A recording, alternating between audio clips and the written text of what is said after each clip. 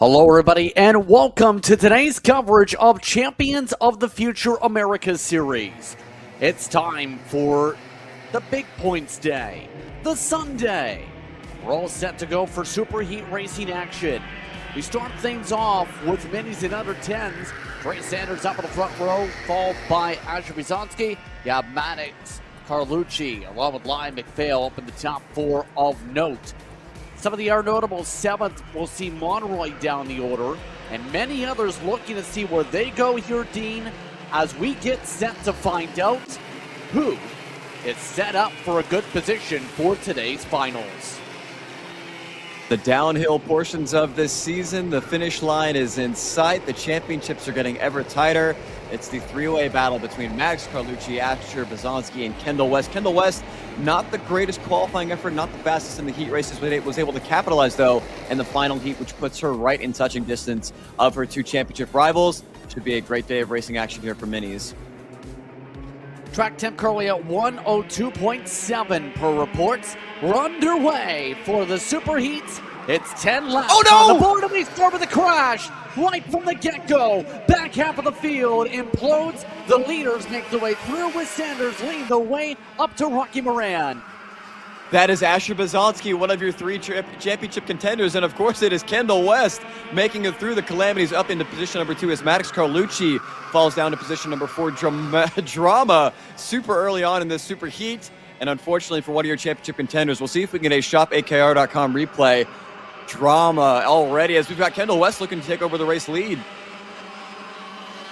West searching left and right down to the exits. Here's a look, and you caught it with the Bizanski part right there.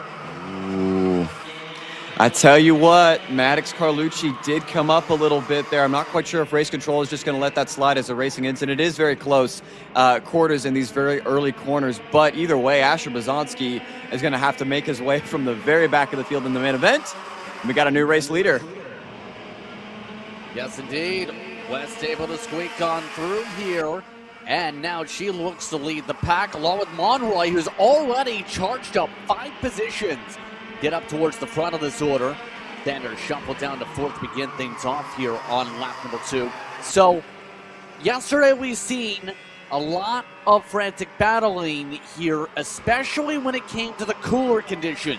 As it got hotter on the track temp, it got harder to make these types of passes. I think we're seeing something what we've seen in Heat 1 yesterday for this class. Drivers not willing to wait, knowing they can pass and make moves here with the cooler conditions. Monroy now in the front. And I will say it is worth noting that we have teammates here. We've got the 2 Position 1 Motorsports karts of Kendall West and Benjamin Ronway, as well as one of your biggest movers in Mateo Gomez up into position number 7, as well as 2 Nash Motorsports machines of Maddox Carlucci and Lucas Freitas Melo. So we've got an interesting dynamic that I don't think we've had thus far this weekend, where we have teammates trying to work together. We saw yesterday Benjamin Monroy was very quick, but was reluctant to defend. Obviously, going to give a quick pat to the back of the helmet, trying to say, hey, Kendall, let's go ahead and work together and try to settle this between ourselves. But critically, the Team Kartniks, we had 3 gold karts at the front. Now the lone Team Kartnik of Trey Sanders. Again, for those just tuning in, I'm Joseph Prinstein, held alongside. Let's go to our 3rd member of the crew. Jackson Lambros is also here. He's trackside. Thanks, JP. It's been a rough morning for Santa Racing Engine so far, with a DNF for El Baton, as more trouble on track. Yeah, a little bit of contact on the circuit. Yes, a little bit of contact there in the battle for second there.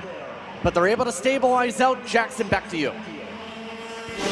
Yep, I'll make it quick here. 137 of Sebastian Machajastic also in. This is a very close battle in the U10 division. One of your main contenders here will start the main event from the back of the field.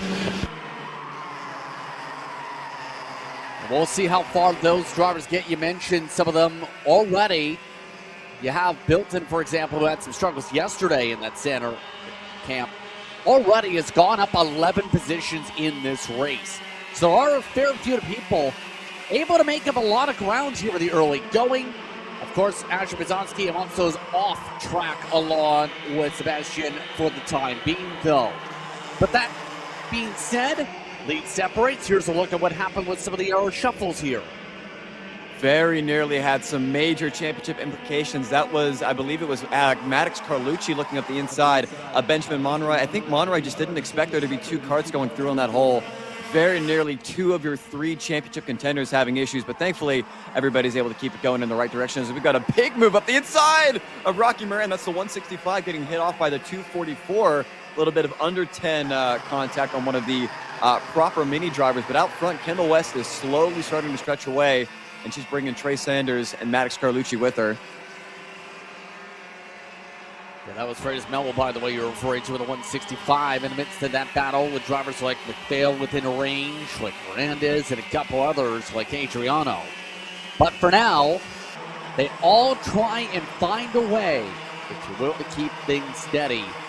Already about halfway through this time by on the racetrack. And now that things separate out, how do you try and find a way to get yourself to the next pack here? That's, I think, going to be the big question for some of these drivers here, especially with 5th, 6th, and 7th loosely connected. 8th is already near 7th and 8th is already 3 seconds back to your leader group. Yeah, I was going to say, I mean, these have been the three of the fastest drivers this weekend. I love that Trey Sanders not wanting to wait around into tricky turn number 5 up the inside of Kendall West and immediately putting up the hand going, hey, let's try to work together. I love that little bit of selfishness. You got to love that, you know, it's like, hey, get me to the lead and then let's work together and not the other way around. But that little swap of position has brought the likes of Benjamin Monroy as well as Carson Bishop, one of your contenders, to be the highest finishing under 10 in the championship, as I believe currently Sebastian Matijazic is nowhere to be found at the front. So a big points opportunity here for the under 10 championship leader. Yeah, that driver is out specifically right now. Absolutely. It has not looked good for them this week, and they have been in the conversation all weekend here as we're talking about the storylines coming into the day. And now going to be in the 25th position scored at the moment. Not even on those you'll see on your pylon here because they didn't even make it going for the first lap past the scoring loop. All that's to say, Sanders feeling some pressure still. West still has Carlucci pushing behind. Monroy just keeping within range. Everybody else has lost touch as they go down the hillside. Trey has had such a good year when it comes to the racing on the East Coast and the Midwest this season. But again, it's a hot potato for the race lead. West nearly got alongside again.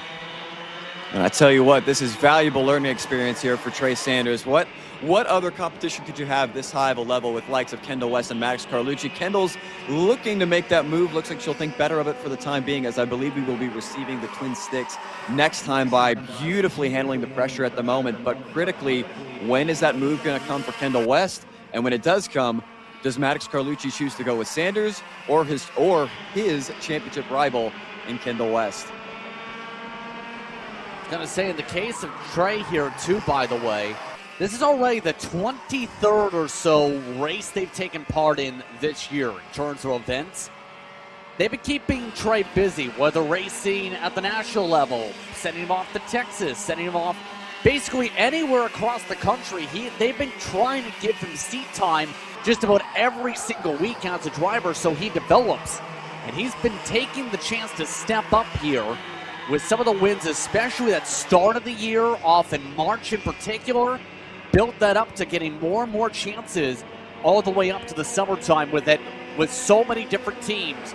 Right now, though, with 2 to go, it's 4 karts behind, and Trey wants to get the lead as one of the top under 10, the top drivers for the mini in general grouping in the 200s is Kendall West still.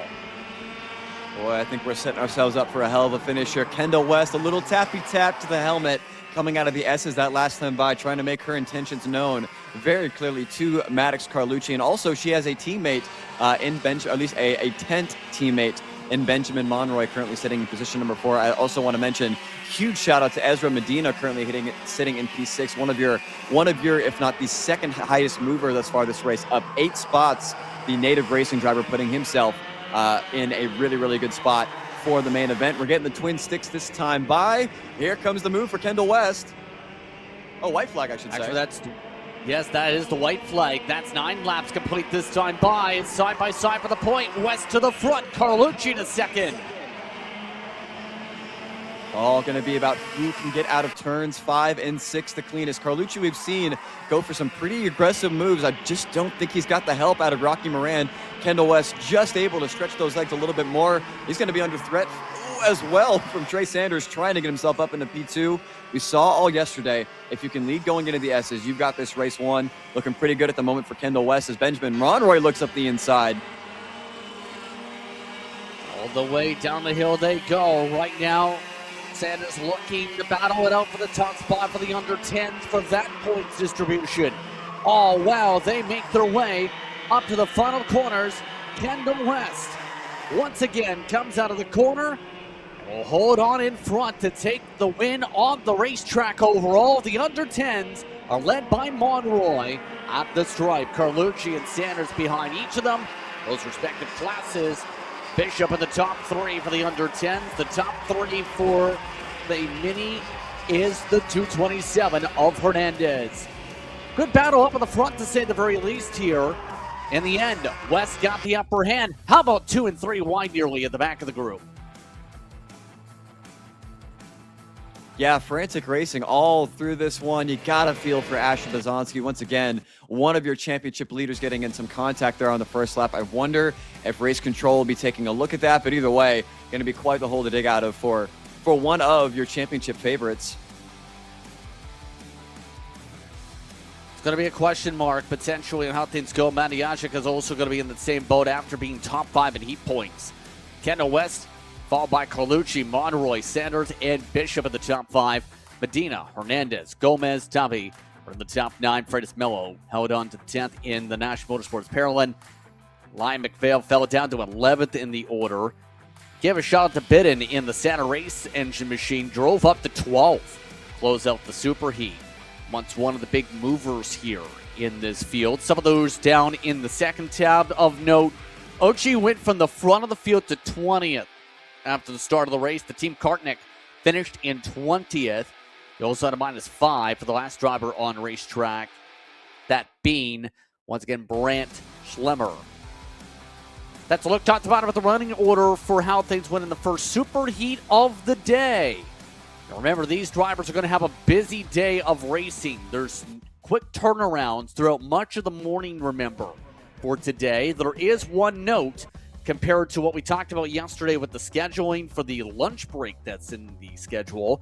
That, instead of being a 2-hour break for those facility, is just a 1 hour.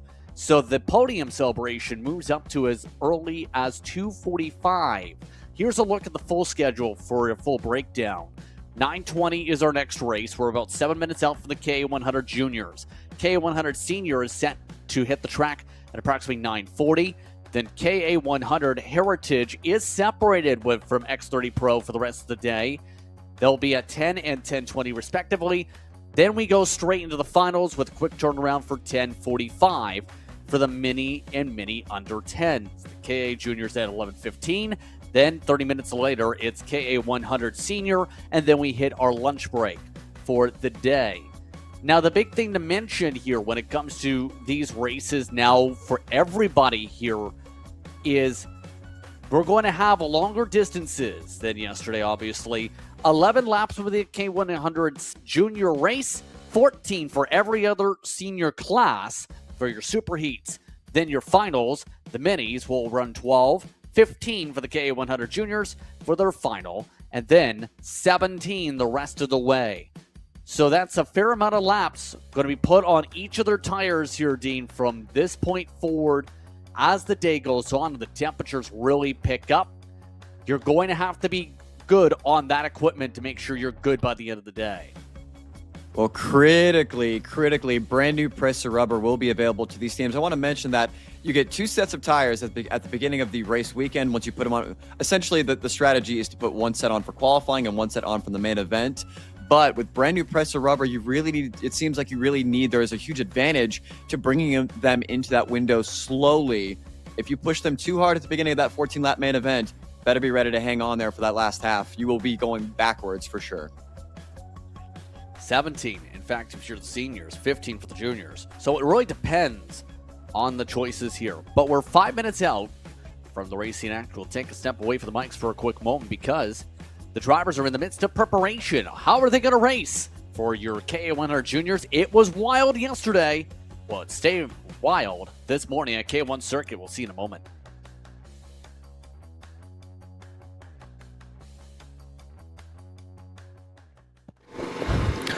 All right, well, a good weekend continues here for Benji Monroy. Third overall, you're first in your class, though. Talk to me about that super heat. It was pretty good. I was working with my teammate Kendall, and we got to the front and the start. Some stuff happened on the outside, but I just stuck on the inside. I worked with Kendall, and it was a good race for me. Good stuff. Thanks, Benji. You're welcome. Guys?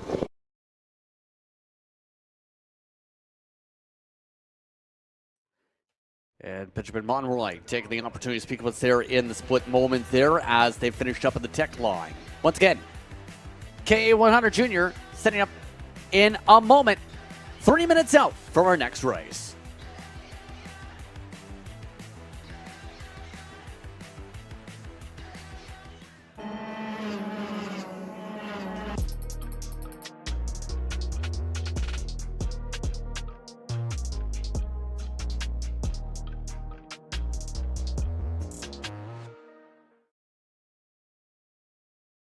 The K1 Circuit Semi-Pro League.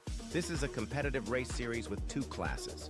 Junior Series for those who are under the age of 18, and the Senior Series for those who are 18 or older. If you think you have what it takes, come out and prove your skills on League Night. Both schedules are live on the K1 Circuit website. Your Kart Chaser live feed will resume shortly.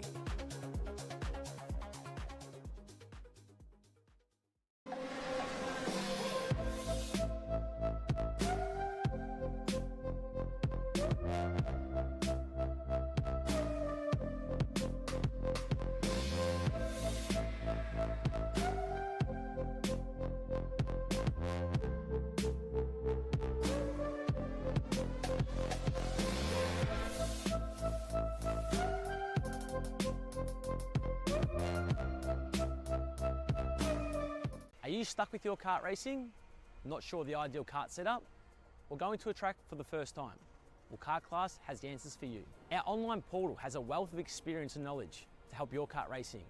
From kart setup advice to track guides that are targeted specifically to your circuit, or the driver coaching aspects with mindset, racecraft and driving techniques. If you want to take your karting to the next level, visit us at kartclass.com.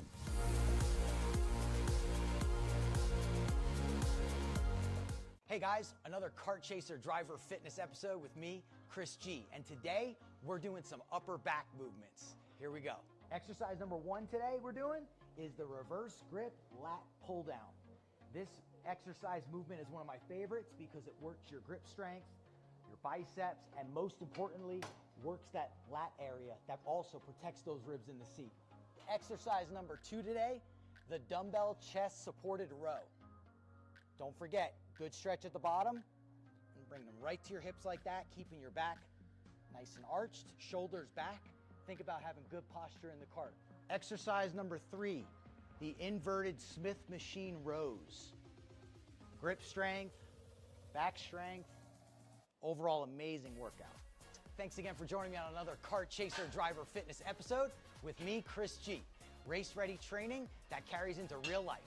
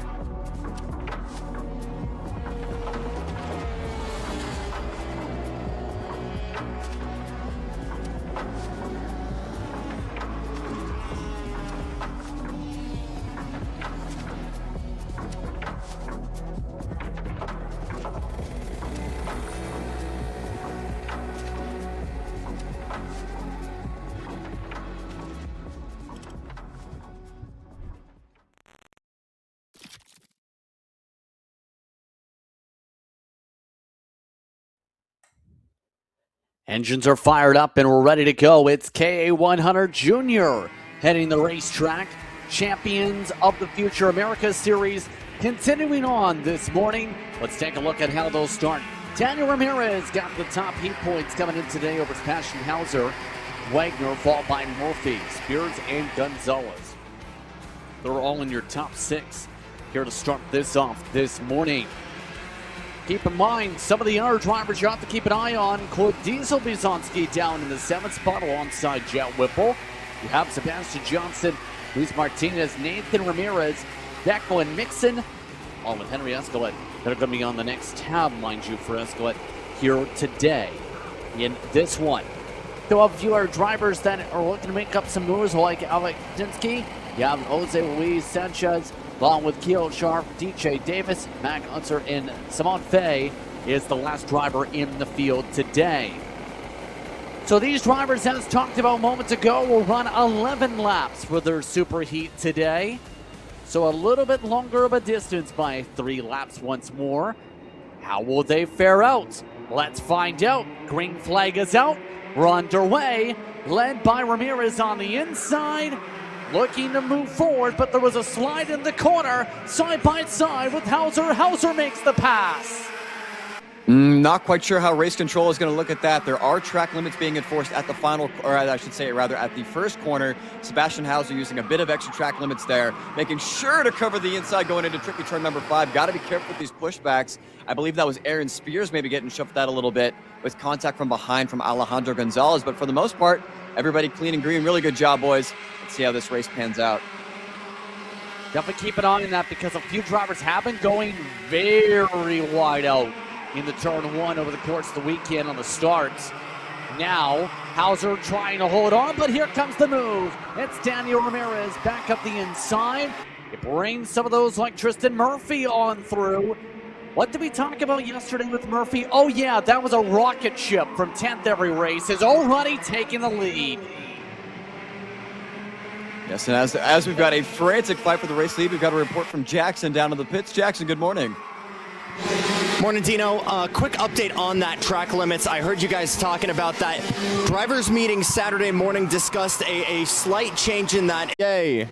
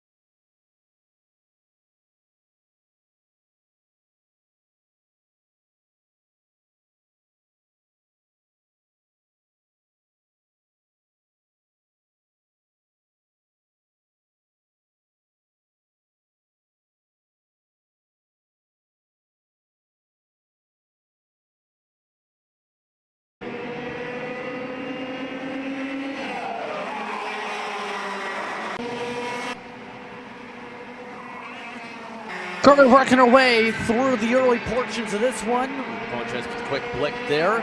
As we were working on things got very frantic to say the very least for a lot of our competitors. Tristan Murphy ahead of Braden Wagner, last scoring loop that was, with pressure with Sebastian Hauser too. Ramirez is still in the top 4. Also in the main pack is Spears. Everybody else is currently trying to find a way to get some miracles to close because they've lost 2 seconds to your top 5 choo-choo train that are all running 52.6s. Majority of the field did gain a few tenths last time. Here's some moves in the back of the group. Hauser gets moved to the back of it. If I had $1 for every time that Sebastian Hauser pointed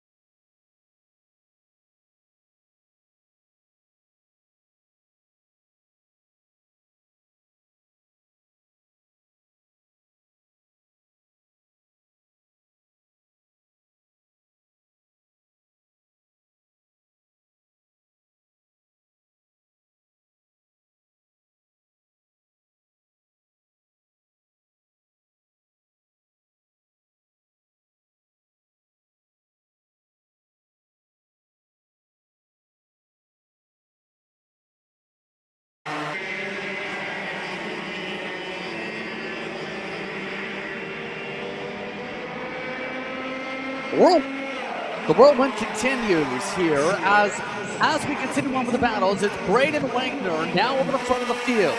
Ramirez in second, Spears, Murphy, Hauser that are still in the pack. That second group has been rocketing up front with Diesel Bazanski and Alejandro Gonzalez. Remember, Gonzalez, one of those that was working as a teammate to Hauser earlier in the weekend.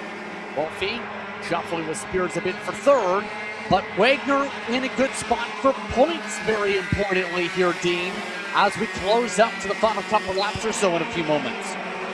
Yeah, got to be smart. This is a huge opportunity here as well for the likes of Braden Wagner to just gain a couple extra points on your championship rival in Sebastian Hauser. But once again, the big calling card for Sebastian Hauser this season has been the strength of this go-kart in the second half of these races, as Tristan Murphy looking to go up the inside of Aaron Spears, not quite going to get there just yet on that Nash Motorsports machine. But what I love so much about this category specifically is that there are very, very limited teammate combos. Everybody's kind of working for themselves. We do have the teammate combo of Sebastian Hauser if Alejandro Gonzalez can catch this and bring the likes of Diesel Bazanski with him. It looks like they will get there in about a lap's time if our timing and scoring is correct. But right now, we've got about 7 go-karts all under a blanket that could find their way to the top step of the podium for this heat race, or the super heat, I should say.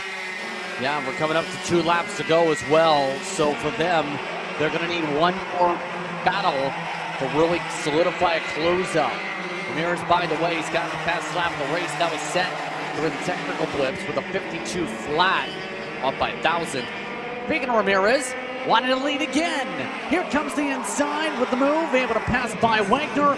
Wagner back to second once again. Ramirez has led a few laps in this one. He wants to lead the final one.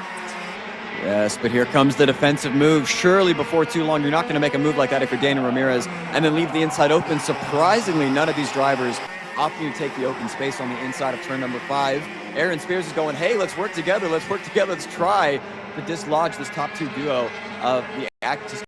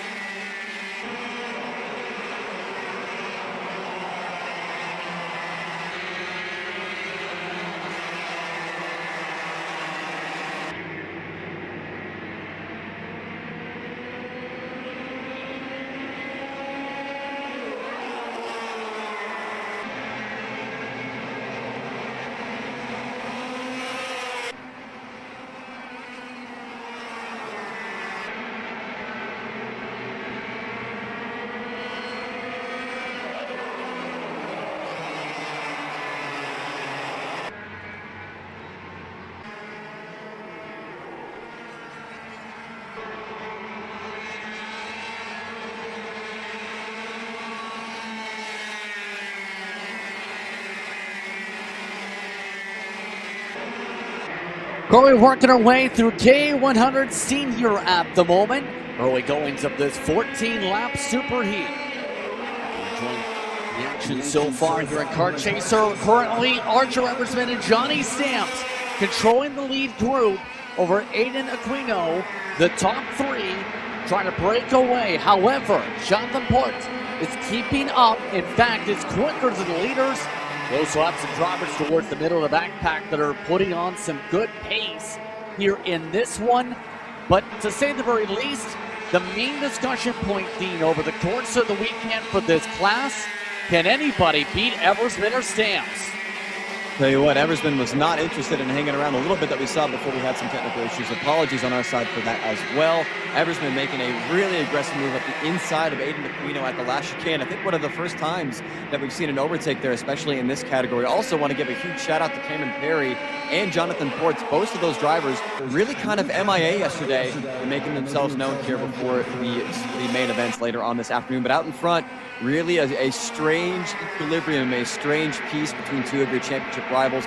Also, Matthew Cagle, who is third in the points, not really able to keep up with this front quartet as it looks, at least for the moment, as we come up on halfway. It's going to be Eversman versus Stamps versus Aquino versus Jonathan Ports. Indeed, and all this is to say, as these drivers all try and go, you also have to keep in mind Cameron Perry. He's been working hard with this different look over the course of this weekend here. Now we're trying to join the front runners here as we continue on with the action. The interesting thing about this class, you'll see though, we've seen a lot of swap drafting popping up. There it is for Eversman, getting Johnny Stamps driving on by in the Royal Works machine. Aquino's in second now. I mean, we've seen these karts. I mean, Aiden Aquino has been arguably the quickest driver here this weekend outside of Johnny Stamps and Archer Eversman. He's going to make himself known up the inside of tricky turn number 5. Going to get inside of Stamps. I think Stamps had to open up the steering a little bit there to make sure that there was not an accident, but Stamps not interested in giving up the lead, and this is going to cost Archer Eversman 1, 2, maybe even 3 spots. And here comes two of the GFC machines as well as the HRT machine of Spencer Kempton. We now have a 7-kart battle for the race lead, and Jackson Menchu is right there in tow as well. Indeed, already past the halfway point as we continue on early on in this one. Your biggest movers for those curious, Bonner-Richards is up 8 in the mid-pack. Outside of that, the majority of the field outside of Perry has been within 2 spots on pickup. See how much things are getting hornet's nested a little bit in this group now, though, in this timing loop. Aquino pushed down to 5th, trying to hold back Kempton near contact again. Really aggressive driving, and once again, I do not believe we have all too many teammates up in this front 9. I see a couple of GFCs up there with Johnny Stamps, Matthew Cagle, Johnny Stamps, as well as the former Lakeside karting driver of Cam Perry. But critically, this is where we get an interesting mix for Champions of the Future. We've got Jonathan Ports, who I believe is making his first Champions of the Future his Champions of the Future debut, racing against 2 of your primary championship contenders. How aggressive does Ports want to be to try to set himself up inside of row number 1 for your main event coming up here later this afternoon? Yeah, and really, at this point, you want to help yourself out with the points. Better yet, though, help yourself out for the long race. Because remember, this will be the last race for the afternoon before the lunch break. There you see the move from that. Ports zipping through and is up to the race lead. One of the first times all weekend. Now will that last? We close up lap 10. Eversman looking for a reset. Already building speed, but you see the signal there. Ports saying, let's keep it calm. I'm willing to work together if you want to. Yeah, it's always easy when you're the one out in front, tapping the back of the helmet, going, okay, you know, now that I have the lead, everybody work with me. The question is for Archer Eversman, he's not been wanting to wait around, and he's going to go right back up the inside here at turn number 1, and he's going to bring his championship rival and Johnny Stamps right there with him. It's going to be close coming up, Rocky Moran. I think Aiden Aquino choosing some discretion over valor as Matthew Cagle goes into Rocky Moran sideways. The GFCs are slowly starting to form up here at the back of this train. Ports is now starting to go a little bit defensive here in P3. Right now, Ports just trying to find a way to get back up there after you shuffle again.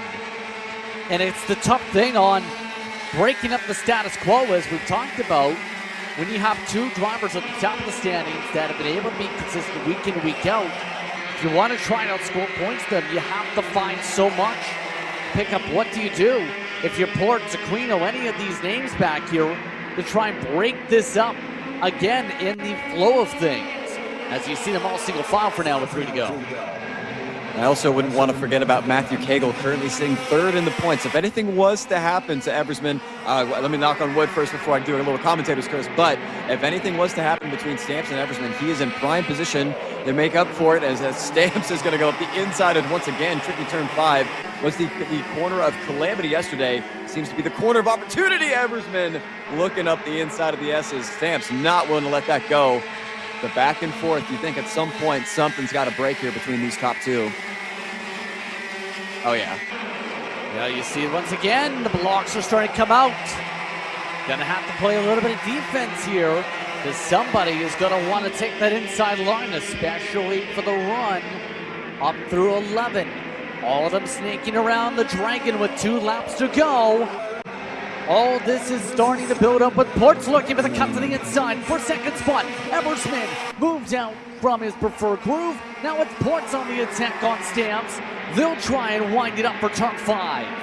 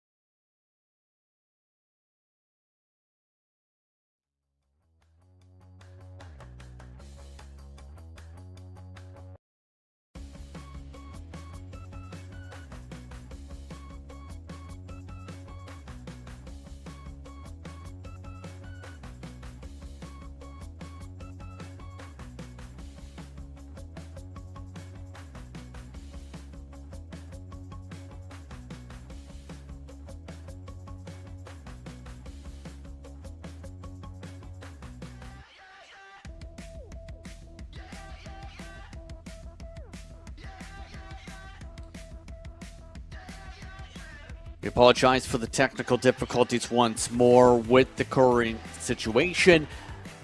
Long story short, with the race right now, that just finished up for those who watched along. Jonathan Ports, for those that missed, did get the win by 0.3 of a second over Johnny Stamps with the last lap pass. Archer Eversman finished in third. Matthew Cagle, who's been pretty quiet parts of the weekend, up in fourth, with Cameron Perry inside your top five. Dean, it's been an interesting morning, obviously, in terms of the context of multiple different ways. But at the very least for the senior side, the status quo got broken in the very end. Yeah, Jonathan Ports, who admittedly was, I mean, I wouldn't want to say a non-factor to be rude, but, you know, wasn't really in the conversation for even most top fives in the heat races yesterday. That NRC team, the Netition, I believe is how it's pronounced, Racing Concepts, my apologies, they found something. They found some speed in that 490 go-kart. I'm not surprised at all. Jonathan Ports, a very well-known name here on the West Coast. He is showing everything that he's got. Johnny Stamps, Archer Eversman, Matthew Cagle, top three in the points. Will be starting 2, 3, 4 for the main event, with Cam Perry, one of the biggest movers yesterday, will be coming from the inside of row number 3.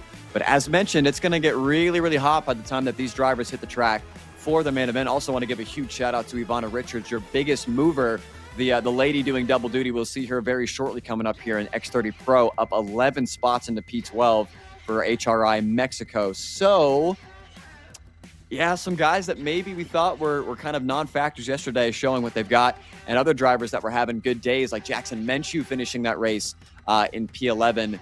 The biggest one that stands out to me, going to have some work to do in the main event. It's going to be interesting, but we're a few minutes away from our next group at the moment. As right now, the Heritage class getting set for a 10 a.m. start. They'll be in about 2 minutes' time. Get rolling. See them in just a few moments for their 14-lapper. The X30 Pro will be the final Super Heat.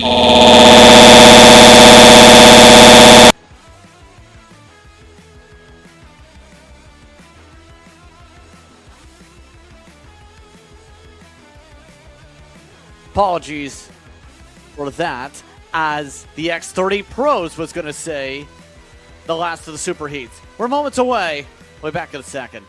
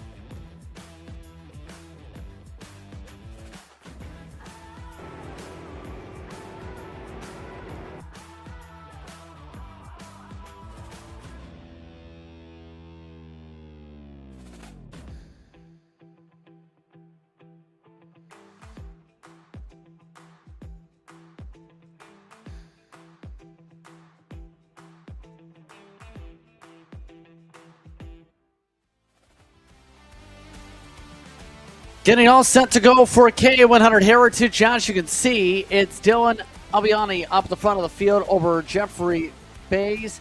You also have Tony Gomez inside your top three.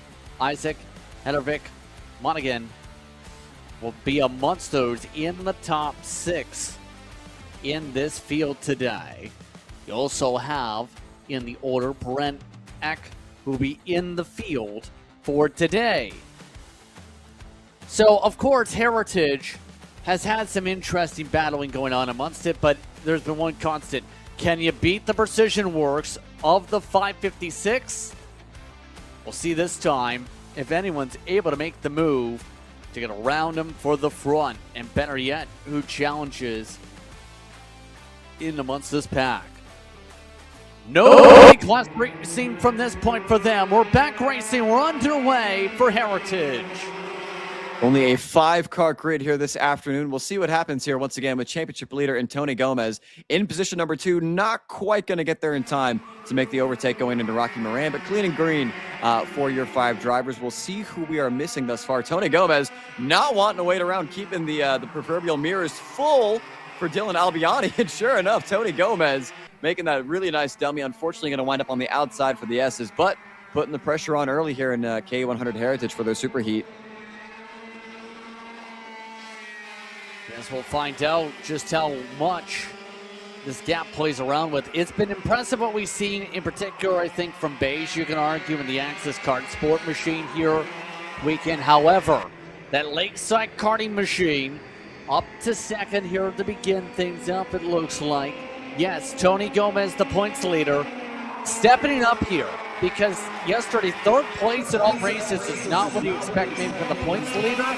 He's been the driver here with the best attendance all season, but it's been a challenge to find a way to match up to the speed of your pole sitter in each of these runs. What do you do if you're in the case of some of these teams in Heritage to find the speed to get up there? Go faster. Okay, how do you go faster? That's the hard part, isn't it?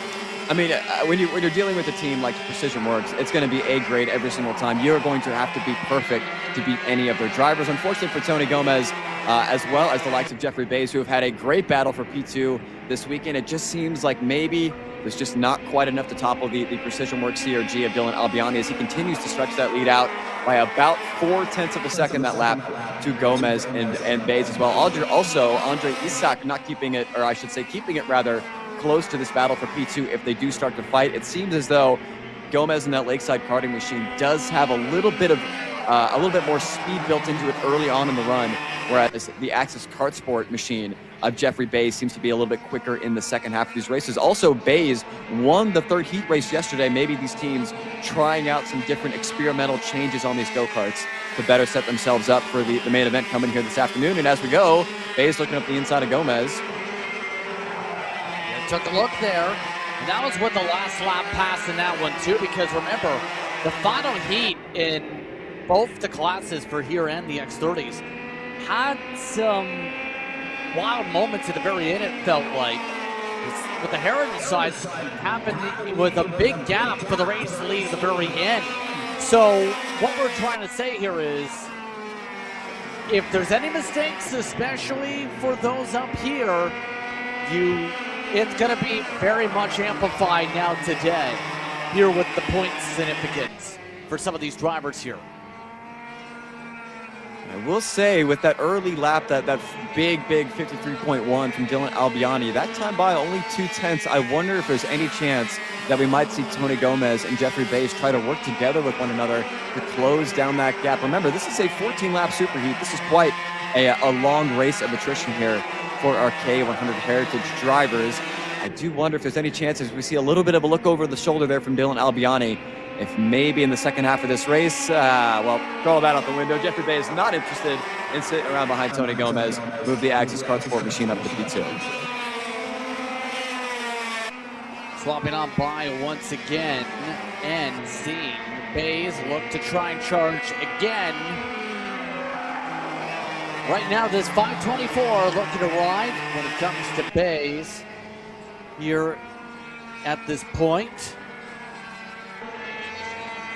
Bays, mind you, one of those in the red speeds with Axis. Of course, the weekend has run a lot when it comes to races to the West Coast. Ran a few different races there. Issues around the mid-pack earlier on this year. With that series, also ran some club races, placed with Pat Akers Racing Complex. Had some appearances at series that appeared at Sonoma. Been one of those that have gone to the lengths to try and improve from just the mid-pack. This has been a good weekend for the 524 when you think of if you go by the Carter DB, some of the historical pace we've seen from this 524 machine. I'll tell you what, the fight is not over. Tony Gomez right onto the back of the 524 of Jeffrey Bays. Just seeming, I'm not quite sure where. I would love, this is where I would love to see some telemetry to see where Dylan Albiani is just that little bit quicker everywhere. That last time by, over 7/10 quicker than Jeffrey Bays and almost a full second quicker than Tony Gomez. Once again, precision works. Would you expect anything less from one of the A-grade organizations here on the west coast of the United States, and really all of karting rather in North America? That CRG, for a long time, there's been some questions with how competitive the CRG non-shifter kart chassis have been. I think we've seen from K100 Junior, K100 Senior, and obviously right now with Dylan Albiani, CRG is looking pretty good when it comes to their non-shifter kart program.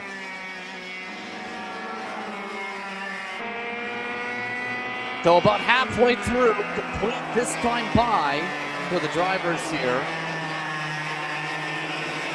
As all this is to say, as things go about, dominating effort for the Precision Works camp here. And it's going to get interesting for when they go racing for 17 laps for the distance later. We're talking about likely in a lot of the cases that these tires come out for them if they haven't already put them on for the Super Heat to warm them in with the 14-lapper. Albiani again is running 4/10 quicker per lap at the moment. It's cooking, as the kids would say. He is absolutely cooking right now. Also, in terms of cooking, a little bit cooler temperatures than what we had yesterday, sitting at 85 degrees here in Winchester, California, with winds of about 4 miles an hour blowing in the northeast direction. So what we had yesterday was a very hot, very gusty day. Winds were almost up into the 20-mile-an-hour range. Now today, seemingly a little bit more tranquil, a little bit calmer, as some weather has blown through the area over the course of the weekend.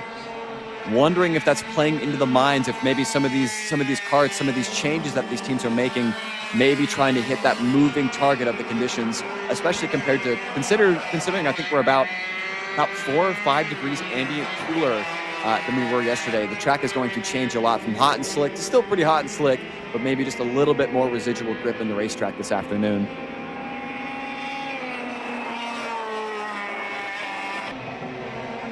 And at this point, you can see Albiani continuing to chug his way around on that note.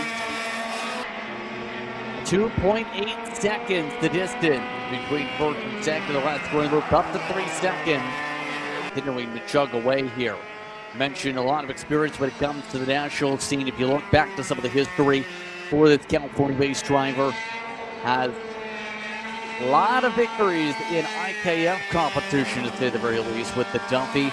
Has been one of those able to win at that level plenty of time. Coming out to play here this weekend, has looked stellar from the onset with a track pretty close to where he's at within around Fresno area. And this weekend, just lying, proving he's got the stuff still to compete. Your track temp, by the way, up to 122. So you're talking about a track that's getting harder to pass that, and Albiani continuing to go faster and faster as tire temps continue to go up. I'll tell you what, Albiani pushed all the way out to the exit, even over with the left sides on the exit of Rocky Moran. Still pretty close here in this battle for P2 between Jeffrey Bays and Tony Gomez. The battle for who is going to start next, likely to, I wouldn't want to commentator search this, but likely who is going to start next to Dylan Albiani on the front row of this field. And as you mentioned, just the laps clicking away, this press of rubber is not falling off with the 556 of Albiani, currently sitting that last time by a 52.9. Very impressive laps. Not all too dissimilar to what we're seeing in the K100 senior category, especially considering Albiani is in his own air. No slipstream here this afternoon, but just doesn't seem like these drivers have anything for the Precision Works driver. Indeed, let's send it down to Jackson. Meanwhile, he's got a report. Yep, thanks, JP. Wanted to try and communicate this with you guys earlier, but in the driver's briefing yesterday morning, there was a discussion about the change for track limits. Now, what that's allowed is for 2 tires to go over the curb, so long as at all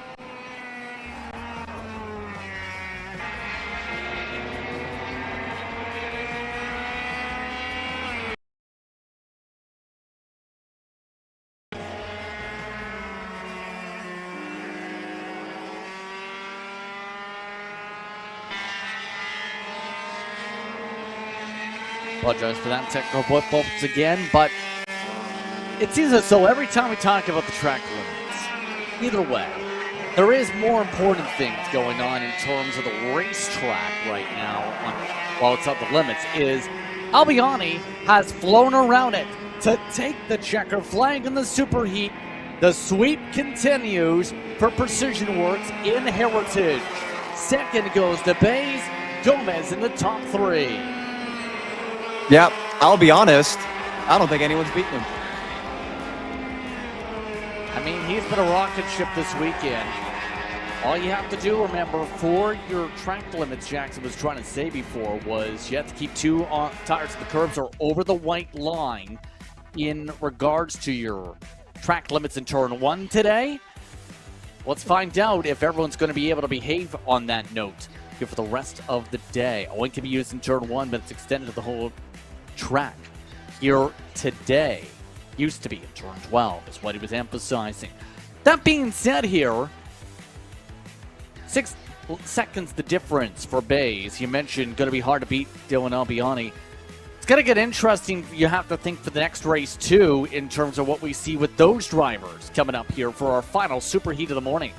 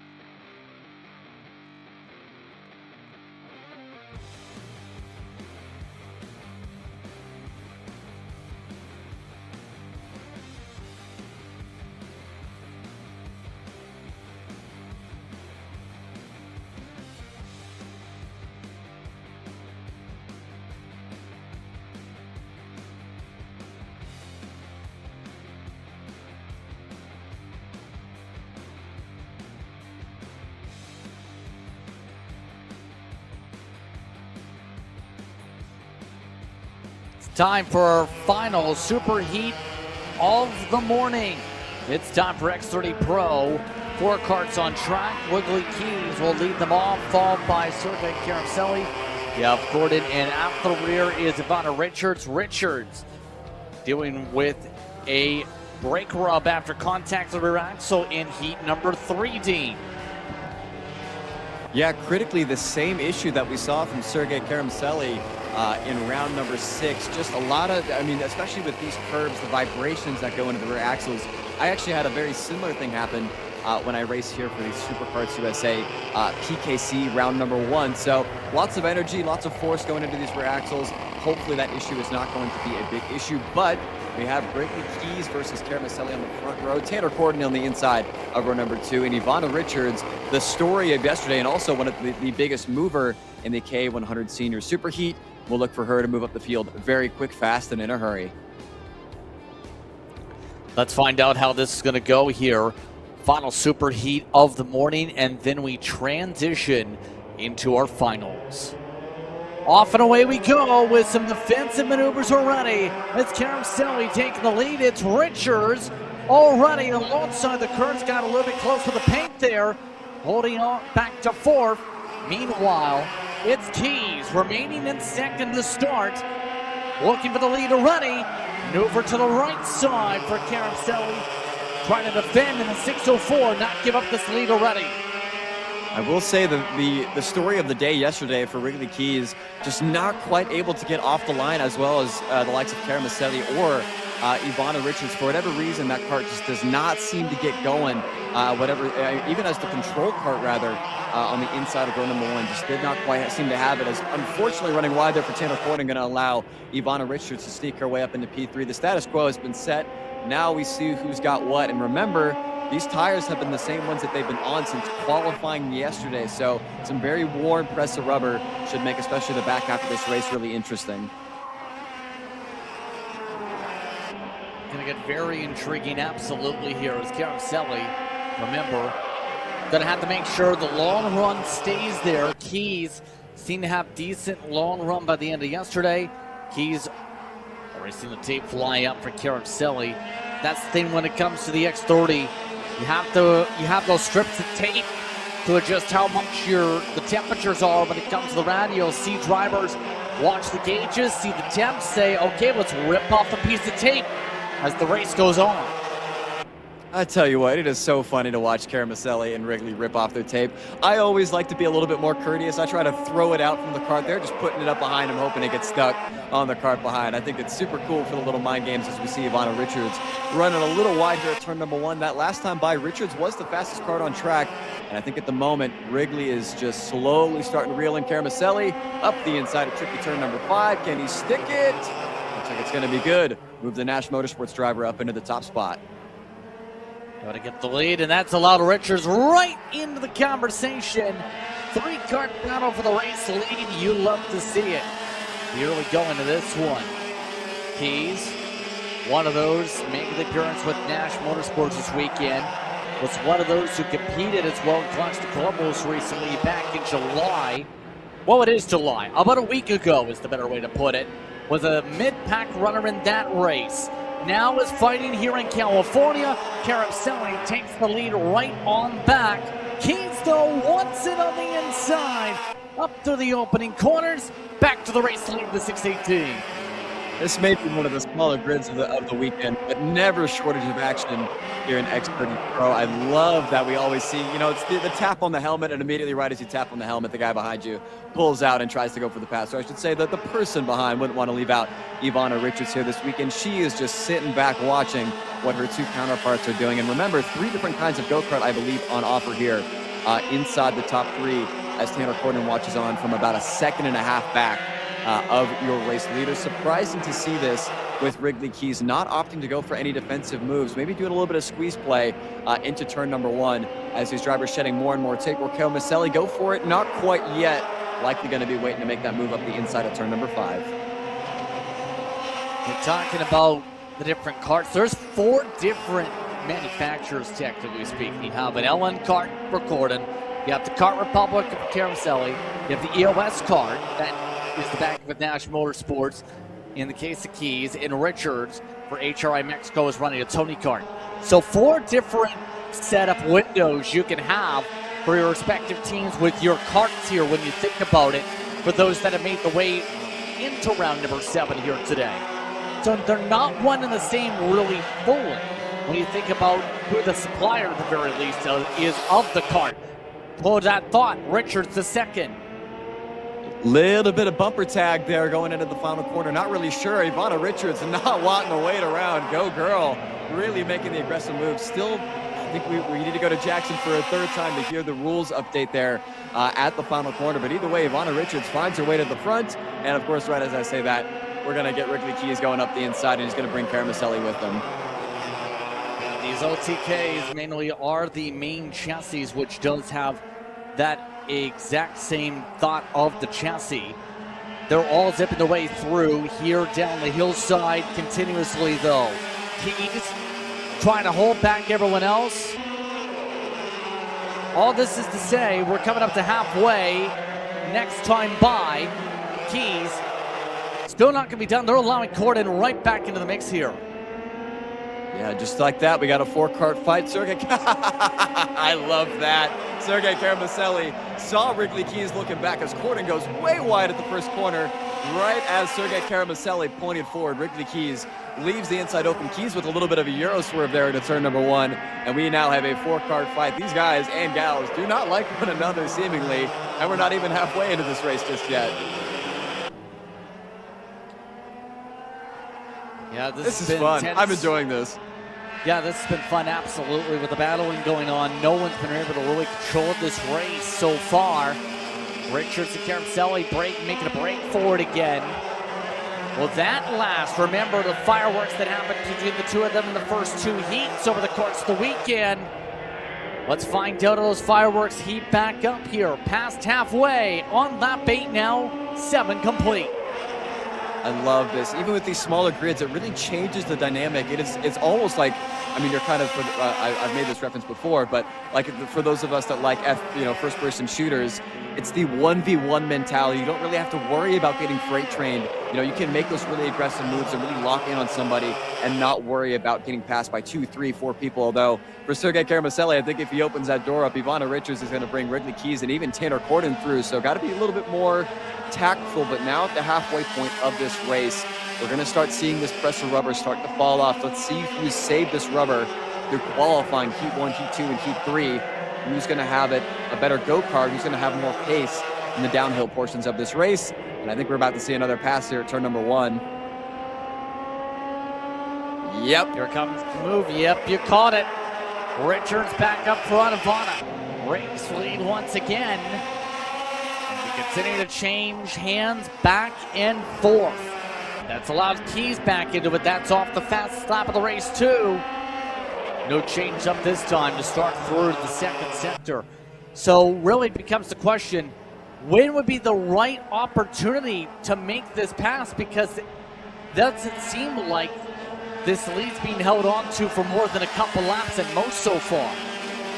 Well, without the layout that we have, you're going up the inside goes Sergey Caramacelli. I love the aggressive overtake there. As Ivana Richards going to fight right back, Caramacelli's going to have to bend the knee here. Ivana Richards washing him out a little bit. This is going to bring Tanner Corden right back into this. Another helmet tap there for Wrigley Keys as we're finally going to get single filed out. I can only imagine for about another 10 seconds, but I think you just try to go forward. There's really no point in trying to sit back with only 4 karts in this field. Try to get the lead and then do your best to hang on to it. Yeah, let's see how patient Keys wants to be here on lap number 10. So it's not really yet. Right now, this entire top 4 is here. Keep in mind, Corden's been riding along in this, and for that Phil Gibler racing machine, just been riding along. One of those that has ran some club races in the Tri-C High Desert Championship, for example. If they fight too aggressively, there's a chance the 624 says thank you for the free real estate and passes by some of these karts here in that LN kart at the back. There's hardly any working together here between these 4 drivers. And I want to say yesterday, when we saw the top three get together at tricky turn number 5, had Corden not been held up by one of the X30 Heritage drivers, he would have likely stolen that first race. Caramasselli pointing forward. Everybody wants to work together, but nobody actually wants to work together. Finally, some separation here between the National Motorsports machine as well as the Kart Republic in position number 2. Ivana Richards has been able to scamper away here to about a little less than a half second, about 4 to 3/10 of a lead. But I'd imagine with the speed of that Kart Republic, that's going to be coming down in about a lap's time. We're going to have another fight for the race lead here. Now we're coming up to the final 3 laps to go. No double sticks yet. Richards focused up, more tape flying off. I think he's just about out of tape strips at this point. Remember, Caramasselli has been trying to get the 618 to work with them to close this gap so they both have a chance to fight rather than lose the gap to Richards here. The problem is, they're still staying behind. They lost the 10 despite no battling to Richards. Richards is starting to really build some speed up at the right time. Fortunately for her, I think Caramasselli's had a very, very good lap thus far. It looks like that gap is down to about 2.5 tenths, and he is bringing Wrigley Keys right with him. Looking like this is going to go down to the wire. We should be seeing the twin sticks this time by. Going to be close. We've seen the long run pace of Ivana Richards be really, really good. It's going to be really tight. Now, you know, if Caramasselli's going to get there, Ivana Richards is going to have to bring out the claws, going to have to show some defensive moves, especially at turn number 5. Got to find a way to get this to work. Keys did pick up a fast lap in the 50.4s. Leader dropped off 3/10 this point. And obviously, as you can see, if you count the tape strips, I think there's one for Caramasselli. For Keys, completely gone at this point. For those curious, got to make sure you don't have any temp issues for here. The feedback is simple. If you have heating issues from here, good luck. Here's the thing. You got to only make one more lap to take the checker flag. We're at the white flag, and Richards is looking comfortable with a 3/10 gap. Like we've seen all day, if you can just get to the S's with the race lead, we have yet to see anybody give up the race lead as long as you can lead into the S's. I tell you what, Caramasselli just threw that kart off into Rocky Moran. Not quite going to be close enough for a move at turn number 5. It's going to have to be a move at the final chicane. Although Caramasselli goes wide.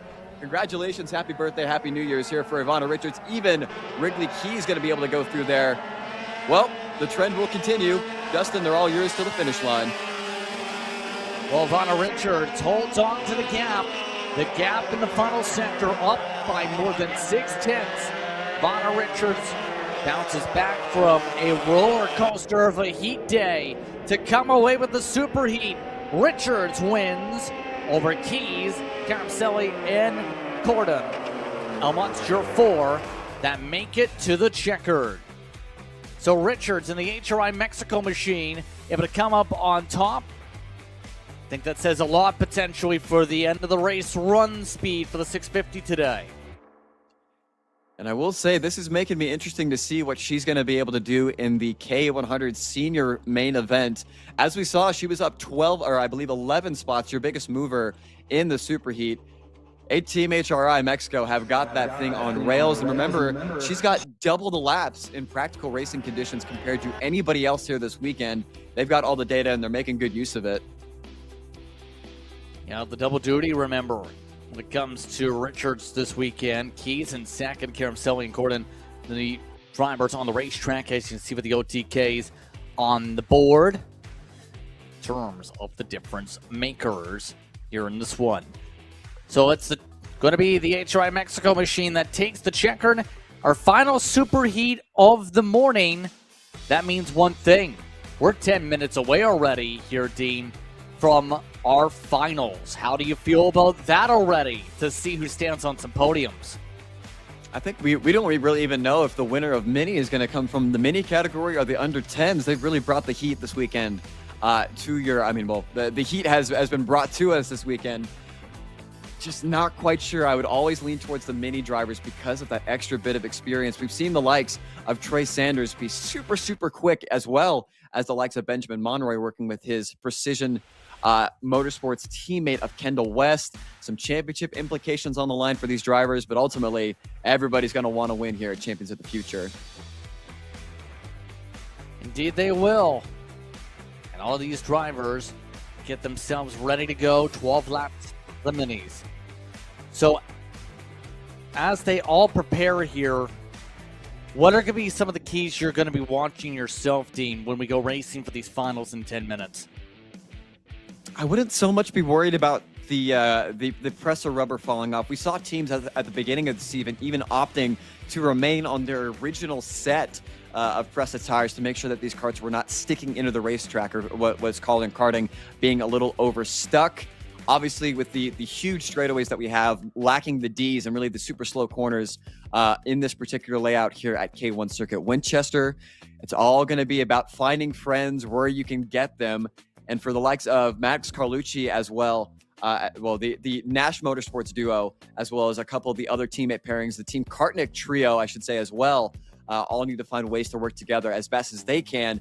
And obviously, Asher Bazanski having to come from the back, as well as P2 in the championship of Sebastian Matiazic, going to be having to undig themselves from some issues in the Super Heat. And we've got a report down on the pit lane from our colleague in Jackson Lambros. Thanks, Dino. Took a couple tries. Ivana Richard on pole for the main event there. How fun was that battle with those three on track? It was really fun, and I just tried to keep my pace, and at the end I can pull away a little bit. We didn't think it was going to be a four-way battle, but for all three heats, you guys were wheel to wheel. We thought it wouldn't be the case for the Super Heat. You guys continued to do it. What are you anticipating here for the main event coming up? I just think again, having fun and just keeping my pace and try to have a little bit of gap with the other guys. Thanks, Ivana. Thank you.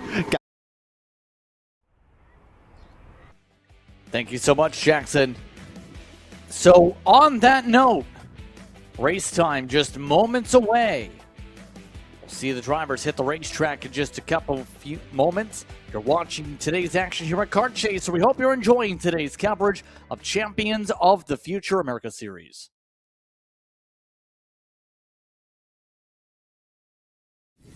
When it comes to innovation on the track, Odenthal Racing Products leads the pack. From the highly popular EasyGP camera mounts to our tough case to GoPro case, racers everywhere trust ORP for strength, reliability, and precision. We're proud to be the #1 engine mount manufacturer in the USA. And with our new Easy Bumper Retainer System, you won't get caught out with a failed bumper bolt again. Odenthal Racing Products. Lead or get left behind.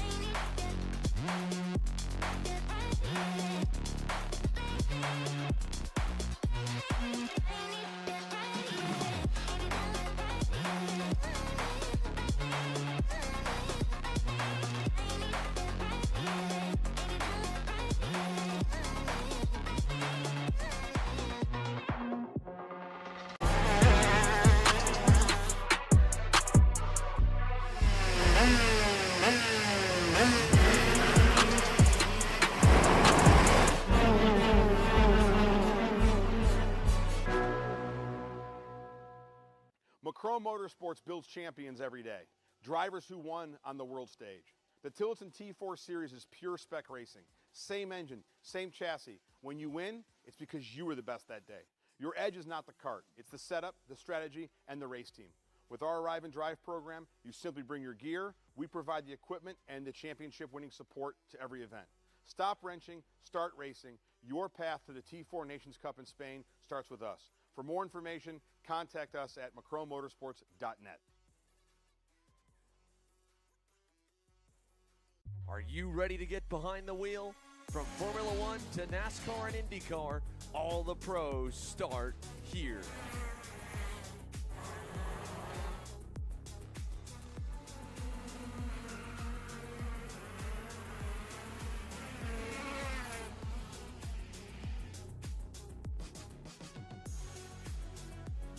For more information, check us out online at mcckarting.com or call us and go racing today.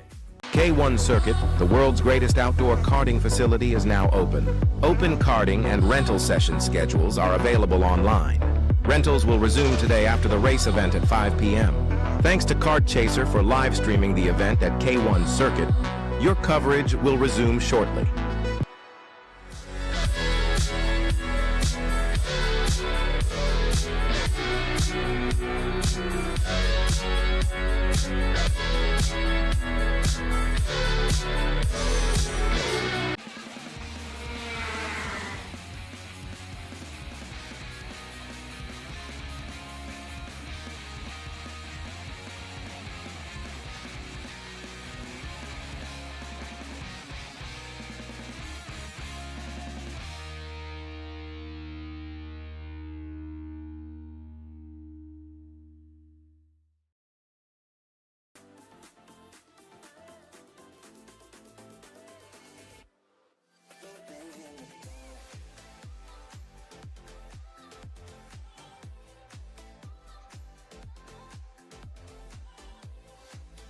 Are you looking to take the next step in your racing journey?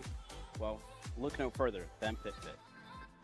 With 2 locations in Charlotte, North Carolina and Indianapolis, Indiana, PitFit trains drivers all the way from grassroots level karting to IndyCar and NASCAR with top-of-the-line personalized coaching to improve physical and cognitive fitness. For more information on programs, check out PitFit on Instagram or Facebook today.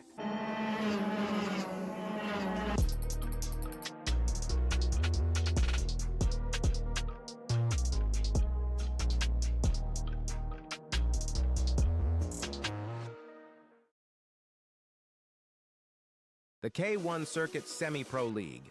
This is a competitive race series with 2 classes. Junior Series for those who are under the age of 18, and the Senior Series for those who are 18 or older. If you think you have what it takes, come out and prove your skills on League Night. Both schedules are live on the K1 Circuit website. Your Kart Chaser live feed will resume shortly.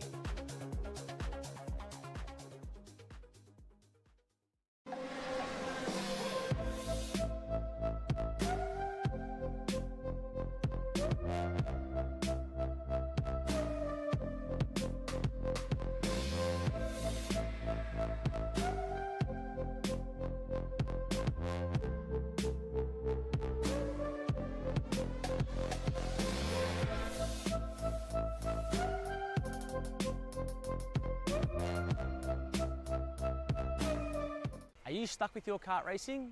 Not sure the ideal kart setup? Or going to a track for the first time? Well, Kart Class has the answers for you. Our online portal has a wealth of experience and knowledge to help your kart racing. From kart setup advice to track guides that are targeted specifically to your circuit, or the driver coaching aspects with mindset, racecraft and driving techniques. If you want to take your karting to the next level, visit us at kartclass.com.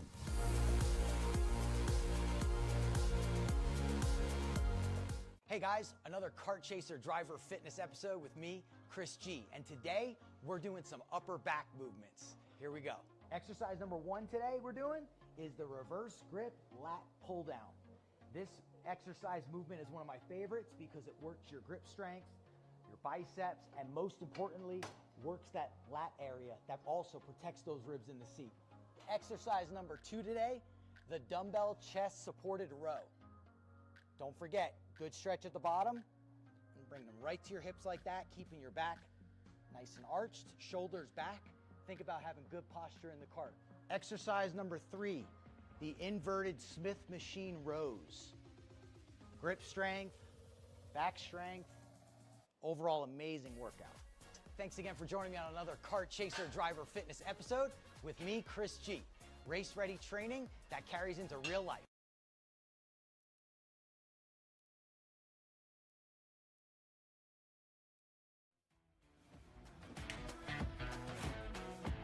Drivers walking their carts for the start of today's action. It's moments away for the start of our finals, and it's here at K1 Circuit in Winchester, California. Welcome to your finals for Champions of the Future America Series. I'm Justin Prince alongside Dean Helt, Jackson Lambros trackside for today.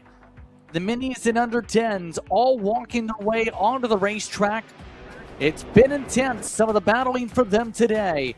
And all these drivers in this class look to try and accomplish one goal.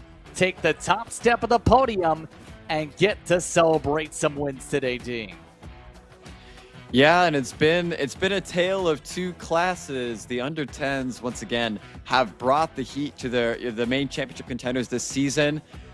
It's going to be hard to pick one. I really like what I saw out of Trey Sanders. He has been so calm, so poised, even at such a young age, doing a really good job there for Team Kartnik. I just got to think that maybe Maddox Carlucci is still going to be the one, but we got Jackson down in the pit lane talking to some of our drivers. Let's meet him here. Your top 10 in Mini and Mini U10 combined. No split classes, meaning the big kids get to play with the 10 and over group. Let's get started here, though. Row number 5, it's an all-local crew here. Mateo Gomez in the 244.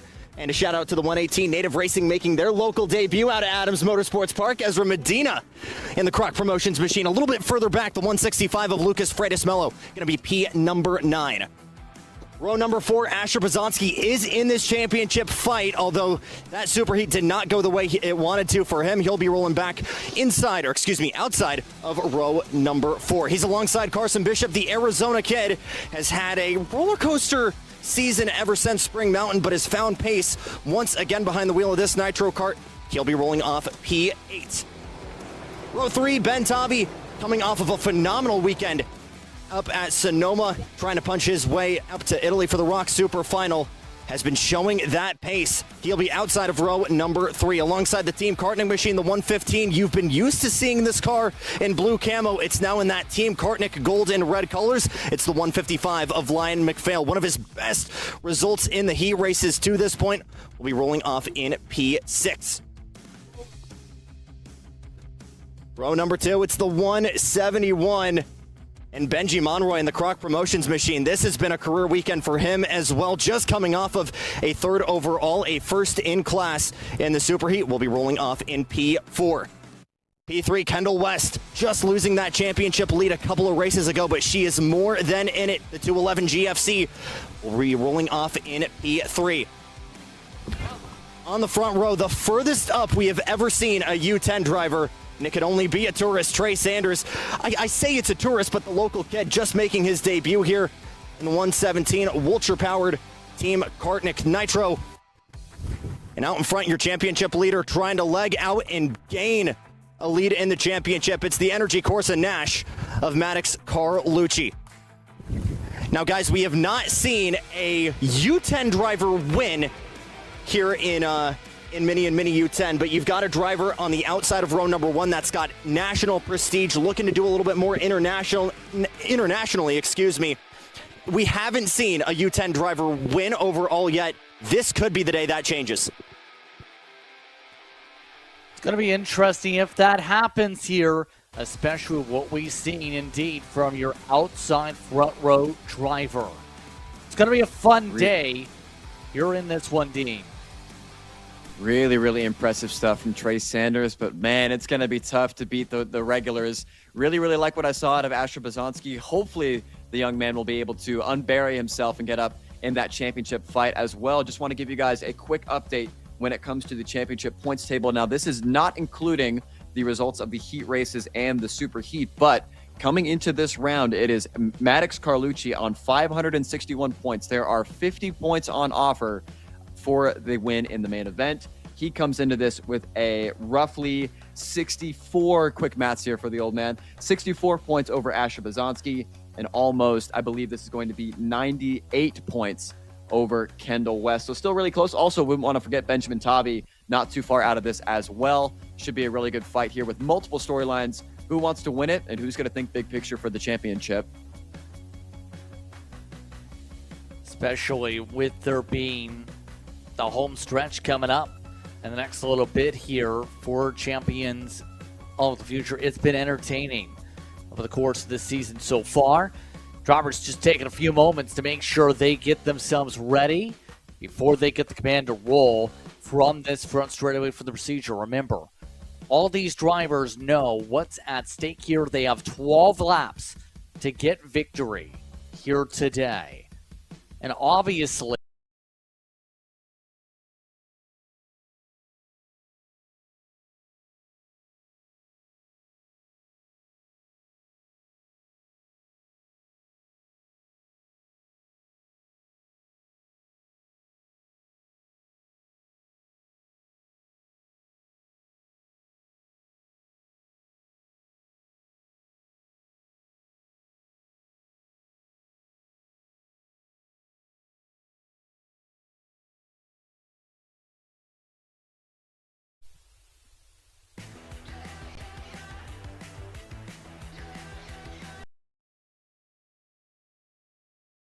competitors here, Dean. Just as we get ourselves ready to roll here, you mentioned some of the various storylines you were keeping an eye on. They'll take the chance right here to get going. This is the final for the minis and under 10s. We're ready to see how they battle it out today. One more time, we'll look at the starting order. Carlucci, Sanders on the front row, Weston, Monroy in row number 2. And you throw in row 3, McPhail alongside Tobby and amongst your top 6 today. Down the order, you'll have Bishop in 7th, then Asher Brzezinski in 8th, Gomez, Freitas Mello, Lamathochi, and Medina, a part of your top 12 running order here in this one. There's several notables looking to try and find some spots. That includes drivers like Adriano, who was top grouping earlier. Keep in mind, Matijazic down at 17th, Dean. It's going to be one you have to keep an eye on for potential biggest mover if they keep it clean. Yeah, only 42 points separate him and Carson Bishop for the championship for the under 10. So another storyline to keep an eye on, but it's the classic who is going to win the battles, but who is going to win the war. 3 drivers really aim with a shot. I should say 4 drivers still in a shot for this mini championship. Remember, after this race, only 200 points left on offer as the maximum. Got to get it while the getting's good. Hopefully all the kiddos make it through turn number 1. All set to go. 12 laps up on the board. We're ready to go racing. It's the final for mini. We're underway. An aggressive fight to start. Immediately, the National Motorsports entry of Carlucci holds off the pack. It's 3-4 wide in the heart of the field as they work their way to Rocky Moran. I tell you what, Trey Sanders really tested the mettle of Maddox Carlucci, but Maddox did not blink. A couple karts running a little wide in the background out of Rocky Moran, but we have all successfully made it through turn number 5. Now, the question is, your friends are where you find them. I see a lot of blue and fluo here at the front for Nash Motorsports, as well as the 2 Position 1 Motorsports karts of Kendall West, and Benjamin Monroy getting linked up very early on in this race. Gotta think, how much of that tracer rubber do you want to use up early in this race to try to give yourself track position for the end, knowing that by the time that we get around to lap 9, 10, 11, 12, the longest event that we've had thus far this weekend, what will you have left to be able to fight with? Going to be a good show. And as mentioned, the Team Kartnik's not too far behind. Now, one thing to keep in mind here, you see this report, Jackson, a moment to go. 2 things. Track temp is high. Hold that thought, because the temperatures are high. Sanders makes the pass in through the opening corners. Dip to the front. The other 10 takes the race lead. Tell you what, we got a battle between 2 Nash Motorsports machines. This is Lucas Freitas Mello and Benjamin Tobby, one of your championship contenders. I believe we've had a swap for position as those 2 exchange blows. But man, Trey Sanders racing many, many years above his age. Really, really impressive stuff. Forcing Maddox Carlucci to back out there, but unfortunately for him, just not quite enough power. There's just a little too many straightaways here in this particular configuration of the K1 circuit, Winchester Racing Circuit. It's going to allow Benjamin Monroy to get to the back of Max Carlucci. And I'm sure Carlucci is going to think about this the next time that we get to turn number 1 or going up into Rocky Moran. I was about to say, in the case of the Nash Motorsports karts, with the track being already 130, every one of them, team-wise hearing, are on older scuff tires. So they elected to go with the contra strategy compared to those putting on the new tires, worked in a set for this final. And we've already seen a fair bit of them actually in the top half of the field to start this off. So they've got track position. But for how long, Monroy nearly took away 2nd overall. Just so different to get that overlap, to make that overtake work, especially in these karts. I believe going into the S's, they're still predominantly flat out, just really difficult to make up that distance as Asher Brzezinski is all over the back of Kendall West. This group has really pulled away from the battling duo of Benjamin Tobby and Lucas Freitas Mello. Unfortunately, the 2 Nash Motorsports machines really costing each other lots of time as now the Team Kartniks, the gold standard go-karts, making their way up into this fight. Unfortunately, this really is allowing this top 5 to break away. Max Carlucci seemingly pretty comfortable at the moment as a big move up the inside. I believe that was for Freitas Mello trying to go up the inside of one of the Team Kartniks.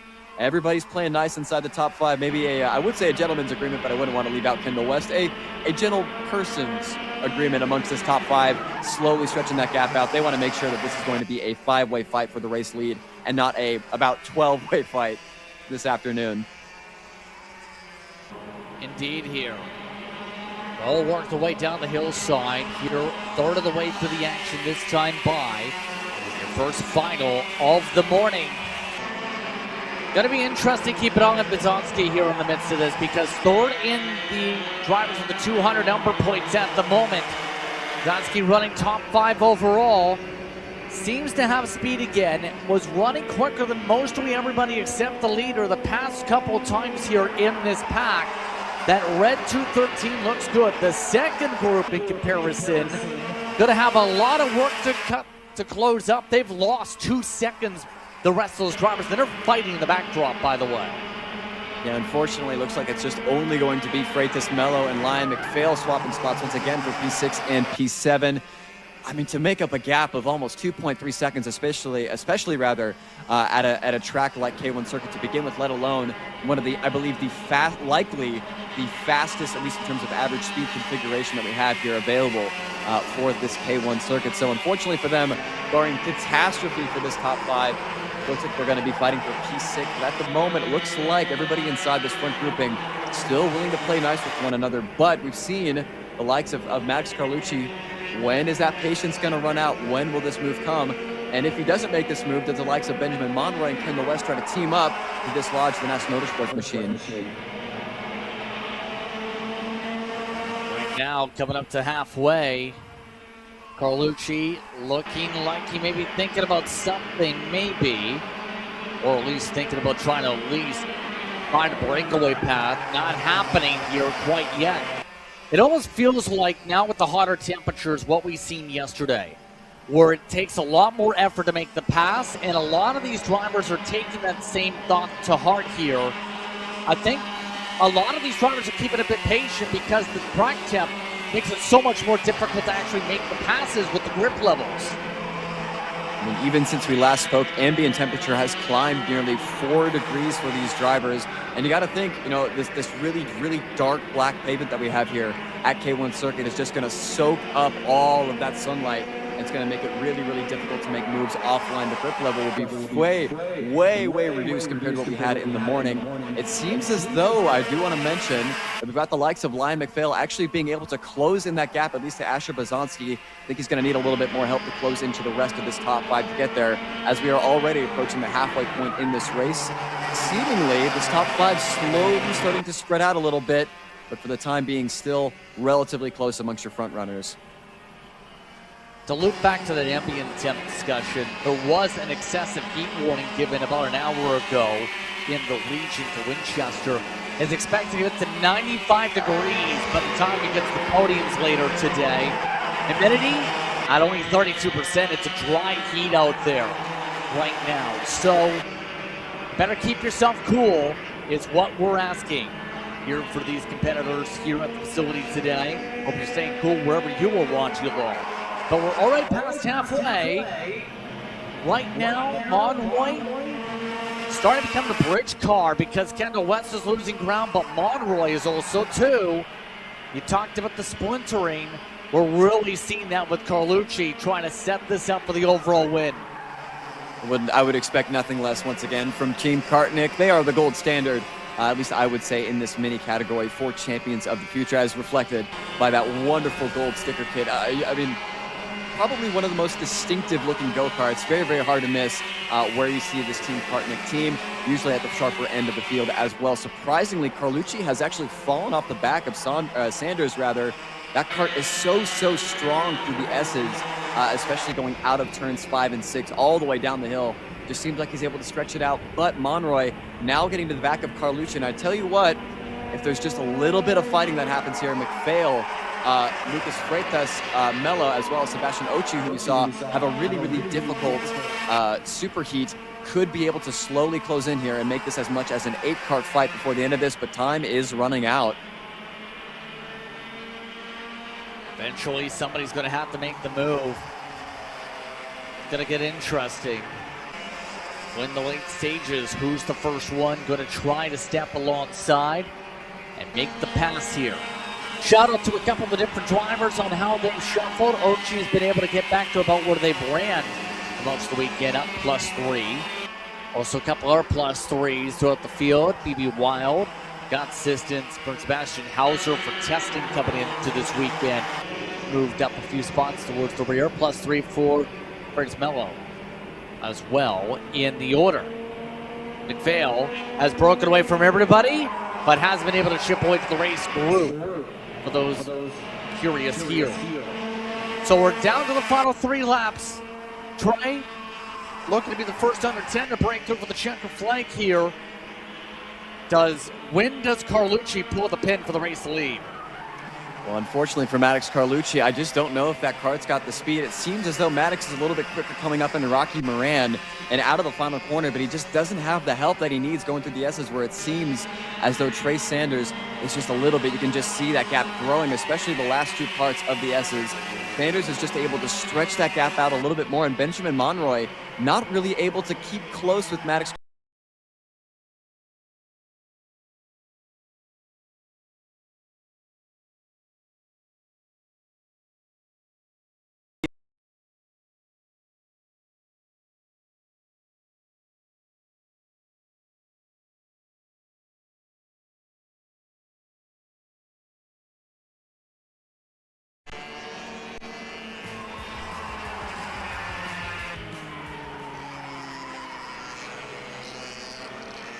Got audio back, black screen. Here we go as they all zip their way through. Right now coming up towards the crash at the back of the field. Looks like BB Wild may have been one of the drivers involved and has now fallen down the order. So no one able to make a move up through the final corners as they'll reach lap traffic. Coming up to the white flag this time by the traffic no factor. White flag in the air, and here comes the defensive moves. Carlucci's going to look to go to the over-under, going to get blocked off, and here comes Position 1 Motorsports up the inside. Unfortunately, Carlucci's going to have to hang it around the outside going into Rocky Moran. Wisely backs out of Bizowski, makes the move up the inside. Just like that, Maddox Carlucci was looking to win this race, now fighting to even stay inside the top 5. I just don't know if these Position 1 karts, especially with Benjamin Monroy, want to give a shout out that we have 2 under 10s with the lead. Like we've seen all weekend, if you can lead going into the S's, it is almost impossible to give it up. It's looking pretty good right now for Trey Sanders. Sanders, red flag is out. Red flag is out. They have called a red flag on the final time around. And this is going to stop the field as from that incident, everyone's being told to come to a stop right at the tail end of this one. Red flag situation on the front straightaway.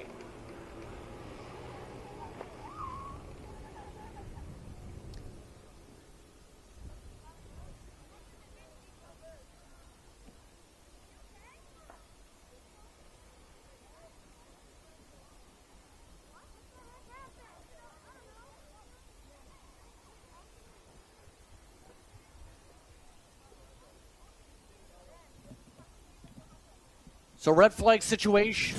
When it comes to innovation on the track, Odenthal Racing Products leads the pack. From the highly popular EasyGP camera mounts to our tough case to GoPro case, racers everywhere trust ORP for strength, reliability, and precision. We're proud to be the #1 engine mount manufacturer in the USA.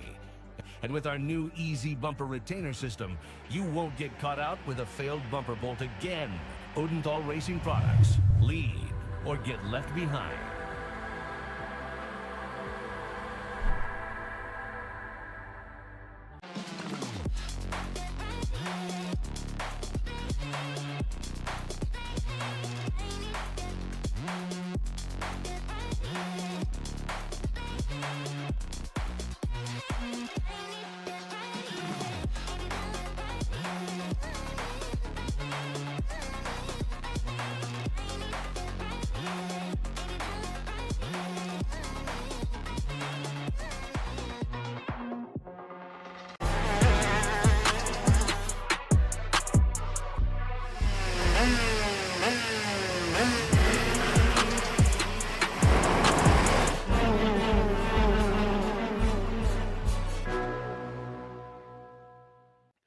Motorsports builds champions every day, drivers who won on the world stage. The Tillotson T4 Series is pure spec racing. Same engine, same chassis. When you win, it's because you were the best that day. Your edge is not the kart. It's the setup, the strategy, and the race team. With our Arrive and Drive program, you simply bring your gear, we provide the equipment and the championship winning support to every event. Stop wrenching, start racing. Your path to the T4 Nations Cup in Spain starts with us. For more information, contact us at macromotorsports.net. Are you ready to get behind the wheel? From Formula One to NASCAR and IndyCar, all the pros start here.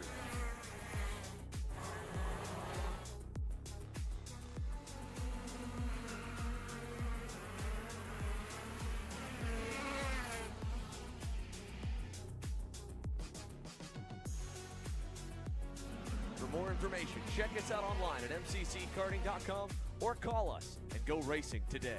K1 Circuit, the world's greatest outdoor karting facility, is now open. Open karting and rental session schedules are available online. Rentals will resume today after the race event at 5 p.m. Thanks to Kart Chaser for live streaming the event at K1 Circuit.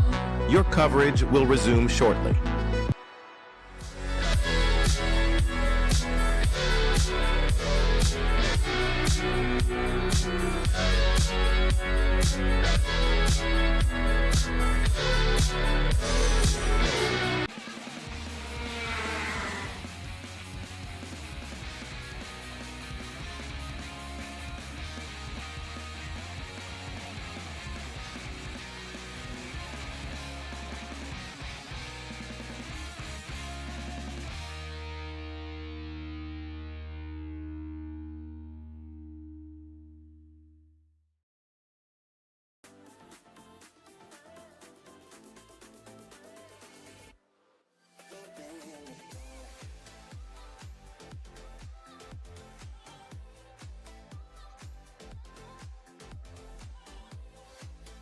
Are you looking to take the next step in your racing journey?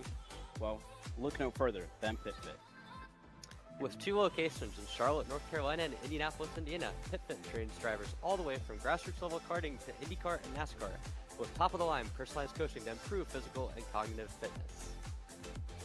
For more information on programs, check out PitFit on Instagram or Facebook today.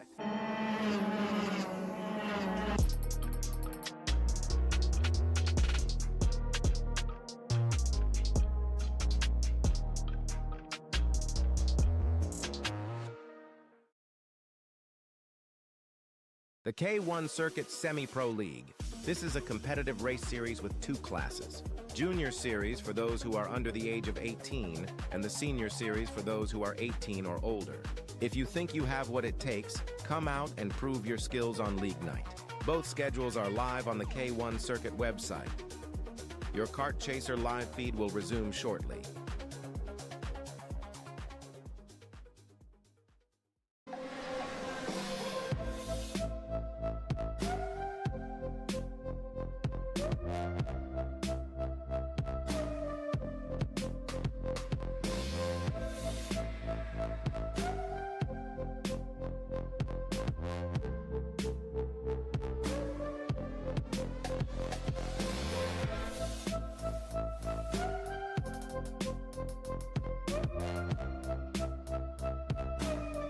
Are you stuck with your kart racing? Not sure the ideal kart setup? Or going to a track for the first time? Well, Kart Class has the answers for you. Our online portal has a wealth of experience and knowledge to help your kart racing. From kart setup advice to track guides that are targeted specifically to your circuit, or the driver coaching aspect with mindset, racecraft and driving techniques. If you want to take your karting to the next level, visit us at kartclass.com.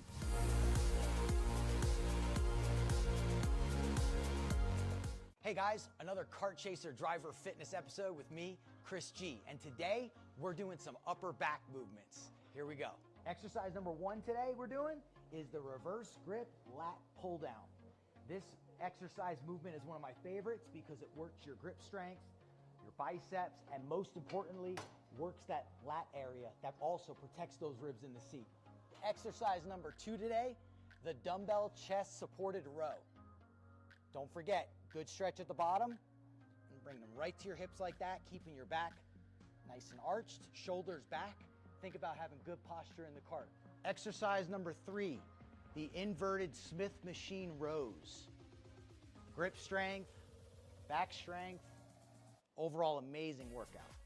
thanks again for joining me on another Kart Chaser Driver Fitness episode with me, Chris G. Race-ready training that carries into real life.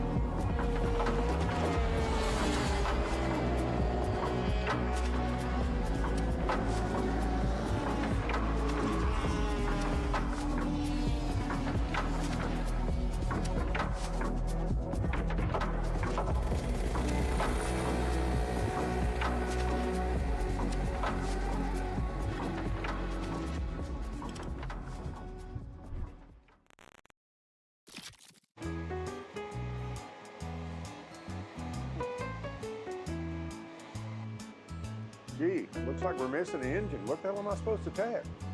What do you mean? It's my Greyhound. It's all I need. Where's the rest of it? It doesn't matter. It's a Greyhound. You gotta make weight. Okay, you're good. I'm sitting by here with Kyle, our race winner. Tell me how you did it. You were blazing fast out there, and I mean, you don't even have a go-kart, man. Tell me about it. Yeah, you know, Norberg, Schmorberg, the Greyhound-powered Greyhound was great today. You know, it makes the difference. And the team's been working really hard back at the shop, and, you know, just shout out Greyhound. Thank you, Kyle.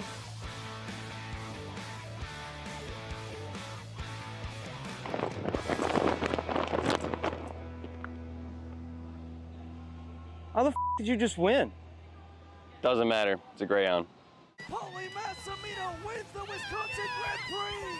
James Overbeck on start number 2 gets win number 1 in OKN Stars. On track or off, Brandon Jarsekrak Racing delivers elite performance. Led by 4-time Pro National Champion Brandon Jarsekrak, our team masters driver coaching, data-driven analysis, and mechanical precision at every national event. Contact us today at BrandonJarsekrakRacing.com. Champions aren't just born on the kart track. At SimShop, we deliver professional-grade simulators with the best performance-to-price ratio in the industry.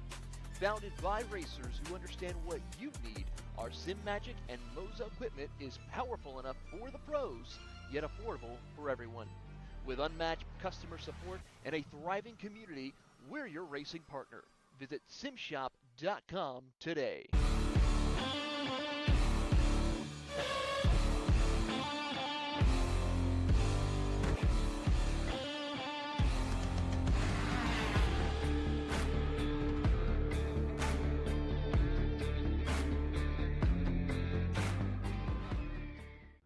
Legacies aren't built overnight. They're built 1 second at a time.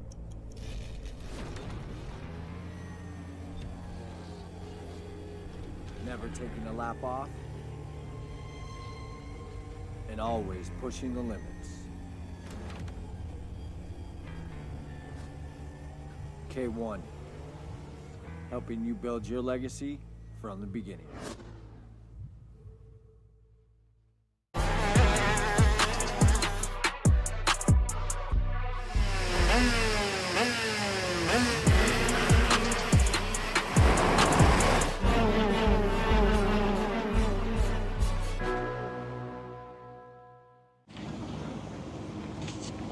Kyle, what are you doing? It's got my new Greyhound seat. You don't even have a cart. Doesn't matter. I have a Greyhound. Who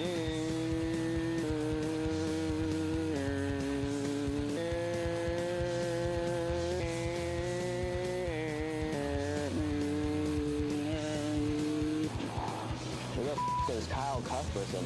Doesn't even have a go-kart. Doesn't matter.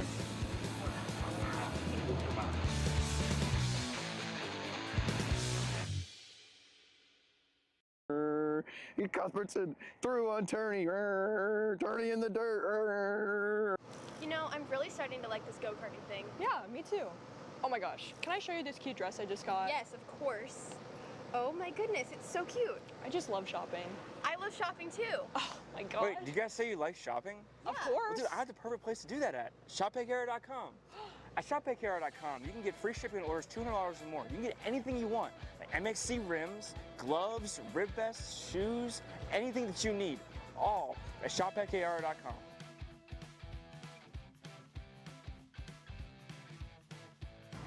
Who is he talking to? No idea. But we're gonna have to check it out. Sounds like a great deal. Sure does. Cat food marketing. $9.99 a month. Dude, Caleb, wake up. Dude, we're live in 5 minutes. Let's go, come on. What are you doing? Dude, I'm so sorry. Xander had me in a cat food marketing meeting till like 2 a.m. last night. Come on, man. Do you have anything I can drink? Dude, I got the perfect thing for you. Perico, it's a healthy energy drink alternative.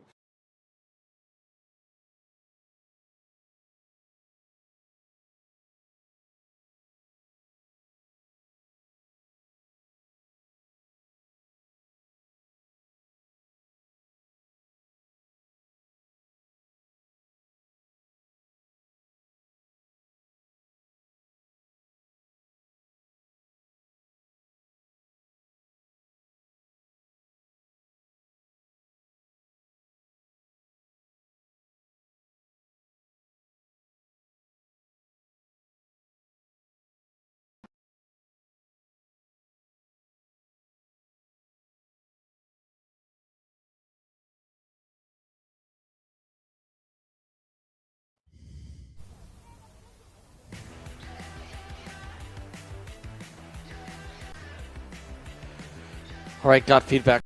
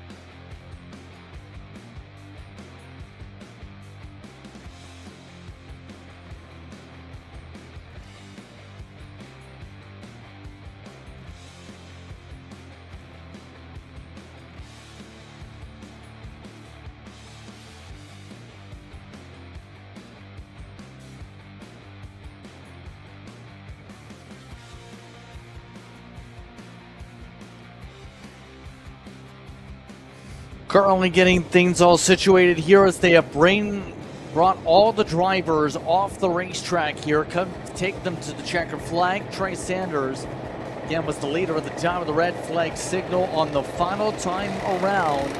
Will be the first driver in the under 10s to get an overall win of the year here in Champions of the Future. All the drivers will roll their way here down the line.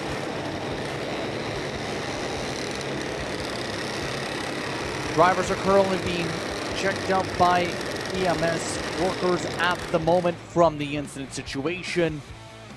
Again, race finishing with a red flag situation here at K1 Circuit.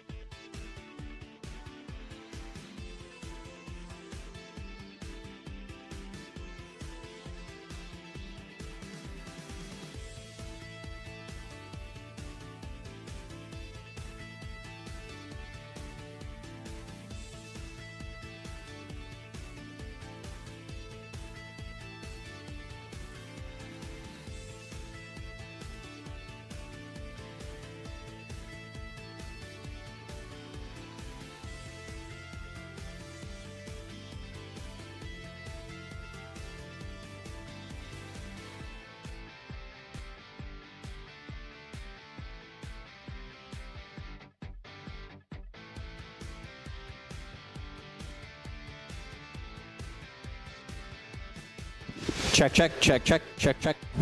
Check, check. Okay, cool. Give me 1 second here. I'm going to walk outside. Yeah, I'm going outside here. Gonna be way better. Yep. I don't need my face mic. It's okay. Just tell me when.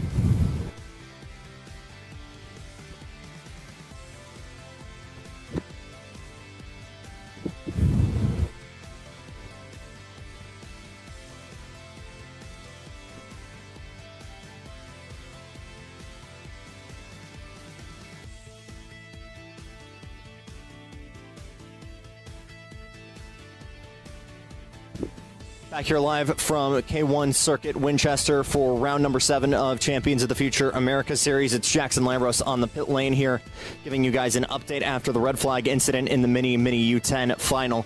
Unfortunately, EMS did have to be rolled for an incident involving K1 Adriana while trying to pass a lapped car. Information isn't readily available for us right now, aside from EMS is rolled. She was awake and alert, and she has been transported to local medical. As far as her status, that's as far as we know, but as soon as more information is given, you'll be the first to hear about it.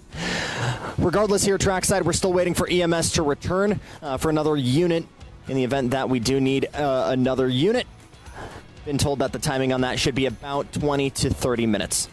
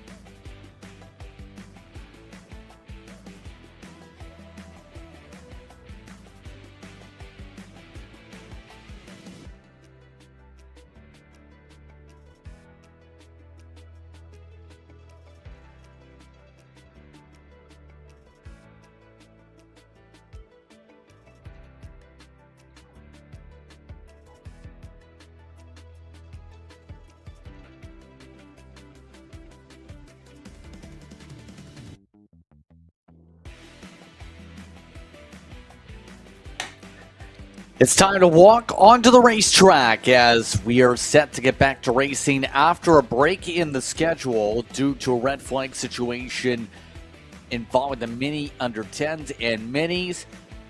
We took the lunch break as a result, and now we will get back to racing. It's the K100 Juniors that are now taking the walk onto the racetrack. I'm Justin Prince alongside Dean Helt. Jackson Lambros is down on trackside. So we're getting set for what should be an interesting battle again, but more so in the fact that this class has not really seen one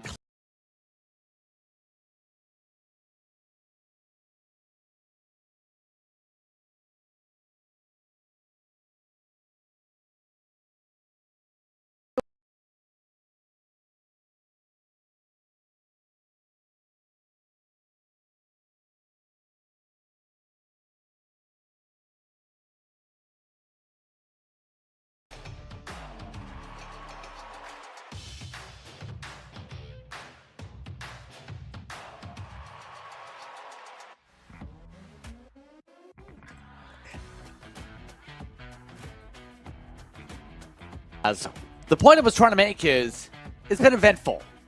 All these drivers are going to have an interesting time to decide which one actually comes up on top here today.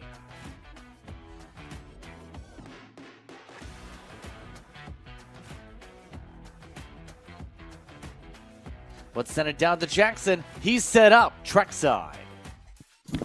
We'll get started here outside of row number 6. To my right, and that's a familiar Kart. It's the 384 Bennick. That's Nate Ramirez for Team Kart. Nick getting behind the wheel has been adjusting to the new chassis very well. Just a nick outside of the top 10. Pun kind of intended there.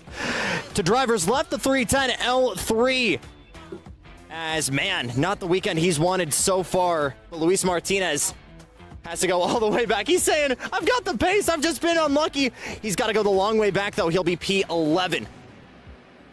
Row number 5, it's the 344 Seb Johnson for Axis. And these guys have looked very strong as well. Seabass rolling off P9.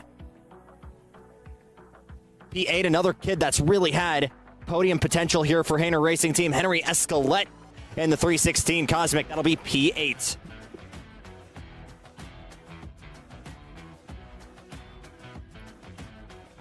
Looking back, it's the return of Gonzo, as it is indeed Alejandro Gonzalez in the 304. The fellow HRT machine has had podium pace as well. Has worked consistently with Seber out in front. He'll try to get back into the podium positions from P7.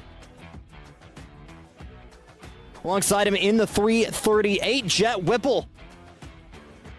Working back, again, a little bit further back than expected for the GFCs. Formula Works in junior, slightly on the back foot here. He'll be on the outside of row number 4. Inside row 3, Diesel Bazanski still in the championship hunt, but needs a good result here to keep his conversation alive. This will be the 341 factory car rolling off on the inside of row number 3. To the outside, Aaron Spears just putting his first victory in the heat win column, and that has opened up plenty of confidence for the Flying Scotsman. The 305 will be rolling off in P5. P4, the 307, your championship points leader, but has been definitely brought within striking distance after the last round here when we ran it in reverse. This will be the 307 rolling off on the outside of row number 2. P3, the 360. We've seen Precision Works out in front, but not this driver, the champion's debut of national karting icon Tristan Murphy. It's been a little bit of growing pains getting used to the CRG, but he's caught on very quick. He'll be P3. On the front row and on pole position, Danny Ramirez, who's ready to kick over some sandcastles in this championship battle. It's been roller coaster here in the second half of the season, but he has been incredibly strong since Spring Mountain. He's on pole position. And the one looking to take the championship lead just to the outside here, the 321 GFC for Formula Works, Braden Wagner. It was a late move in the final round that opened up that conversation. And the question on everyone's mind for the entire championship, can anyone catch Sebastian Hauser? Today, gentlemen, Braden Wagner has a chance. It's an opportunity, absolutely. It's going to be very pivotal to take advantage here here in the case of Wagner. Your thoughts on this one, Dean, from your perspective, as these drivers just a few moments away from getting the chance to roll here.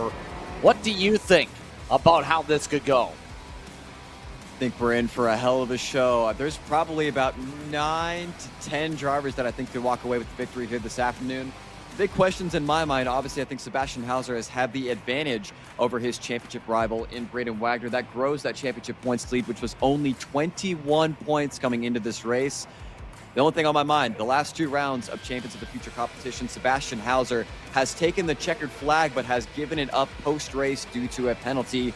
Can your championship leader keep his nose clean? And can anybody else find a way to put him behind the 8 ball? By the way, a quick update when it comes to the running order for what happened in the Mini Under 10s. Things were finalized like this, subject to scrutiny and sporting investigations. Trace Anderson forgot the win earlier, but Maddox Carlucci was sorted back out to second overall, first in regards to the minis to get that win. Monroy, West, Bizonsky were amongst those inside the top 5 for that respective class once things were sorted to the proper scoring loops in that class. The engines are already fired up. It looks like these machines are ready to go racing. Remember, for this distance, we'll have 15 laps up on the board for your KA juniors. How will they fare out? We're about to find out as we go for the next hour and a half plus to decide who wins these finals. Dean, as these drivers get ready to roll here, quick final thoughts before they take that green flag in about a lap. Boys, be nice to those Presa tires. It's going to be a very, very hot track temp. 103 degrees as just reported. Not nearly as hot as it was yesterday, but we know you got to take it easy, bring these Presa tires into that window, and you will have a huge advantage at the end of the race, but at what cost to initial track position? Got to find friends where you can get them. Lots of different go-karts at the front of this field. Lots of different agendas as well. Really, really looking forward to this one. I am indeed, especially to see which driver comes up on the top of the very end, because you arguably have at least 6-8 different names that have contended up at the front all weekend long. Daniel Ramirez has been the more consistent in terms of the heat points, you can say, yes. But you've had Hauser lead laps, you had Murphy lead laps, you have Wagner who's led laps, we've had Spears who's led laps. They'll all work their way forward. It's time for KA100 Junior for Champions of the Future America Series. They'll all make their way up the racetrack and get themselves sorted out. They go double wide. Let's see how they'll start one more time. Ramirez, Wagner, Hauser, and Murphy in the top 4. Then it's Diesel Bizonsky for the top 5. Aiden Spears will start down in 6th position as they all sort themselves out. Some of the other drivers outside the top 7, or Jackson mentioned some of those names like Gonzalez and Whipple, Sebastian Johnson. Let's go ahead and be also quick here in the 10th position. You also have seen good speed for Nathan Ramirez, looking for a little bit of luck here. Oh wow, Luis Martinez looks to try and see if they can be one of the hard chargers here today. Overall, we have a good amount of drivers, 19 that are a part of your starting grid. All of them looking to see, can they get round number 7 to go their direction. Happy to have us back here once again for Kart Chasers coverage. It's the second final of the afternoon. Green flag is out. We're underway for KA100 Junior. Ramirez leads them off in the opening corner. Hauser with a good start from the inside row will look to try and go on the charge immediately. Great start there as well for I believe that is Diesel Bizonsky up into P3, making quick work there in that competition speed entry. So everybody making it clean and green up into turn number 5 and 6. Now we see who's got what. Probably going to take a couple laps for this field to get spread out to really see, for this field rather, to separate out. I would imagine Sebastian Hauser is going to try to make quick work here. We know Sebastian likes to lead, well, obviously lead from the front. Question is, how many friends does he have to work with him? It does seem as though in the 3 or 4 rounds that I've been able to commentate, Sebastian almost has a Carson Hocevar-esque where they know he's super good, but he is a very, very aggressive driver. Friends are where you find them. Going to have to get some help here from Alejandro Gonzalez. And as I say that, Sebastian Hauser goes up the inside. New race leader, 345. Indeed, Hauser able to slip up by Zonski up the second position as well amongst those on the squabbling. Tristan Murphy amongst those we talked about with their national experience, continuing to charge again. The fire-off is there in the 360, making the move along with Ramirez. But the main thing we've seen in the Super Heat was Murphy also slid back fairly far in terms of the running order. Going to be critical for Murphy to protect the tires here in the final. I just want to give a quick update on the temperature as well. Ambient temperature is essentially going to be as hot as it's going to be today, 95 degrees. But critically, a 10-mile-an-hour tailwind blowing these drivers up the back straightaways. I believe we've had a crash on the exit of the S's. We've got drivers pointing, hands up in the air. Likely going to be a bigger incident, I do believe. Perhaps a full course yellow has just occurred. Hauser has brought them all to a stop. We'll see what happened here again. The field has been brought to a stop. A red flag here at K1 Circuit.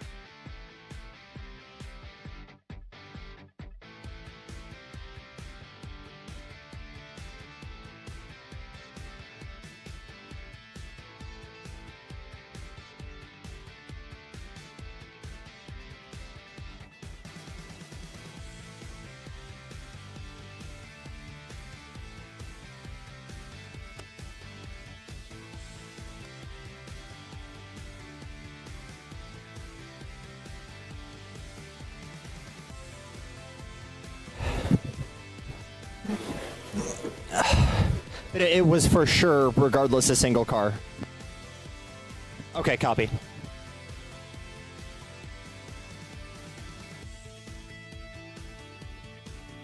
Okay, they've moved both ambulances here on the cold side of the track, so I don't want to prod. I don't want to prod too much right now, but I'm gonna try and get some answers.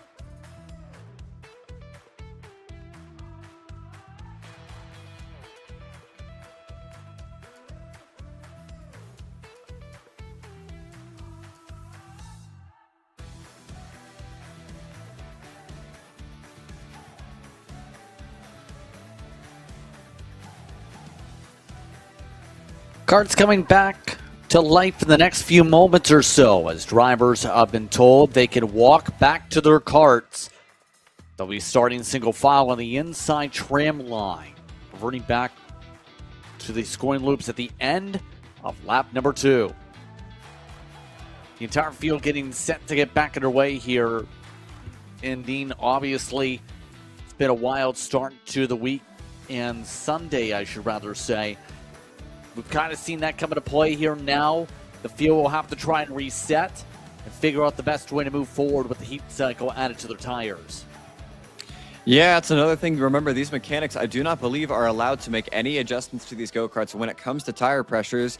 And remember, these things have just been sitting in the sun for probably 10 minutes now. So It's going to be interesting to see who winds up on the right side of this. Maybe there are some that went out a little bit lower thinking they're going to be in the right window now, and others that went out high, well, you're going to be in for a long afternoon. But critically, this restart is going to be inside tram line only, entirely controlled by Sebastian Hauser. We'll see how aggressive these drivers want to be down towards turn number 1, but for the most part, should be setting ourselves up. I like what Aaron Spears has got going on with that umbrella. That's a really cool idea. I'm surprised there aren't more with the umbrellas giving themselves some shade here, as it is a very, very warm, sunny day here in Southern California. Yeah, Spears, the only one that's attempted that sort of a setup here, notice, compared to everybody else. But for now, Spears looking to try and move up from the 7th position here.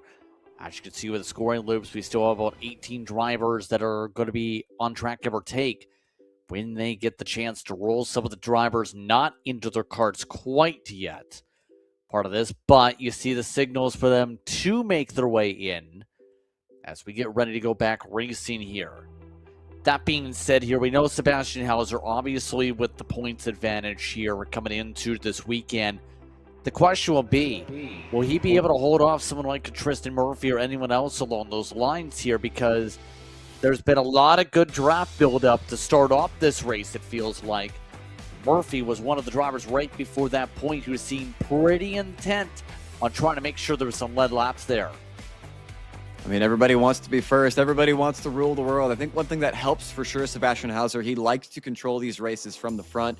He had a great start there from the inside of row number 3. He finds himself restarting essentially from the pole position of what now will more or less wind up being a 13 or 12 lap main event. And also his teammate Alejandro Gonzalez, one of his wingmen, back there up one spot into P6. Always helps to have a teammate close by in a field where there's so much diversity in chassis, so much diversity in team.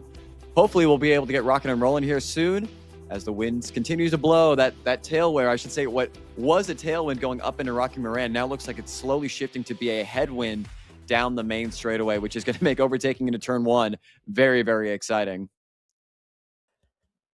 Definitely could and will cause some intriguing moments here coming up as there goes the field. Getting the chance to roll back going here. Hauser, Joel Murphy second, Ramirez, Bizanski, Wagner up to top 5. It looks like as we come back up here, all these drivers will get ready for that tram line start after the situation that brought us to the red flag previously. Going through, down through turn 8 here was the situation for the contact. So as they all zip their way through, everyone zips their way away.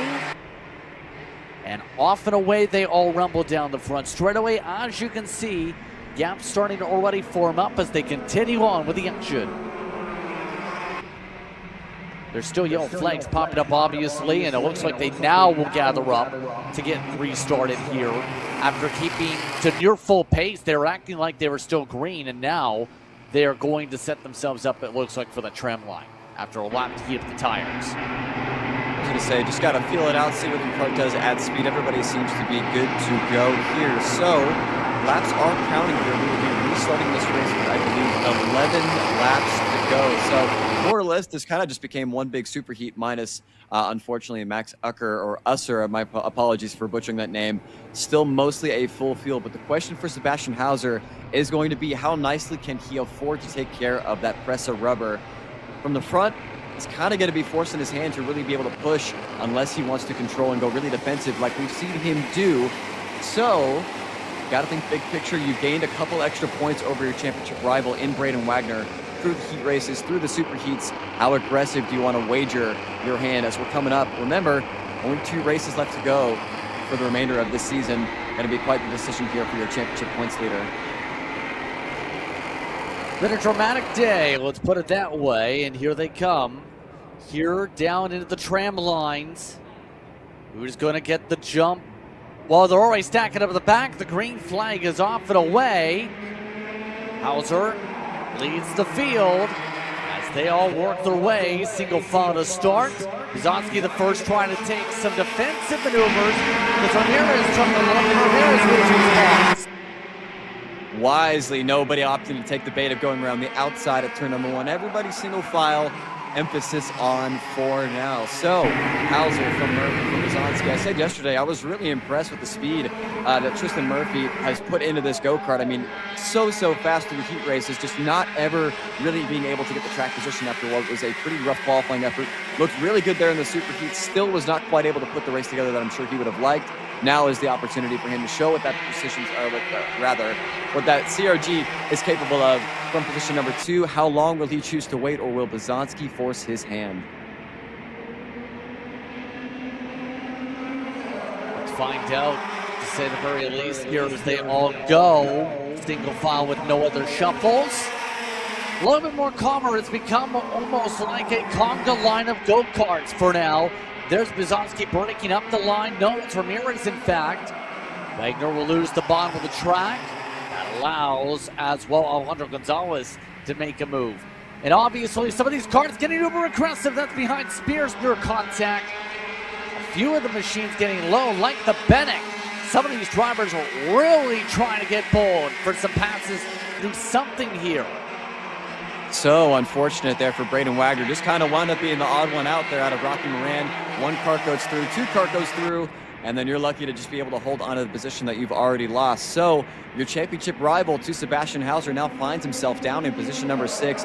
Not the end of the world, still a long way to go, but with 10 laps to go and the clock's still ticking away, we've got a lot of battling. Here comes, I believe this is David Ramirez.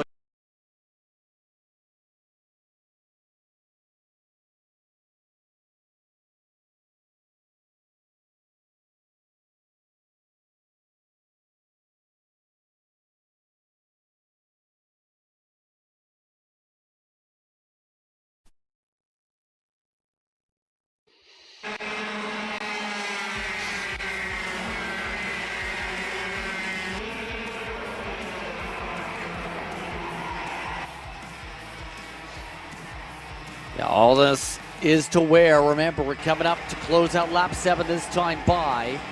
For those just jumping in, it is still about half the race to go.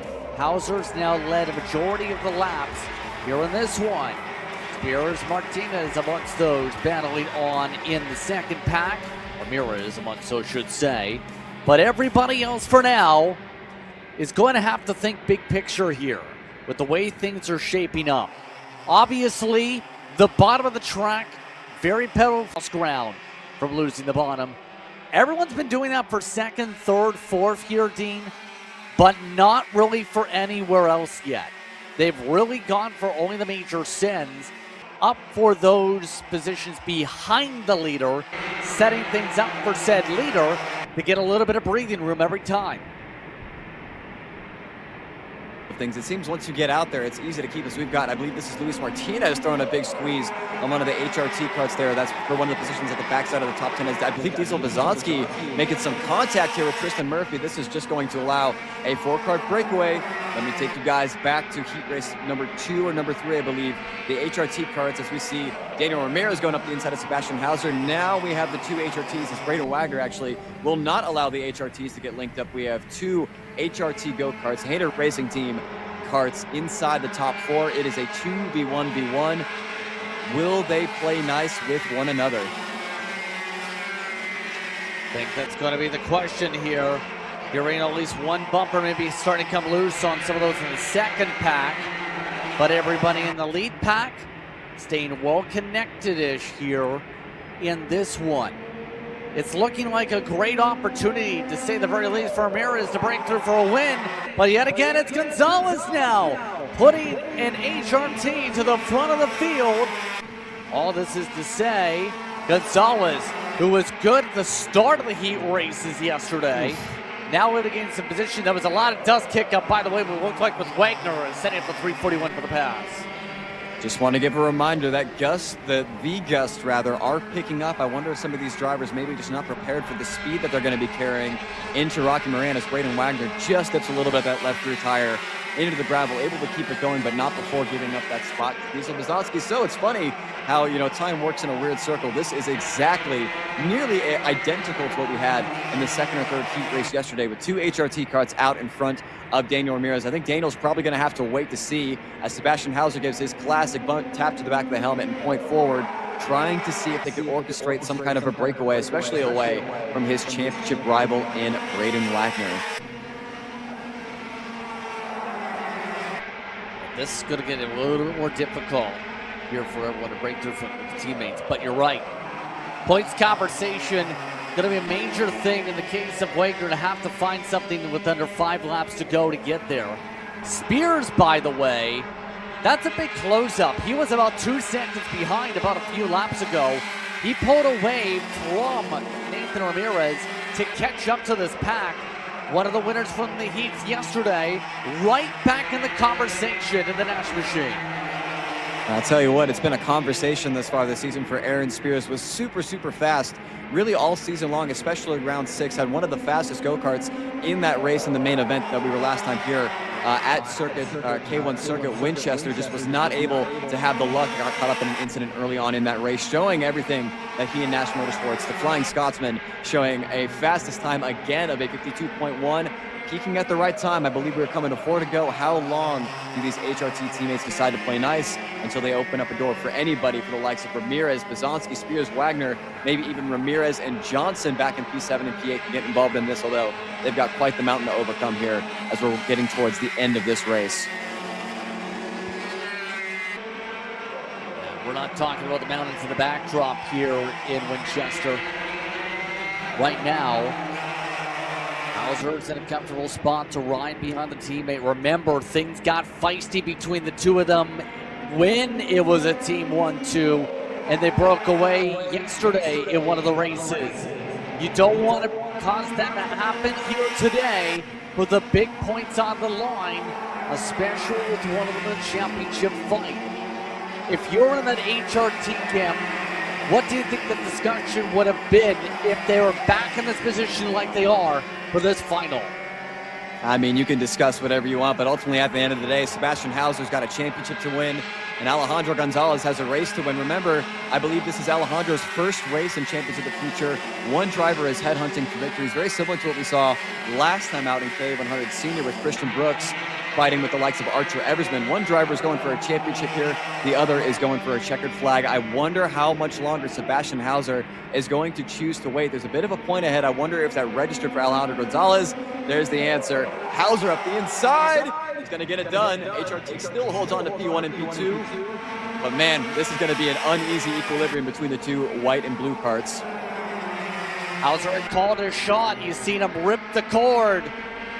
He's going to have Gonzalez taken to the inside, though, on him. Bizanski couldn't fill the send back up to get back alongside Hauser. Now watch for the signals. Hauser loves his hand signals. Will he get assistance like he did that last time to get up to the front again? We're coming up to the white flag pretty soon. Already 13 complete. Ramirez back up to third. That actually might help out the two HRTs to keep control. White flag is out.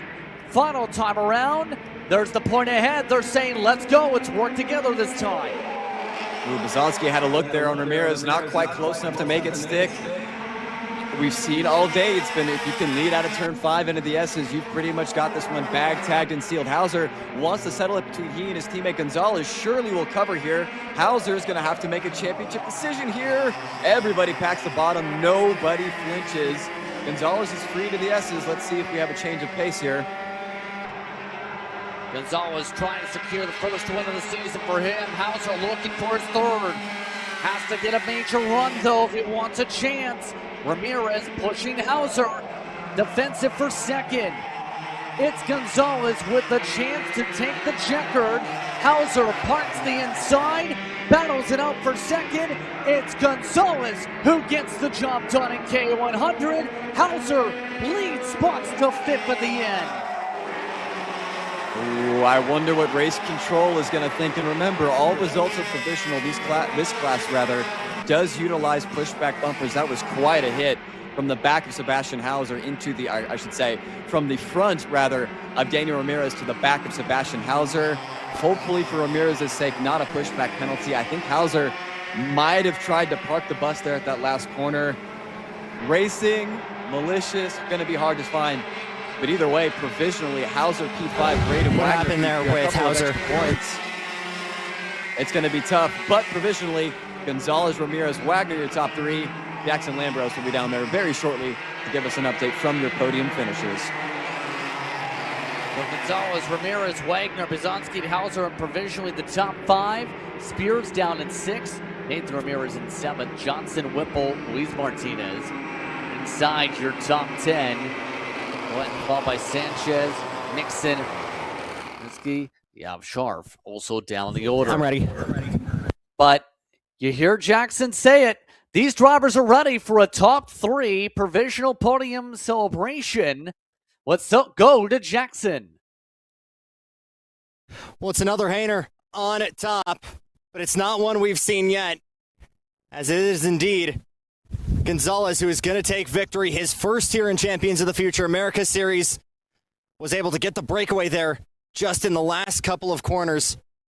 Danny Ramirez was trying to kick over some sandcastles. He wasn't able to get there, but Braden Wagner, crucially, has a handful of positions now ahead, continues to close in that gap. Let's talk to our winner here for round number 7. Holy smokes, man. Walk me through those last couple of laps. You had help, but you didn't really need it there coming out of the final corner. Yeah, man, it was hectic. We wouldn't have been able to get that breakaway without P1 engines, and we wouldn't be here without Hainer Racing Team. IG1 got us here. Freem, everything. The team helped so much. But yeah, those last few laps, hard to get a good breakaway, so just had to try to back the field up, get them fighting amongst each other, so I was home free. We talked about it yesterday, right? The goal for you, be a national contender with this package. With a victory here today, how much of a step forward is it towards that objective? I mean, yeah, it's really nice to be. I haven't raced in a month and a half, so to come back and come back with the trophy to bring back to the team, it feels amazing. Congrats. Thank you. HRT crew going nuts. Axis is going to join it once again, and I'm seeing a little bit of disappointment on the face of Ramirez here, but man, it looked like a 2-kart breakaway for the HRTs. How did you even get yourself in contention there in the last couple laps? I just tried really hard. I knew that Seb was going to work with Alejandro, so I just stuck with them, tried to find just a mistake that they could make. I passed Seb, but it wasn't enough to get Alex. How hard is it when you're trying to fight for a winner? It wasn't just you. Anyone who wasn't, blue and white, didn't have friends out there. How hard is it trying to find a battle partner, trying to work to the front of the field here? It's really hard. The front pack is like 10 guys. If you get past ones, you get trained by like 3 people. So it's crazy. Thanks, Danny. Thank you. Another podium, but this is going to be a big one here, as I believe coming into this weekend, it was 20 points that was the gap. And crucially, Braden, you were able to get ahead of Hauser there in the last couple of corners. Walk me through that final lap. Yeah, I put myself in the bad position on that one, so I knew I was going to have to make up a couple positions. I saw Hauser blocking, slamming on the brakes. I was like, okay, if they check up, I'm hopefully able to get to the inside. And I was able to get a good run and come out third, so it wasn't bad, but I wish I would have put myself in a better place. We're coming down to the final round here, and across all of our classes, it's getting close, but none closer than KA Junior. Has the championship fight been on your mind at all this weekend? Oh, yeah, definitely. I'm hoping I could catch up to him in the points and beat him for that championship win. Thanks, Braden. You're welcome. Justin? Thank you very much, Jackson. And it's going to get very interesting as a result with how things go post-race. Obviously, with a couple of the discussions, you see some of the drivers still talking things over first and second. Dean, your thoughts on the action? Because, as you said, the battle for second got intense, and Braden Wagner recognized how much Hauser wanted to defend that inside and back things up a little bit. I mean, Sebastian is a very, very smart driver. Made a really, really good defensive move into that last chicane. Going to be a tough call for race control to make at that final corner. I think Sebastian for sure held the inside. I mean, he was fully within his rights to slow up for the corner. It depends if race control thinks that contact from front to rear between himself and I believe it was Daniel Ramirez is going to stand post-race. Obviously, all results are provisional. Pushbacks are in effect, so we'll see if anybody might have gone over the marker. But certainly going to be a bit of controversy, and it's going to be a move that probably is going to cost Sebastian Hauser a couple of extra points to his championship rival in Braden Wagner. Who knows how important that's going to be as we now look at 2 races to go for these KA100 junior drivers for the remainder of the season.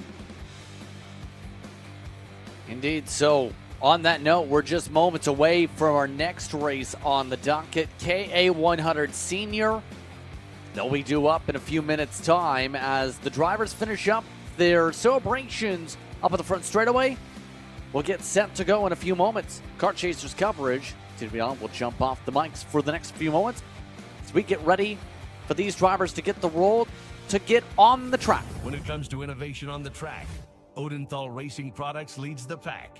From the highly popular EasyGP camera mounts to our tough case to GoPro case, racers everywhere trust ORP for strength, reliability, and precision. We're proud to be the #1 engine mount manufacturer in the USA. And with our new Easy Bumper Retainer System, you won't get caught out with a failed bumper bolt again. Odenthal Racing Products. Lead or get left behind.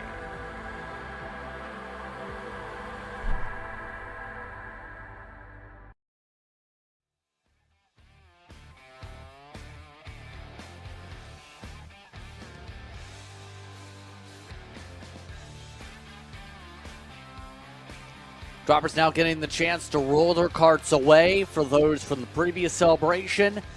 Look at all these teams, though. They're focused on getting themselves onto the racetrack for themselves.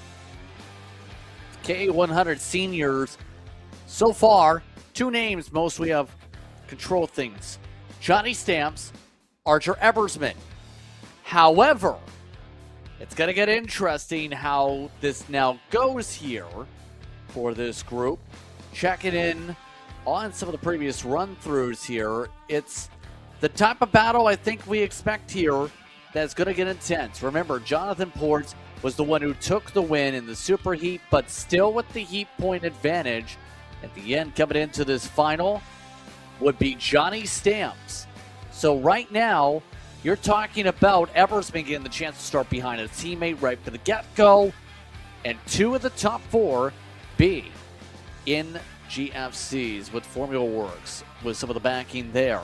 Here they go on the walk. Dean, your thoughts for these teams? Well, it's all Johnny Stamps and Archer Eversman. I think it'll be nice for the both of them finally getting to start nose to tail rather than side by side. Man, the differing agendas. You got to think Jonathan Port's here for fun, racing against Johnny Stamps, Archer Eversman, and still not forgetting Matthew Cagle sitting 3rd in the points. I don't know. It's very weird to see this because, as you mentioned, we've got 2 Formula Works up inside the top 4. But for Axis Kart Sport, outside of Archer Eversman, it has been a struggle this weekend. I remember, just a round ago, we had 4, if not 5, Axis Kart Sport drivers fighting for the race winner, fighting to be inside the top 10. Eversman's really kind of been on an island here this weekend, has actually been forced to work with his championship rival. Obviously, really big field, really talented field. I mean, you can look throughout the field. Really strong driver class here for Champions of the Future. It's going to be a tough balance. Once again, this is the hottest that it's been all day. The track temp, I can only assume, continuing to rise. How much of that press of rubber do you want to use up early to give yourself track position, knowing that if you get put behind the 8 ball, you may never recover? Let's send it down to Jackson Lambros down trackside. Thanks, JP. It's our biggest field here for round number 7. Let's meet your top 10 as we get ready for the main event. Starting back here in row number 5, it's the 408 of Jack Babiak. His second top 10 result here. After the Super Heats, he'll be rolling off in P10. He'll be alongside the 434 Nash EOS. That's Gavin McCune, who had a very chaotic Saturday, to say the least, making the most of the carnage, though. Will be rolling off on the inside of row number 5. On to row number 4 on the outside, it's another GFC. It's the 474, and that would be Cam Perry. Again, recent addition to Formula Works, had Keegan Kaminsky on the wrenches for him. He's getting all the advantages right now. He's been podium material. He'll be on the outside. Right next to him, it's another EOS. It's the Calvo driver, development driver of Jackson Menchu. Another guy who was looking like potentially fighting for a podium in heats 1 and 2. Will be alongside in row number 4. OTK out in front of Menchu, and the top HRT for Hayner Racing Team, Spencer Kempton, the silver helmet in the 417. Pair of P4s yesterday and a 5th. He'll be rolling out on the outside, on the inside Alongside him, the lone Kart Republic is a strong one. The 428, Aiden Aquino, pair of top threes, and unfortunately got swamped in one of the super heats, but has looked very strong. No factory support, doesn't need it. He's on the outside of row number 3. Now, on the inside of row number 2, your new championship leader, the 466 Axis Red Speed, Archer Eversman. And there's been some interesting tactics between him and his championship rival. More on that in a second. Alongside him, the top GFC, the 416, Matt Cagle. He is an outside contender. Mathematically, he's still in the fight. But the next couple of laps are going to determine whether or not that lasts into next month. On the front row, on pole position, the 412, Johnny Stamps, who was looking to maintain that championship lead, but a massive moment in the final laps in round number 6 sent him outside of the top 20. That's how he lost that lead. He has been working very closely with Archer. They've been by and large the favorites. They've been locking bumpers, working together. But there's one man who can kick over that sandcastle. It's the 490 Nelton Race Concepts machine, the Gillard of Jonathan Ports. The Crusader from the Cascades on debut here for Champions of the Future, looking to knock over some championship hopes, walk away with a victory on debut, Justin. Let's find out if that's going to become the case here today. Thank you so much for that, Jackson. As these drivers getting the warning to get themselves ready here. Dean, I'll ask you this. Who is your favorite to win this race and why? Ooh. You know, I'm not always one to go for the low-hanging fruit. I wouldn't blame anybody for going for Stamps or Archer Eversman. I think Jonathan Ports has been super, super quick. They've obviously found some speed from yesterday, and that NRC team, I would say he's got nothing to lose and everything to gain. He'll be the one not thinking about championship. We saw with Sebastian Hauser in that K100 Junior final, I think making a business decision of taking home the P2 and sacrificing the win. Ports doesn't have to worry about that. Super fast driver. I'm going Jonathan Ports to win. And if this looks bad in the future for Commentator's Curse, my apologies to Jonathan Ports and his team. Commentator's Curse is real. We see some of the various starting positions of note. Bowie has been a big mover in every race. Nakagawa is going to be an very interesting one. Starting 18th in one of the Precision Works entries. And that's CRG. Going to be deep in the order. Some of these drivers as well, we know doing double duty. Richard's going to have an opportunity to maybe go forward. You have some various others scattered about. Now it becomes the question, can you survive the carnage to try and break away from the back of the 28 Kart group and get yourself in the lead group? That's going to be so critical in these first 3-4 laps, you have to think.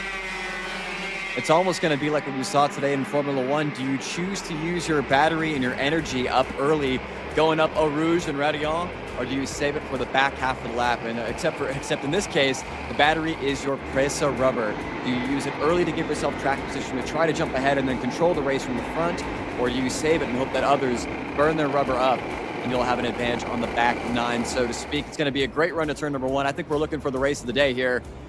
Man, championship implications on the line. Stamps versus Eversman. Here we go, 17 laps, and they will try it again. They didn't like how they're warmed up there. I was going to say, I think Stamps might have fired off a little bit too soon or a little bit too fast for race control's liking. Fair enough. Allow everybody to get an equal opportunity here. We'll go around for one more time. But as mentioned, very limited teammate combos here in K100 Senior, which is completely opposite from what we had last time out for round number 6. It seemed like it was only black and white of GFC Formula Works versus the black and red of Axis Kart Sport. We've got a report from Jackson down on the pits. Jackson, what do you got? They aren't teammates, Dino, but they've been working together. Johnny Stamps and Archer Eversman. That's been a rare collaboration from Tony Siragusa and Matt Johnson, the Connor DeMond camp. Again, the goal is for them to work together, get themselves out of trouble, keep both of their championship hopes alive. And coincidentally, it just so happened they both qualified really good, and that means the plan was able to go through of just working together. Talking to both of their mechanics, though, that truce was going to last up until right now, the main event. So on track, once we see the green, let's have at it, boys. Well, that answers some of the reason why they've been so content to just ride 1-2 amongst each other up until the super heat, where they went a little bit more battling. Now, boxing gloves are off. Let's try this, a second attempt at the start for KA100 Senior. our third final of the day. We've seen this outside line really struggle to maintain. Looks like that's going to be the case as well. Jonathan Port's not going anywhere. Archer Eversman's going to have a clean look at Johnny Stamps down in turn number 1. Looks like we're getting through clean and green. Not even anybody going off too wide in the background. Now we hold our breaths to Rocky Moran. Led off by the Formula Works machine, indeed. Down towards turn 5. Eversman already going to the inside. Trying to stick it underneath. Had to back out of it. Didn't like the angle with the overlap. The race etiquette coming into play there. Wow, that was a hold your breath moment into turn 5. Eversman had a chance if he wanted to go up the inside and give Johnny Stamps a side pod. He could have, chose not to. I think for the moment, maybe that uneasy truce goes on ice for the time being, but the Cold War continues. I'd imagine about lap 9 is when we're going to see it, or maybe, who knows, maybe we'll see a move at turn number 1. For all I know, that wind has picked up just a little bit more. If you're the leader, you're going to be a sit and duck. I would look for guys like Jackson Minshew to make a move, but Eversman's going to go first up the inside of Johnny Stamps. Truce is broken. Game on. Game is on, and here comes the battle for second. Wow. It's Kempton. Big stand up the inside for a moment. Kempton's been another one of the players that's been trying to jump into the lead group for a while. One of those that picked up at least 3-4 spots a race in the heat yesterday, already up 2 in this one, defending hard for the +3 of Minshew. I mean, Minshew's been one of those guys that has been caught back in traffic. He knows what it's like to get swallowed up by the field. I think right there really putting the pressure on Spencer Kempton. But like I said, this is when you got to figure out how much of that rubber do you want to use early. All of these drivers, I believe, opting to start this race on a brand new set of pressure rubber, as this is, I believe, Matthew Cagle going up the inside of Jonathan Ports, who is just going backwards here at the start of this main event. My apologies for the commentator's curse, as it seems to be coming into fruition for the moment. But like I said, Minshew, no teammates as far as I am aware, a driver that's been very, very aggressive. I would look for him to maybe even go up the inside of Spencer Kempton into turn number 5, although with how close everybody is, maybe even Johnny Stamps will take a look at Eversman. If not, might be under attack from Kempton before too long. Yet again, early in a race, Max Campbell getting a fast lap. The downside, Campbell is running 26 on a -11 to start, -17 for maybe a -11 for Kim amongst those in the early going. Now that being said here, as they all try and sort themselves together, it looks like, again, the Truce members are realizing it might be worth it to just stay in a line. They are not wanting to fight too hard. Third on back again. It is getting more racy than the top 2 once more. That's the Cold War. This is the U.S. versus the Soviets out in front. I think the white and black will be the U.S. and the black and red will be Archer Eversman for the Soviets. But here we go. Spencer Kempton once again looking and not choosing to take the opportunity as Matthew Cagle will continue to move himself forward as Jackson Minshew goes backwards a little bit there in the Calvo driver development part back to P6. Still, a lot of this is just posturing. It looks like the top 7 or 8 at the with Aiden Aquino at the back of this field are going to be, I should say, the ones that are going to fight this out, unless the likes of Jonathan Ports can really drag everybody from that group on forward. Want to give a shout out here to Talon Brown of Precision Karting, up 9 spots, your early biggest mover here. Some really good progress made there for the Precision Karting driver. Johnny Stamps looking back up the inside of Archer Eversman. Eversman does not put up a fight. With the GFC Formula Works driver back out in front as Matthew Cagle continues to look almost a ramping situation there between Matthew Cagle and Spencer Kempton into Rocky Moran. Going to start getting busy here. Kempton, I think, has to go. Oh, man, sideways. Kyle Larson's file into turn 5 for Archer Eversman. Got to start getting busy here. Your contact that time, Eversman again backed out of it, it looked like, or tried to. A few times now. Just trying to keep this respectful, not willing to send it up the inside of his contact, not wanting to risk any penalties, because if you do get a penalty for incident cause, that is a position penalty. At the very minimum of a couple spots, you can pick up or lose. Oh no! Drivers in the back, 2 different drivers in the barrier. Ivana Richards, I believe, is one of them. That's a very distinctive Valvoline machine. Those cards buried deep into the wall at the final corner, and this has allowed all that craziness for, once again, Johnny Stamps and Archer Eversman to give themselves a little bit of breathing room. We saw on that front straightaway, Eversman pointing forward like, hey, let's just figure it out between each other. Let's not allow any of these other actors to give a chance to them. Spencer Kempton and Matthew Cagle seem to be okay working with one another. It looks like that gap is going to come down. But once again, Eversman had a chance there into turn 5 to really give a side pod there to Johnny Stamps as we get a shop8kr.com replay. Looks like Ivana Richardson, unfortunately, maybe getting some karma from that X30 Pro race. Not quite sure who the other drivers was. No way Ivana could have reacted fast enough. Just another racing incident there. Hard to the wall for those two. Looks like they'll both be able to walk away A-OK. This race is just getting more and more interesting by the second. Trip 4, Richards as mentioned. Believe Lewis Dilly was the other that may have had the contact there. Already on lap 7, meanwhile. Eversman again keeping an eye on what Kempton's doing because Cagle is trying to jump up. Remember that third place in points? We talked about this a little bit. Cagle is one of the drivers that's looked strong all season and has gotten some wins. Remember round 4 in this series where Cagle ended up getting back to the line by 0.044 seconds to get a win back then. Now today, looking for a chance to join the fight again and try and get another drag race formed up. How about this? The Nash Motorsports machine of Gavin McCoon from nowhere this weekend. I don't think I've said that name this entire weekend thus far. That Nash Motorsports machine that is peaking at the right time is Jonathan Ports up the inside of Aiden Aquino. Aquino having to open up the steering there as Ports continues to try to recover some of those positions lost early on. So a little bit of a reset coming up on halfway here. Still Johnny Stamps and Archer Eversman out in front with third place Matthew Cagle right in tow. You got to think back to Matthew Cagle. Had such a dominant and incredible drive at Spring Mountain, driving from 16th up to the win. Unfortunately, that race taken away from Cagle on a post-race penalty on a double points weekend, which really has contributed to him being in this points deficit to the 2 drivers that he trails currently in this race. It's never too late. You know, the best time to get back into this championship isn't back then. It is now. And I think if you're Matthew Cagle, you got to try to find a way to put Archer Eversman and Johnny Stamps rather behind the 8 ball as soon as possible. Find a way to go. That would be your 2 of the top 3 being with Formula Works, mind you, with that also. There it is, right into the range of Eversman. They brought an interesting one. How about Gavin McHugh?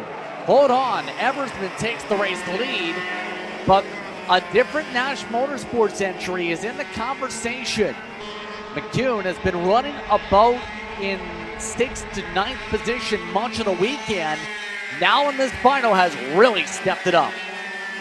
I think unfortunately there for Archer Eversman rather, that was kind of that was a move where his hand was forced. It was either you go now and try to get ahead of Johnny Stamps or you get freight trained just like that. Goodbye, Archer Eversman. He's going to fall maybe even behind the likes of Cam Perry as we're going to go a little 3-wide action into turn 1. Perry throwing the shoulder. Not going to be able to get there. Going to be a huge break for Archer Eversman. But this is only going to allow Johnny Stamps, Matthew Cagle, and Gavin McCoon to just run away with this as we've reached the halfway point into this race. Man, Eversman, this is where his race will be decided. And look who's joined the party again. Who other than Jonathan Ports. And recovers some of the long run speed to pluck away. Going to be definitely helpful to be in a decent spot pack-wise. Nakagawa's already driven himself back to 11th after a rough yesterday, up 7 in 4:14 also.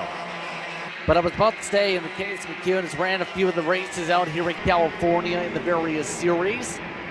Now, great opportunity to try and at least get on the podium here today. Right now, McKeown setting something up. Oh, wow. Battle goes on to the back of the group once again with a couple of passes with some of the Formula Works going on the push with Cameron Perry. You were saying? Really want to give a quick shout out as well to the likes of Gavin Nakagawa. We saw Nakagawa qualify so well, just really got used up there in those heat races. Your second biggest mover in this race, up 7 spots to P11. Currently fighting with your biggest mover and his precision karting teammate in Talon Brown. Those precision karting CRGs are fast if they can just get themselves dislodged from this gaggle of cars between about P6, headed by Cameron Perry, all the way back to about Gavin Nakagawa in P11. I think maybe before the end of this, we could see these CRGs fighting for the race win if they can just get a little bit of chaos at the front between Johnny Stamps and Matthew Cagle. Lap 12 now started, lap 11 now complete. Cam Cagle, team 1-2 up at the front. How much does Cagle pressurize Stamps here?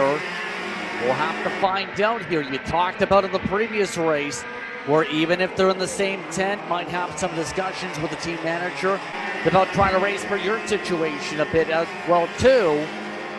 How much does Cagle do that? Because here's the thing, you race too aggressively with your teammate. You have Nash Motorsports with McCune that comes right up in there and takes the chance at the 434. Yeah, I think you can try to game plan and strategize as much as you want. You can do it in the heat races. You can kind of do it in the super heat. When it's main event, we got 5 to go. I don't think there's going to be any rules here between Matthew Cagle and Johnny Stamps. This is P2 and P3 in the points. Both of these drivers are fighting for this championship. They may both be under the GFC Formula Works tent, but they are both trying to walk away with a race victory, a checkered flag, and a championship in 2 rounds' time. And unfortunately for Matthew Cagle, it's you pass Johnny Stamps or you get passed by Gavin McCune. It's going to be a matter of time. And as we say that, Archer Eversman and Jonathan Ports, who were 2 of the fastest go-karts, I believe the 2 fastest go-karts on the track that last time by, are drawing ever closer. Now up by a 10th last time by, 3rd and 4th place were on the time difference. Will make their way up to the final sector through some of the chicanes on that side here with this layout. No one's really taking a look for the past little bit here. Perry, by the way, he's also been quicker than the leaders. Last time by, gained into the 52 flats. They're running 52.2s out the front. So don't count out not only Ports, who's joining up to work with Eversman, but Perry with that team, looking to see if they can end this weekend with the Formula Works side on a happy note with under 4 to go. I will say I'm really impressed with the look of this Johnny Stamps kart. We've seen all weekend long, it's been just everybody on top of one another, and it honestly doesn't seem, I mean, maybe Matthew Cagle is saving a little bit. We saw at Spring Mountain where tires were oh so temperamental. Cagle and that GFC Formula Works team had it figured out. Cagle drove away with that race, but Cagle really hasn't even been able to get within that 1 kart length window of Johnny Stamps once they exit Rocky Moran. And like I said, at some point, if you're Gavin McCune, you're going to have to start thinking forward as you've got the likes of Archer Eversman and Jonathan Ports, who have now officially joined the party here. It's damned if you do, damned if you don't. If you wait too long, you're going to be the one going backwards. If you go too soon, oh, unfortunately, well, there goes that for Gavin McCune. Archer Eversman and Jonathan Ports now up to P3 and P4. Here missed the apex, or quite simply just overdrove up the hillside, that time costing McCune all sorts of spots. Port now in the top 4 as a result. Kuhn is out of the range, possibly for the lead, unless things get very dicey. Coming up to 2 laps to go this time by here. Do they pull the pin with the 2 to go? Wow, it's an error off track for the Nash machine. That's another one. 2 hard-natured braking sections off the track. Remember, hottest part of the day, and these Press of Rubber have not gone this far. I think if Cameron Perry could just find a little bit of luck, he can get himself involved in this fight. Jonathan Ports looking to make a move here on Archer Eversman. Remember, we have 1, 2, 3 in the championship, currently 1, 2, 3 on the track. And then Jonathan Ports is hot hunting. Here comes Eversman to break up the GFCs. Oh, you see that difference Cagle compared did to not want to earlier. give that up. Neither did Eversman with the pass attempt. Both of them kept aggressive. Ports on the outside. Wow. Working down the hillside, completes the pass. That's going to give Jonathan Ports a chance to win this race around the outside of the S's as long as Matthew Cagle is willing to work with a rival driver. I think Ports is going to be in the catbird seat, although Johnny Stamps is looking pretty out in front. We're coming to the white flag. The time is running out. Jonathan Ports is going to have to make this move, likely at Rocky Moran. I just don't know if there's going to be enough time, and I think that Johnny Stamps machine is just going to be too strong. Stamps trying to keep the distance. Right now it's 3-4 kart length. Eversman trying to reel him in. Gap at that sector was 4/10 or so. Right now Stamps keeping the gap. Can there be anyone who can close up to the 412 down the hillside? We saw how frustrated he was yesterday. 2 heat race victories did not go his way in heat race 3. Tell you what, not a kart in sight. Eversman's going to go defensive here into the final chicane. Not really sure there's much that Ports is going to be able to do. Johnny Stamps, welcome back into this championship fight. Yes, Yes, indeed, it's Stamps who comes out ahead of everyone to goodness. celebrate a win. It's teammates side by side behind. Cagle, Perry in the top three. It's a Formula Works 1, 2, 3. Gary Carlton, Tony Saragusa, happy birthday, Merry Christmas, and Happy New Year. A 1, 2, 3 for Formula Works GFC. That'll make for a great looking podium. I swear I'm colorblind. We're only seeing black and white here at the front of Champions of the Future. For Archer Eversman, a disastrous final corner going from second down to fifth. That's the exact opportunity that you were looking for Johnny Stamps. Wow, what a finish to this race. And he was one of the dominant drivers of this field today. Round of applause for the race officials here. Let's take a look at the results. Stamps, Cagle, Perry. Look at the difference. That difference was about 18 one-thousandths of a second for second step of the podium provisionally. Ports fell down to fourth. Eversman to fifth. We know Captain Menshu, Nakagawa, and also Schobert were inside the top 10 at the stripe. Driver with fast laps early, Max Campbell of note, down in 13th. The GFCs have to make their way over here. And, well, this is awkward. I think only one of them made their way to this direction. Here they come. Everyone else is now coming. It took them some time, but they'll join their fellow teammate in celebration on that front straightaway.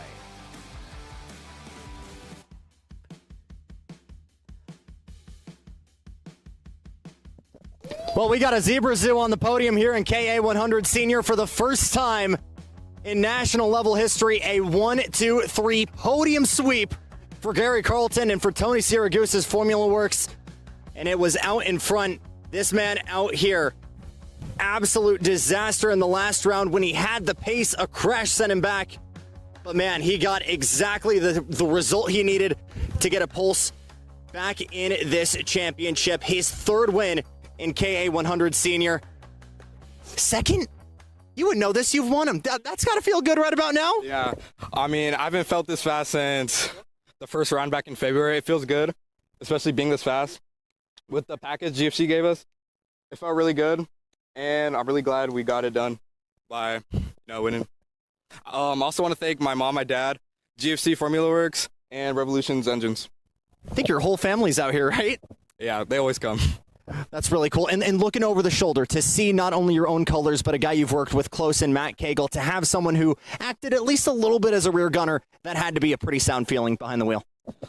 Yeah, seeing Cagle behind me, I'm like, I know he'll pass me, but it's not like he's going to screw me over, So I'm like, maybe I'll let him by and push him if he does. But yeah, just really happy.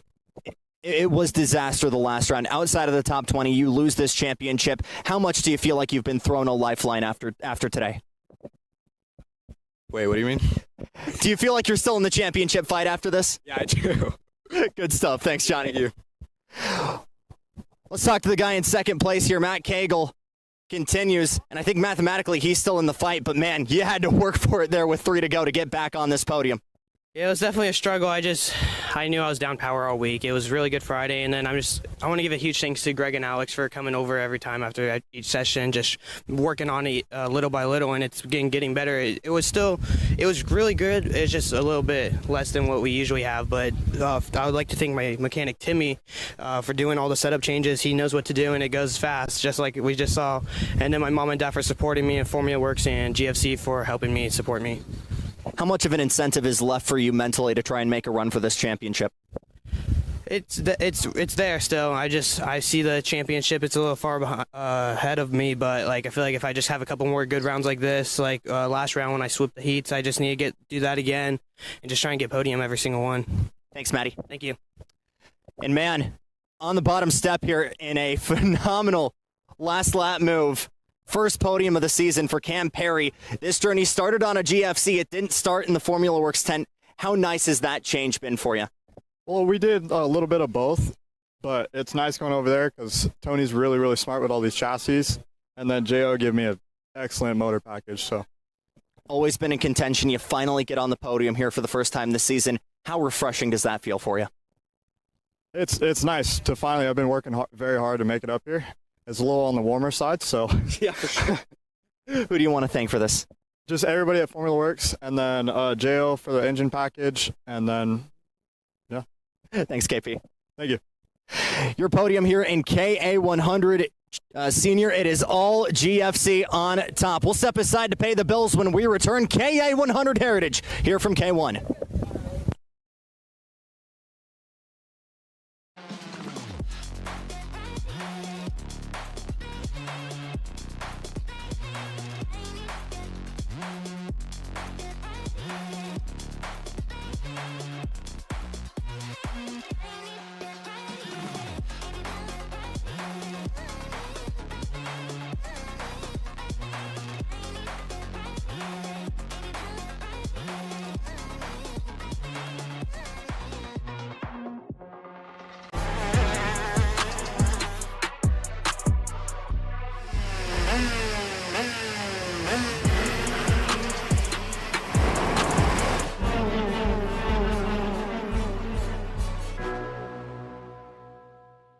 Macron Motorsports builds champions every day, drivers who won on the world stage. The Tillotson T4 Series is pure spec racing. Same engine, same chassis. When you win, it's because you were the best that day. Your edge is not the kart. It's the setup, the strategy, and the race team. With our Arrive and Drive program, you simply bring your gear, we provide the equipment and the championship-winning support to every event. Stop wrenching, start racing. Your path to the T4 Nations Cup in Spain starts with us. For more information, contact us at macronmotorsports.net. Are you ready to get behind the wheel? From Formula One to NASCAR and IndyCar, all the pros start here.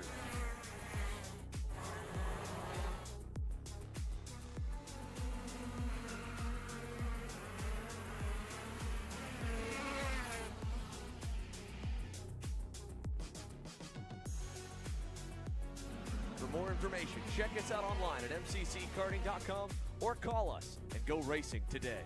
K1 Circuit, the world's greatest outdoor karting facility, is now open. Open karting and rental session schedules are available online. Rentals will resume today after the race event at 5 p.m. Thanks to Kart Chaser for live streaming the event at K1 Circuit. Your coverage will resume shortly.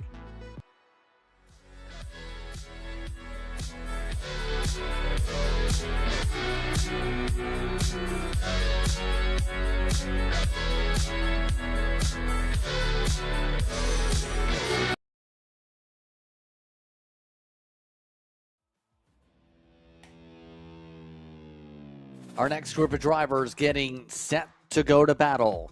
It's going to be your KA Heritage drivers next up on the docket for 17 laps of racing here on Kart Chaser. Again, happy to have you with us for Champions of the Future America Series from Winchester, California. Justin Prince alongside Dean Helt. We also have Jackson Lambros, who's been around the pit lane all throughout the day and the weekend so far. This class has been dominated by one driver. That one driver looks to keep things up here today. To say the very least, it has been difficult to stop Dylan Albiani, who has been able to control things all throughout the course of the weekend here in this class. It's going to be difficult to beat that machine here in this final. Let's put it that way. Yeah, it's been all Dylan Albiani, and I'll be honest, I don't know who's going to stop him. I mean, we've seen some pretty decent challenges from the likes of Tony Gomez and Jeffrey Bays, but I just don't know. That CRG looks really good out in the wind. We'll see very different conditions than what we've seen all weekend, or I should say all day long. We'll see if these teams have adjusted well, but Albiani looks to be in a league of his own. We'll see how that looks in a few moments' time as all the drivers get themselves geared up for our penultimate race of the day. You can see the various drivers discussing the strategy and giving the good sportsmanship, if you will. Because that's the thing for some of these drivers.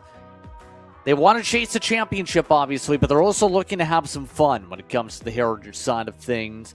As they've been around the racing scene, you're talking for many years. Jackson, let's send it to you.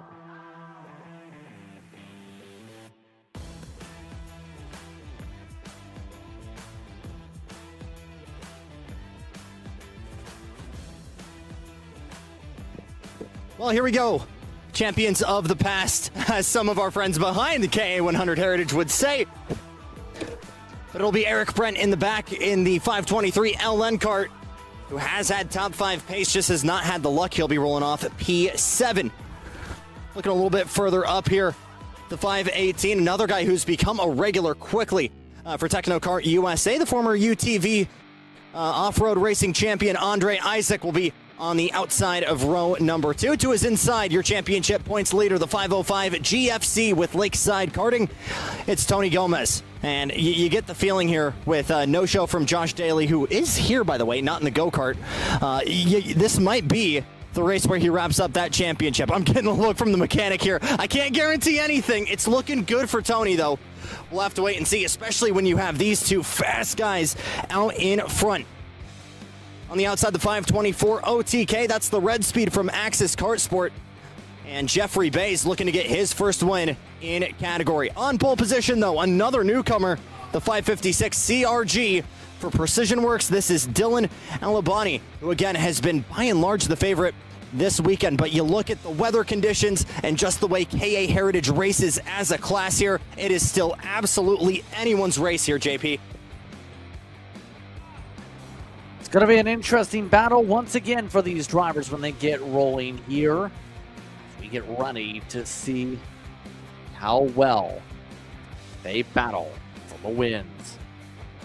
Now they're just moments away from getting the chance to roll here. You see the command coming up for them from the flagman, and flags getting set to fly as 5 drivers will battle for one top step of the podium. Remember, the winner of this championship has the chance to pick up $1,000. Remember, the winner per event, as we see in each of these races.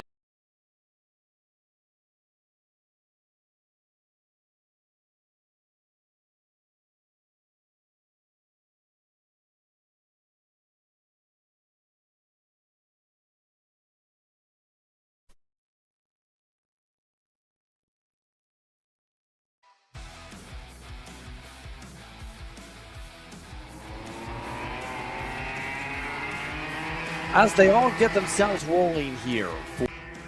Albayani going to lead things up the front of the field. Bays, Gomez, Isaac, Monaghan, Eck, Monsters, Ian Monsters on the track. We get rolling here today for your penultimate final once more. Your final thoughts, team, before we see how things go for your Heritage class. Albiani has been wicked fast this weekend in that Precision Works CRG, but he has not been perfect. We saw yesterday in that third heat race when the track got hot and slick, just as it is now. I believe it was Jeffrey Bays was able to capitalize on the mistake and was able to take the race victory. It's never over till it's over. 5 drivers will do battle here. 3 of them on the podium. There can be only 1 winner. We'll send it to the flagger for the beginning of this race. Here we go. Green flag is out. We're underway for KA Heritage.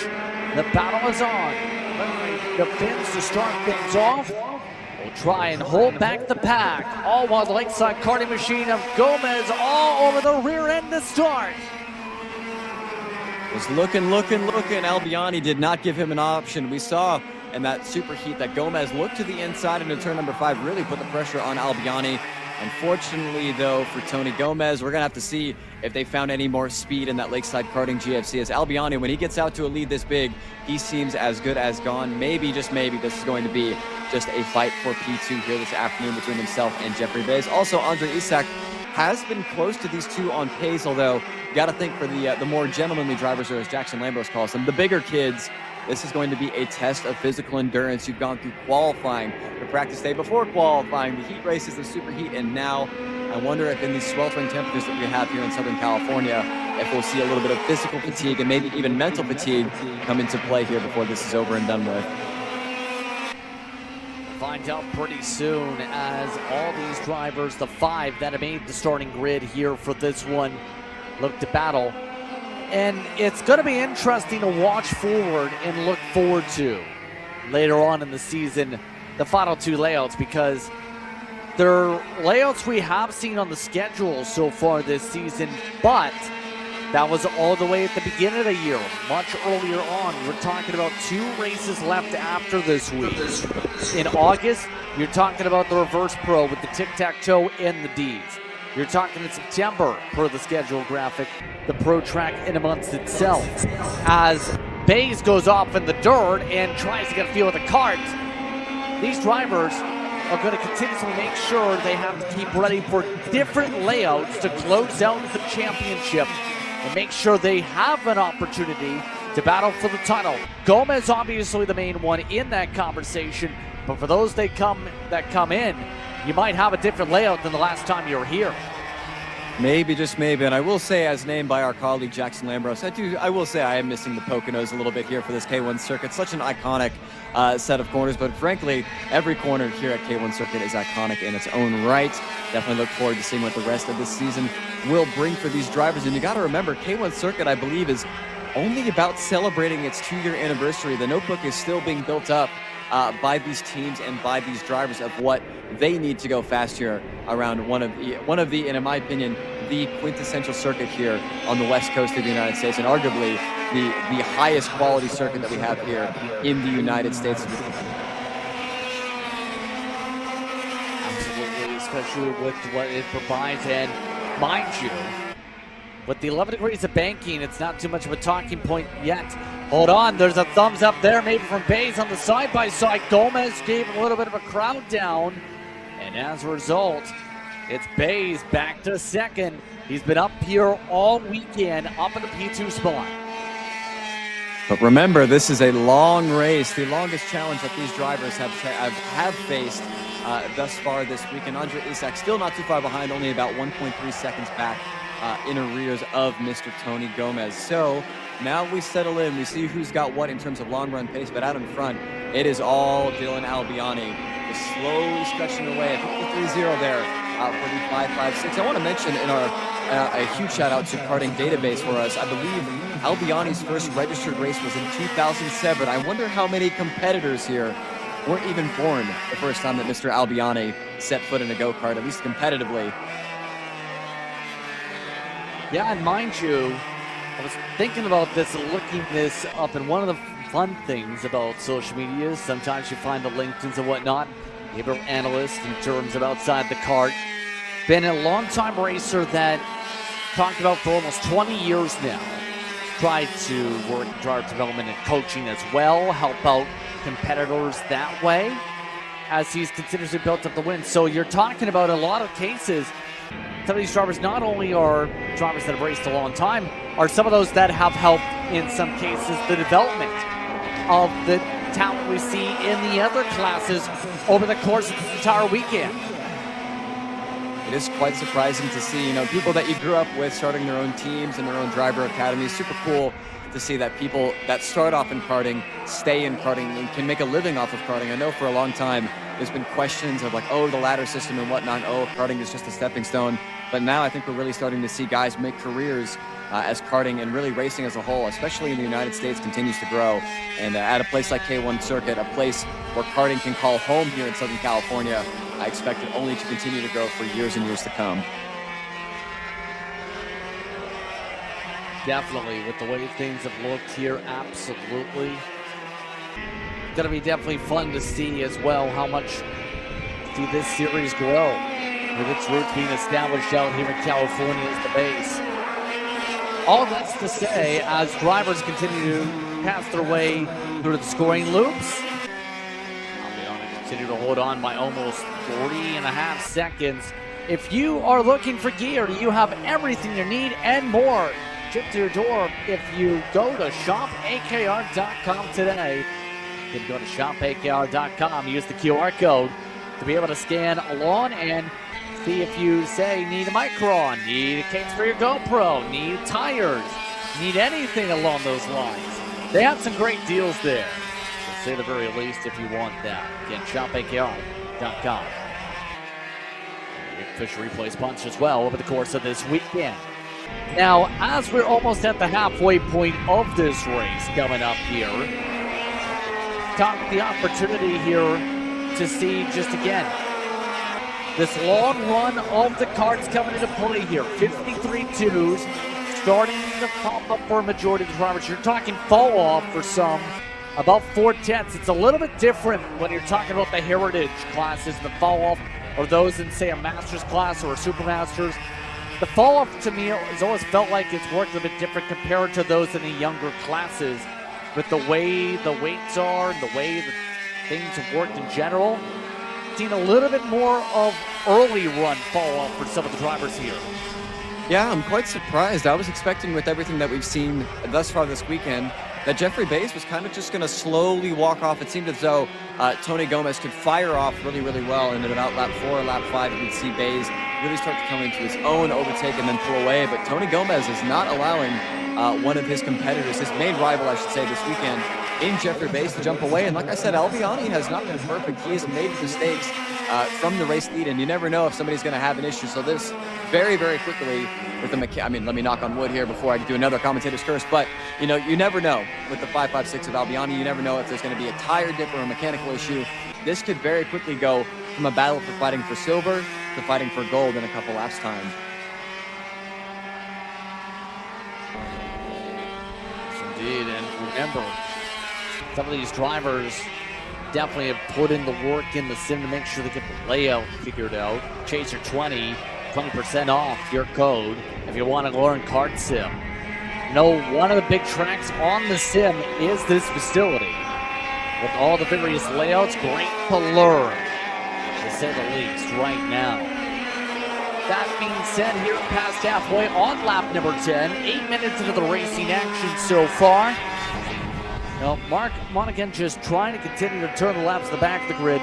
Again, shout out to him for being able to race here over the course this weekend, just trying to make sure to score points, get some seat time on the track, get some opportunities to come to the racetrack with his kart.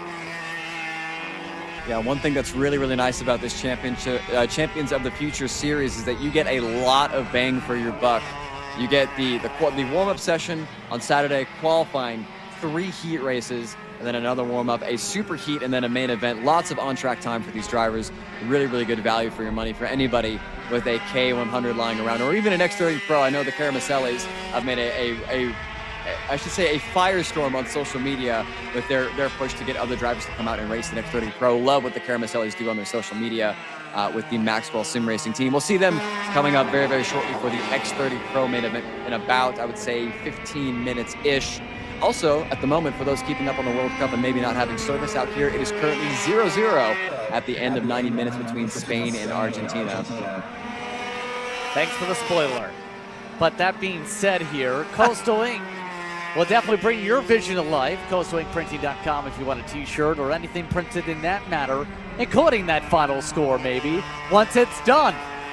After all, I think everyone at this facility will be waiting to see what happened after things conclude here today. Leader still up ahead on lap 12.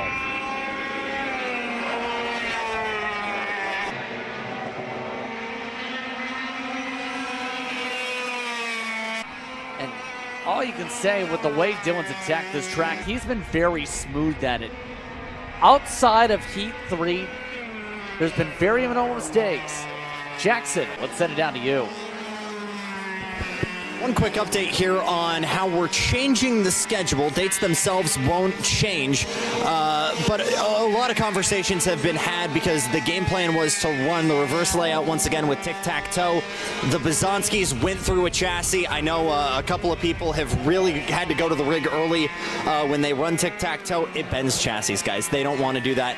So the ultimate decision here was to basically have the next two not use tic-tac-toe. It'll be the pro track for the finale, obviously, but round 8 next month, that will move from reverse with tic-tac-toe, regular format with the D. So we'll be going back this way with the chicanes at the top of the hill instead of going to the tic-tac-toes. Good to note, comparative to the official schedule listings there. Thank you, Jackson, for the clarification, obviously, with that update as thought about here. So definitely something to keep in mind with that, absolutely, for that penultimate round. I will say, watching Dylan Albiani drive right now is almost mesmerizing. Very little countersteer. I mean, nearly almost no movement there in the steering wheel itself, just driving with his feet, driving with his body. This thing looks absolutely hooked up. Would you expect anything less from a team like Precision Works and CRG? Obviously, not the, I think today thus far, not necessarily the results that they would have wanted with K100 Jr., with Tristan Murphy not getting the best finish that I'm sure they would have liked. Was really fast with guys like Gavin Nakagawa as well in K100 Senior, not getting away. So at least something, a little bit of a bone there thrown the way of Precision Works, but they have earned it. This thing looks like it's absolutely on rails. It has been, and the GoPro footage going to be interesting to watch it back on for some of the drivers on the tape here. It's going to be an interesting end of race discussion for a couple of the teams on what they could have done. Keep up with the 556, but this driving machine that has just been a rocket here today. 14 laps complete, 3 to go. Dylan streaking off into the sunset. At this point, to add a trophy, to add to all those Duffies. I will say, though, the battle for P2 is not over yet, as Tony Gomez has actually made the overtake stick. And, of course, as I say that, Tony Gomez going a little bit wide there, turn 1, and allows Jeffrey Bays back through. But we will have a battle for this, the bottom 2 steps of the podium. And if they were to get together, Andre Isak still not too far behind. If there is any collision like we saw in the X30 Pro Heat race number 1, should be able to be there to pick up the pieces. But unfortunately for Mr. Gomez, as Jeffrey Bays is slowly starting to re-stretch that gap back out, might have been his one and only opportunity to secure that silver medal.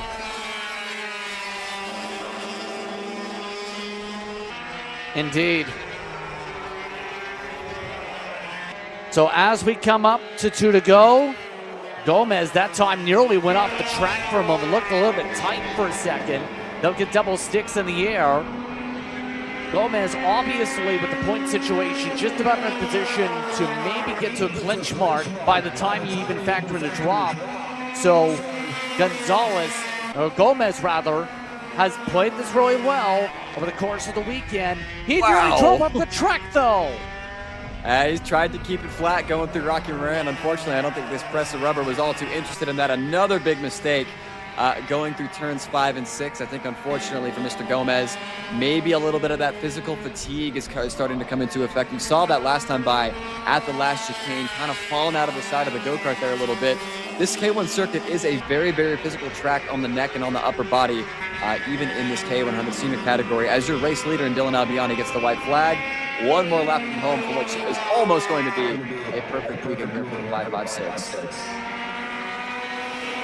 Final time around for KA100 Heritage here for this one, as Leone looks to try and close things up. 5.56, dominant effort, fastest lap, half a second quicker than anybody else. So the racetrack pace right now, near half a second than everyone else. Absolutely taking everyone to school.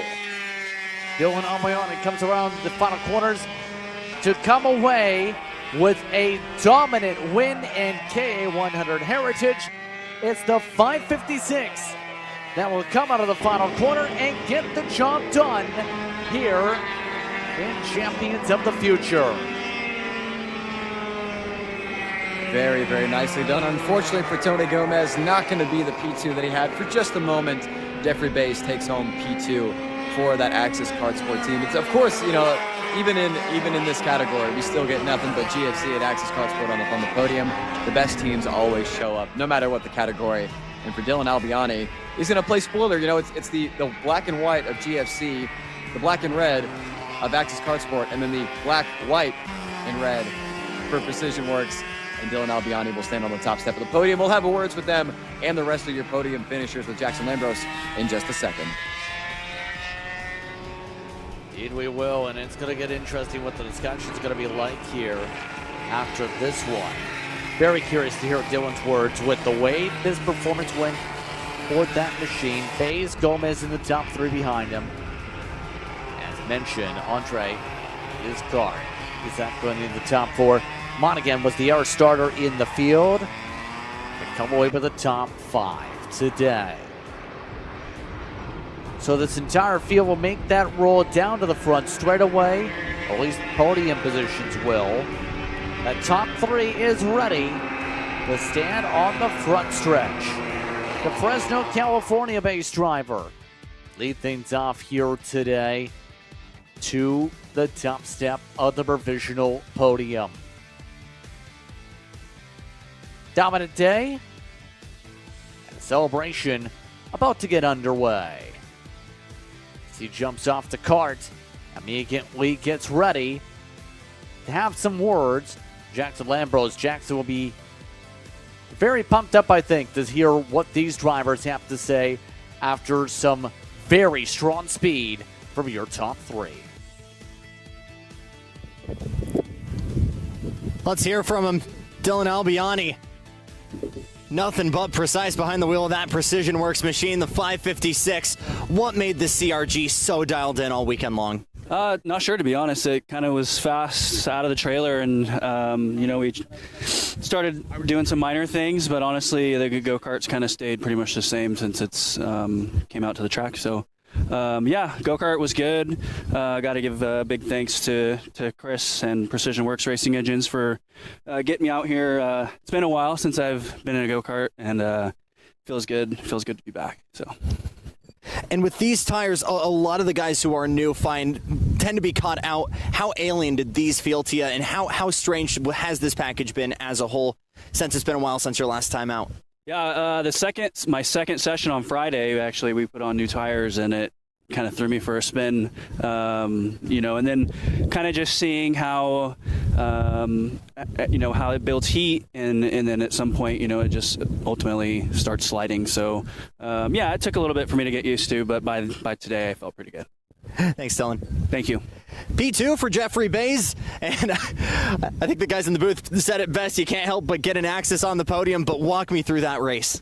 Well, I knew if I had a chance with no push at all coming out of the outside row this weekend. It happened to Tony all day yesterday, and then it was with me all day today. I had to get by Tony, in the first lap or two to even have a chance to go catch him.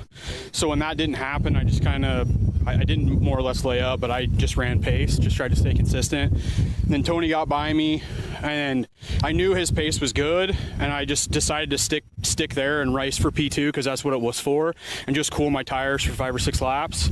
And then Tony made a mistake going back up the hill, and I was able to get him. And rest was history. He kind of dropped off after that. So it was a little bit of strategy on my side, just knowing what was realistic at that point and just capitalizing on it. Thanks, Jeff. Yep, thank you.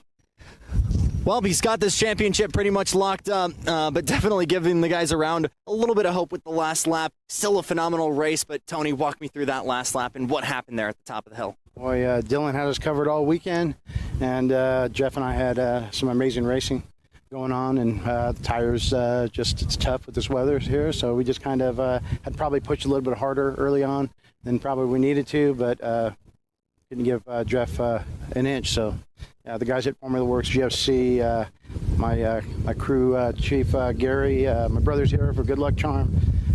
We're on the podium. We're working on it. We're working to get better, for sure. Let's talk about that weather as well, because, man, Mother Nature did not want you guys running this weekend, it would seem. How difficult was it to go out, even for 15 minutes at a time, when, earlier on this week, we were talking about triple digits ambient? Fortunately, my conditioning is drastically improved from last year. Just really the equipment is what really struggles in this weather. Last thing here, because again, you don't have Josh is here, but he's sitting in the pit lane. Have you been thinking about the championship at all this week? No, I just kind of just want to kind of race my way in and not kind of back into it, and race the best guys here and have a good time. Thanks, Tony. Thank you very much. Guys. Thanks so much, Jackson. As this will end up bringing us in towards the final race of the day. We'll take a break. When we come back, the X30 Pros hit the track for a final of round 7. When it comes to innovation on the track, Odenthal Racing Products leads the pack. From the highly popular EasyGP camera mounts to our tough case to GoPro case, racers everywhere trust ORP for strength, reliability, and precision. We're proud to be the #1 engine mount manufacturer in the USA. And with our new Easy Bumper Retainer System, you won't get caught out with a failed bumper bolt again. Odenthal Racing Products. Lead or get left behind.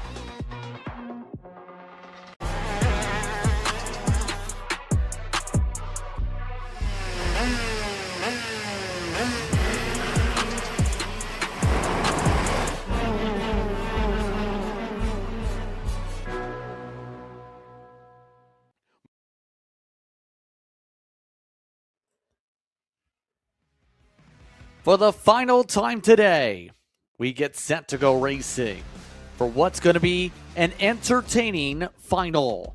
The chance to see who comes out on top for X30 Pro. These drivers have all had chances to battle for the race win here this weekend, and this is going to get fun, to say the very least, on how this is all going to go. Dean, these drivers are ready for a brawl.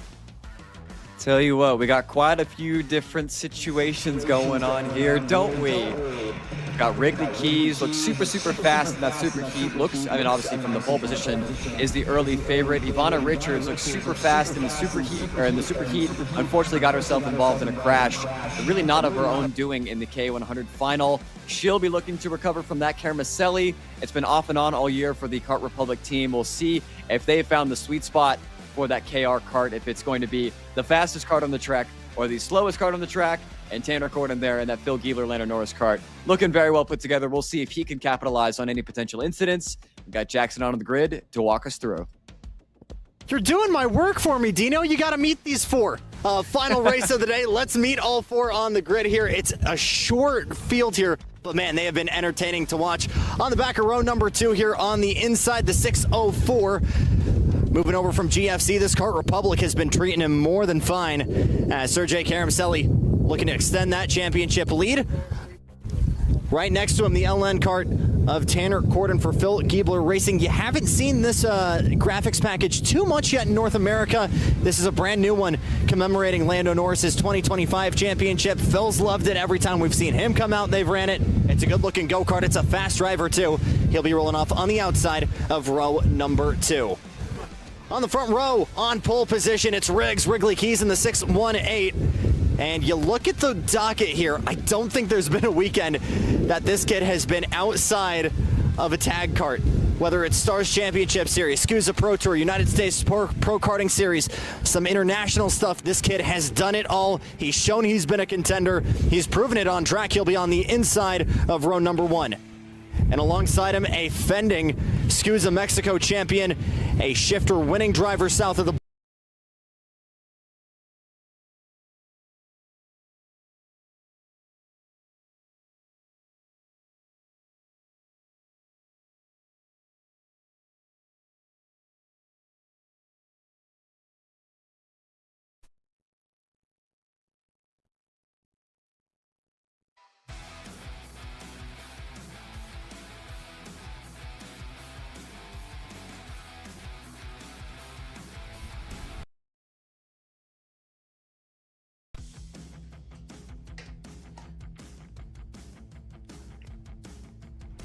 So these drivers just about in position to go, as it's going to get interesting. As mentioned, you have drivers that have an international experience up at the front.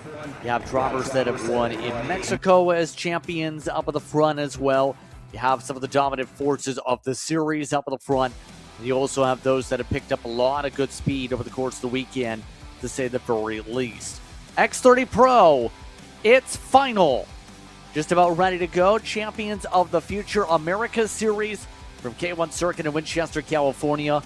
Let's look at that run through one more time. Keys, Richards, Karamselli, and Gordon amongst those in your top 4. Realistically speaking here, Dean, I know I put you on the spot before, and it was a curse. Let's see if you avoid the commentator's curse this time. Who is your favorite and why? The gut says Karamselli. Just something about just the gut feeling, thinking maybe that Karamselli is going to have the fastest kart on the track as opposed to the slowest kart on the track. Keys has been good, but not great. Ivana Richards has been fast. It would be hard to bet against the SCUSA Mexico champion. I'm going to go Karamselli. I have a feeling too with that. With the way that kart has looked, that Kart Republic has been pretty solid when you give it the race lead. But Richards has also looked very fast. I almost feel like Richards can do something here if given the chance to breathe on the long run. All these karts have grouped up together and head off to the tram lines. For the final time today, it's a battle for the feature. The final 17 laps up on the board. Who gets it done? and your X30 Pro. Green flag is out. We're underway. And it's a good start for Keys. Garcelli going back and forth behind. Able to jump to second with Richards trying the outside. Richards drops to fourth to start. Folks, hold your breath till turn 5. Caramelli has been in this spot 3 times thus far this weekend. Has always gone for the move at 5. Will even the likes of Tanner Corden go for it? No. Surprisingly, everyone's going to play nice. A horrific start there from Ivana Richards. Sees the SKUSA Mexico champion drop down into position number 5, or into position number 4 rather. Now we see once again 17-lap race. This is the longest that these Preza rubber, that these drivers have been dealing with this weekend. Immediately, Ivana Richards going on the attack. Would you expect anything less? Up the inside, back up into P3. It's the status quo at the front, but now, how aggressive do you want to be if you're Wrigley Keys? We know that this Nash Motorsports machine seems to be set up a bit more for the long run. Caramelli's not going to wait around to find out. Put the number 604 out in front. Once again, there goes 604. Look, it's not done yet. Keys up the inside again. Keys to the front. Now will that last? Feeling says no, because Richards wants second. Does keep it to the inside. And a little bit of an exit to push Caramelli a little bit further into the fight for third. Have to reset again. Once again, it's been pretty cutthroat. Some of the moves we've seen in the short run in this class here this weekend. We see it again, and Keys starting to build away a buffer for now. I'll tell you what, Miss Richards is cutthroat, giving Sergei Caramelli no option but to back out there at turn number 5, I should say, on the exit rather of turn number 6. Now already on the back of Wrigley Keys, then what do you know it, up the inside from 4th to 1st in a lap and a half. He's going to take over the lead temporarily, but now she's going to be the one everybody gets a chase. Wrigley Keys back up the inside once again, 2 laps in a row. Status quo as we head to turn number 5. Status quo could last for a few laps. We've seen been bursts of calm, then big attention for intensity. Calm, big action. Calm, big action is the words looking for. This is the calm part of the segment with Richards on the close. See anything this time? Up through 9? Not yet. But Richards, again, with the experience down in Mexico, winning championships at the national level over there, you expect to be strong, to say the very least here, even on the state side. It's lived up to that billing here with how it's been every single move. Richards seems to have a really good sense on this racetrack where to go. No, we had about, I think, a 28 cart field this weekend for K100 Senior. I'm a little bit more nervous for these 4 carts than the 28 that we had in K100 Senior. Sergei Caramelli setting the fastest lap of the race that last time by at a 50.7. It's all about when you choose to use that rubber and when you choose to make your moves. It looks like Ivana Richards, at least at the moment, seems to have dialed it back just a little bit, allowing Wrigley Keys to lead a little bit. Then again, everything's going to get real close as we head to turn number 1, but Keys starting to slowly pull out that gap. Like I said, it seems as though this weekend, I mean, even when Jackson talked to him after I believe the morning qualifying session on Saturday, said that they were already mostly focused on the race setup for this Nash Motorsports machine. Looking like it's paying dividends now, but Ivana Richards, Sergei Caramelli, and Tanner Corden not going away anytime soon. Keys, fastest lap, 50.382. Up at the point for now. We're on lap number 5. Corden, every time they start to see that last driver in the terrain start to lose a bit of ground, they usually have started to fight. Will Caramelli push the issue to try and jump up the second half attack opportunity here? Do you think that we see Sergei just wait this race or follow the status quo of be aggressive to be the one in command of attack? I don't know. Sergei is a very, very smart, very clever driver. We've seen him even play games on things like outlaps. Very, very in-depth, very, very killer instinct with him. I think he's going to want to win early, but I want to take you guys to a little lesson that I had from the one and the only Ron White. In situations like this, Ron would always tell me, do not be scared, be smart. Trust your instincts and go with the holes that are there. Don't try to, plan it out 2, 3, 4, 5 laps in advance. Just go with your gut and work it out from there as it comes. And I think that's exactly what Sergei Caramelli is going to do. But the question is, does Ivana Richards make this move first before Caramelli has a chance to move himself up into P2? Good questions, I think, for everyone to have here at this point of the run. They all try to find a way to build up the run on Keys. This time, Richards keeping behind. Obviously, in a lot of these cases, too, remember the tape went flying earlier. Noticing they have no tape up in that radiator here today. They're keeping that airbox wide open here for this race. So for the most part, at this part of the run at least, just trying to make sure all the air flows in these karts in the late stages of the day to make sure you have the best speed and have a chance to finish. Just a reminder, it is about 96 to 95 degrees here in Winchester, California. These karts, I believe it's about the same as my knowledge with the shifter karts, about 120 to 130 degrees Fahrenheit is the sweet spot for these X30 motors. So already, I mean, you're talking about even just the karts sitting, doing nothing. You've only got about 30-ish degrees to play with at the most before you start losing horsepower. Here comes Ivana Richards back at the inside. Not a big fight here from Wrigley Keys, although Kermaselli going to go with his gut up the inside. Unfortunately, a bit of a haymaker thrown there for Ivana Richards. Maybe best kept in the pocket. Move Kermaselli up to P2. And how long does Kermaselli want to wait before he goes back after Wrigley Keys to try to take over the lead of this race? Let's find out how quick this goes. A little bit of a poke this time. They'll all stay in the line once again with Kermaselli. Now the next one of attack. And then Richards a little bit more patient. She's been here in this one. Sergey might get a little bit more on the nose for the pass. Coming up to close up lap 8. Passing the halfway point this time by. See the poke down, trying to build up the run. Keys responds. They both make their way to the opening corner. Just wondering how much of everyone's hand have we seen? Have we really seen Wrigley Keys push that Nash Motorsports machine to its limits? Have we really seen the outright pace of Sergey Kermaselli and Ivana Richards? I just wonder how much of this is posturing as we have hit the halfway marker in this race. Also want to say Tanner Corden still very much in this fight. You can see him at the back of your picture, I should say, on the edge of your picture, only sitting about a second back of Ivana Richards. Still there, kind of sitting in the catbird seat like he was in heat race number 1 when all 3 of these drivers got together, nearly stole that one out from underneath all of them. Still a long way to go here in this race, but at the moment it just seems like this Nash Motorsports machine is just a little bit better on the long run, but a strong final corner here from Sergey Kermaselli is going to make things complicated at turn number 1 if he gets close enough.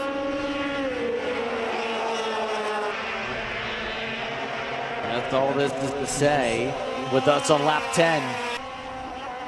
Something is going to have to give if you want to win this race. A little bit of a bobble from Keys that time out of Rocky Moran, but no real mistake that cost him the time on the track. So we've talked a lot about how late you want to usually take it for the race win, to make the move here, to make the pass. With the way things are going, how willing are you going to wait in terms of how late are you willing to go before you make that major attack with the way things are shaping up with the field separating the way it is?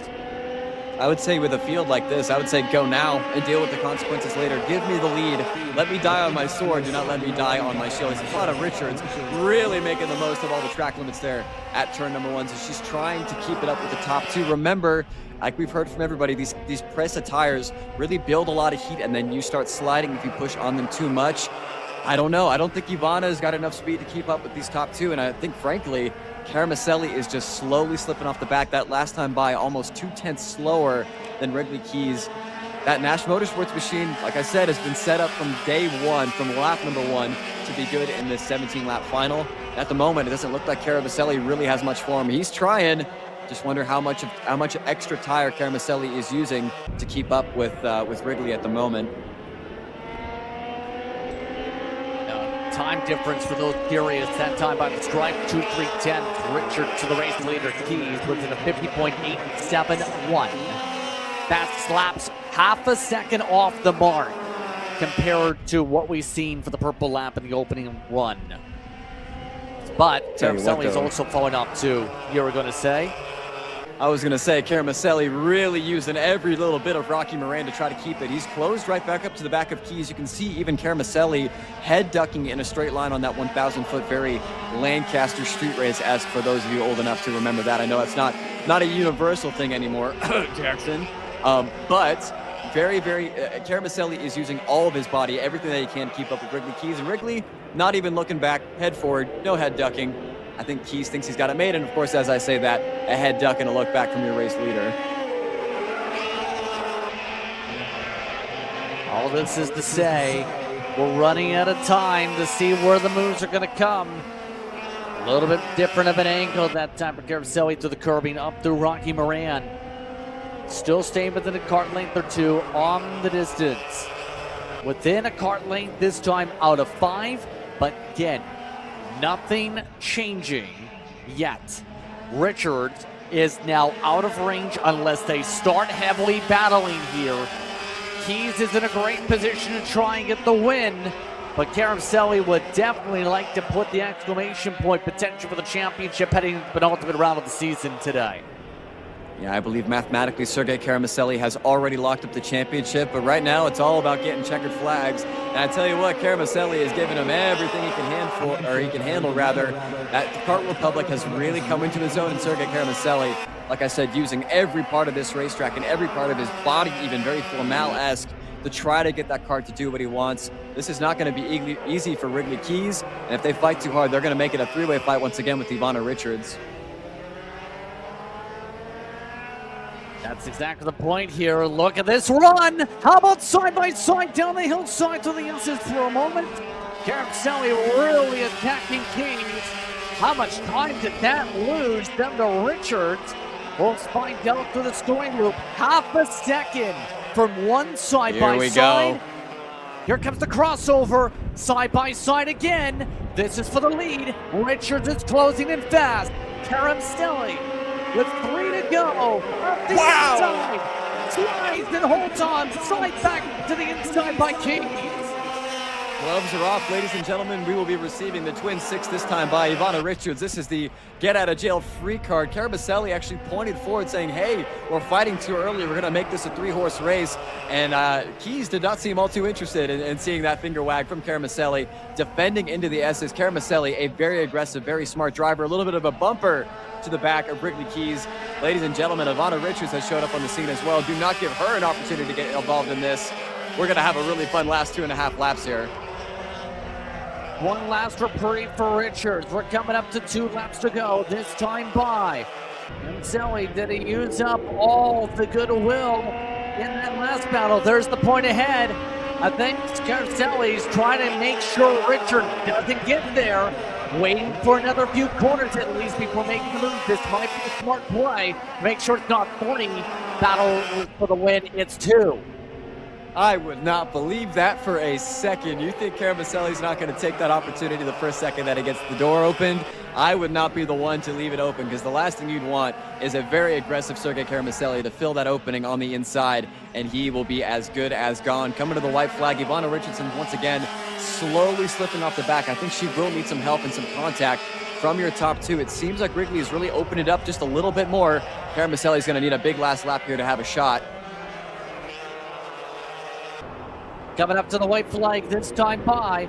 Final time around. One more point. How much do you trust that now? Here we go. He's looking for his first win in the series. Having to work through Rocky Moran. Caramelli building up the run behind though. This time no need to go defensive to start sector 2. We've seen it all this weekend long. If you can get out of 6 with the lead, you are as good as gone, although Caramelli is going to make him work for it. A surprising defensive move there from Wrigley Keys, making sure that he gives Caramelli no opportunity. Maybe this will be the one time this weekend. Justin, they're all yours. Here we go. Caramelli not close enough to go for the stand. Up to the final chicane section. Maybe. No. Inside Keys. Ripped away. A slide from the points leader. Sergei Caramelli gets by. Keys raises his hand. As side by side for second sees Richards to P2. Caramelli unofficially wins it. Oh my goodness. Unfortunately for Wrigley Keys, I think he just got pantsed. A great move by Caramelli. We'll get a shopakr.com replay of that finish. A phenomenal race between the two of them.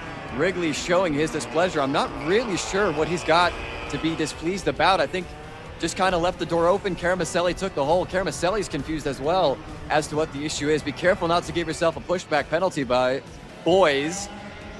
Really get, hopefully cooler heads prevail here. This will be a fun interview. Yeah, now they back off each other here. A little bit feisty. The difference was about 4/10 between Caramelli and Richards. Keys falls to third. Gordon lost the back end of the lead group late. And let's find out what these thoughts are from the drivers in a moment. Wrigley Keys falls from the top step on back, and the shake of the head there. Caramelli again getting the job done. The 604 shows why he's been one of the top drivers all season right here in that Kart Republic.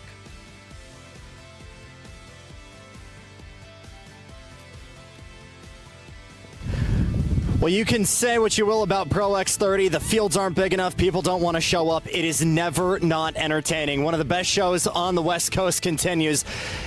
And once again, it's Sergey Caramelli on top. Holy smokes, dude. Talk me through those past couple of corners. Did you feel like you were in the right place at the right time there at the white flag? Honestly, our strategy was pretty right for the race. I mean, the entire race just not battling, just saving the tires. It's very hot outside. One wrong move, one slide, and everything goes wrong. So thank you to MSRT, my father, for building that strategy. My strategy was really for the last 2 laps, honestly. Those last 2 laps really mattered to me because the entire race, Riggs was just faster than me. I couldn't keep up. So I found a window in the last corner of the final lap. That was the only window that I could see. I sent it, and we are where we are, on pole. You obviously made a quick gesture to the steering wheel. The move to KR halfway through the season, definitely seeming to be the right one for you. For sure. I mean, Kart Republic is a chassis that made for a very long, smooth tracks. It's a European chassis, and in Europe they only have those types of tracks. So it works really well in these types of conditions. So, yeah, KR has been treating me really, really well. My father, MSRT, working on the setup. So, yeah, if you can put the setup together on this thing, you go fast. Thanks, Sergey. Thank you. Ivana Richards not able to turn that Super Heat win into victory, unfortunately. Let's get the bad stuff out first. What was the struggle there halfway through the race? Well, I mean, I don't really know. Like, the kart started to go a bit slow in the exits, and I couldn't really catch up the guys in front. But at the end, I kept my pace, and we took the second place. You were able to capitalize on others battling. You come home with a P2 finish here in a very strong but small field. What have you made of this weekend overall? I think pretty good. It was really fun, also really hot, and doing both categories was really, really a good thing because I could finish all the races. Thanks, Ivana. Thank you. Well, it was Wrigley Keys who was leading on the last lap there, and I think there might be a little bit of frustration here. Obviously not the way you wanted the weekend to end for you. Walk me through those last couple of corners. I don't have anything to say. Nothing really to say at all. Do you believe that Sergey raced you clean there in the last couple laps? No. But it's racing. Thanks, Riggs. Yep.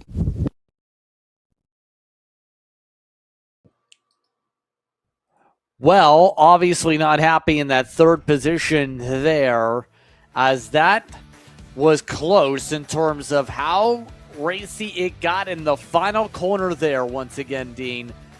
It's been that type of wildness all weekend long in the class. But over the course of the day, it started with a bang with your Coastal Inc. recap, and the bangs kept on coming all throughout the day. From the youngsters all the way to the pros, everybody put together some frantic battling over the course of this Sunday. Yeah, would you expect anything less for Champions of the Future? We're bringing out we're taking off the boxing gloves. It is bare knuckle brawling out here, MMA style. We saw hip checks, we saw dive bombs, we saw really aggressive, we saw parks, we saw aggressive defensive maneuvers. But at the end of the day, I think everything was still really within the realm of fair racing. This means a lot. There's a lot on the line here for this championship. These drivers want to win these races. It means a lot to these drivers to win these races. There can only be one. We've got 5 different winners today.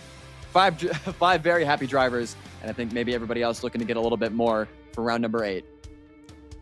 And obviously, in a lot of these cases, the battles were fierce from the get-go. There were a lot of interesting storylines and a lot of crossovers. How about some of the storylines the Formula Works doing strong over the course of this entire weekend? And then, of course, the brawl that was the race closer.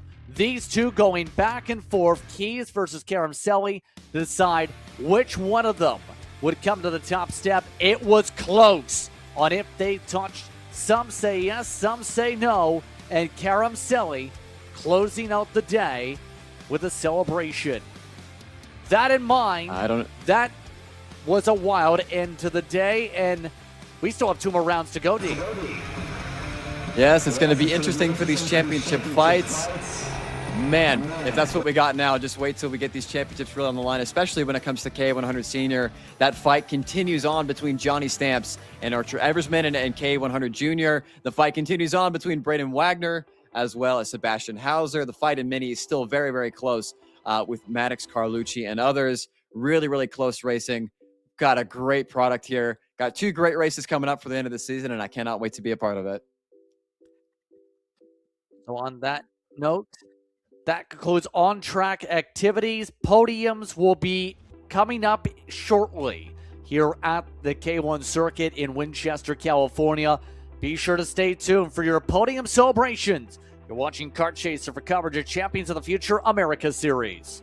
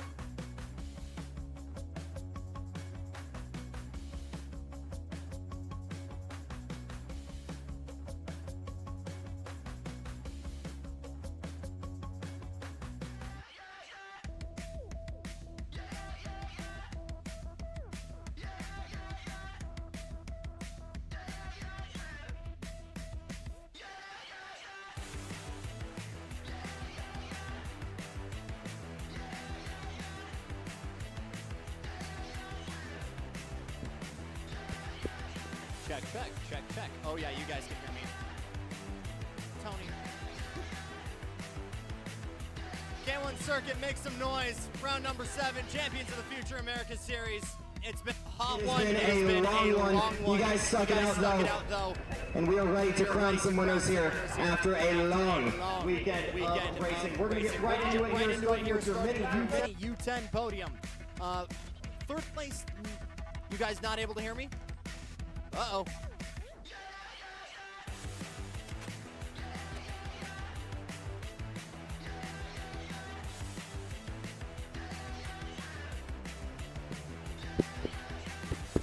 Check.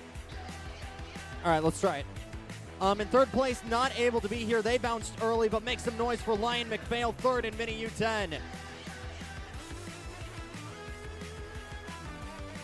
In second, driving the 171 Position 1 Motorsports Croc Promotions machine, Benji Monroy.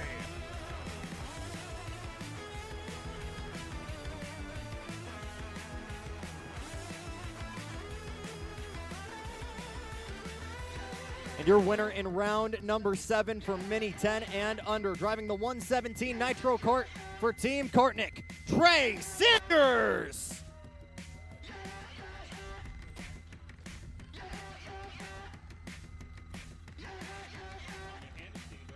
Debut for Trey, but was absolutely flying, becomes the first 10U driver to take victory overall.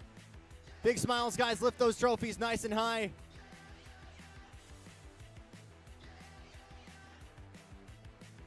There we go, guys. Oh, yeah. Thank you, guys.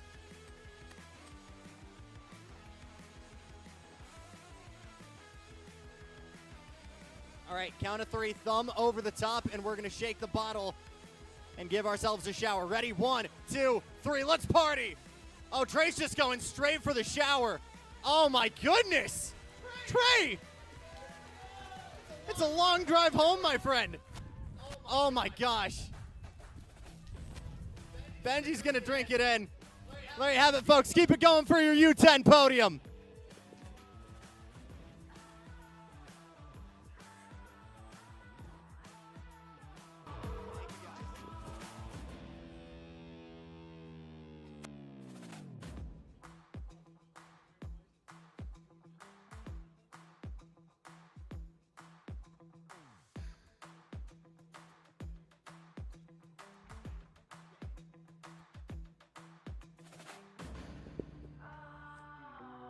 Let's keep it going with the older of the mini division. In third place, driving the 213 Competition Speed GFC, Asher Bizanski.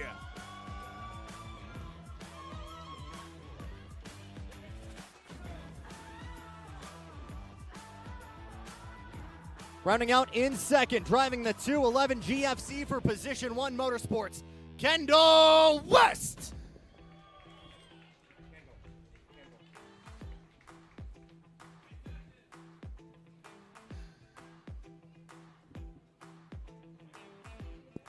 And your winner in round number 7 in Mini, driving the 205 Energy Corsa machine for Nash Motorsports, Maddox Carlucci.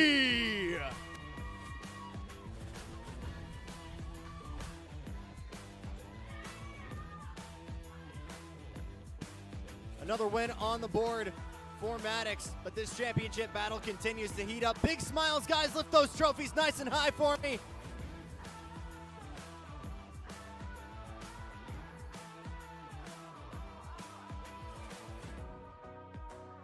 Thank you, guys.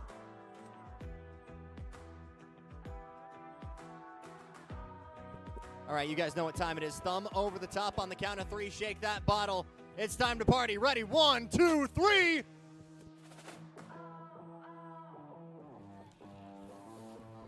If it wasn't 105 right now, we would maybe have some people in the splash zone. Everyone's kind of ran for the awnings, though. Keep it going for your mini podium, everybody.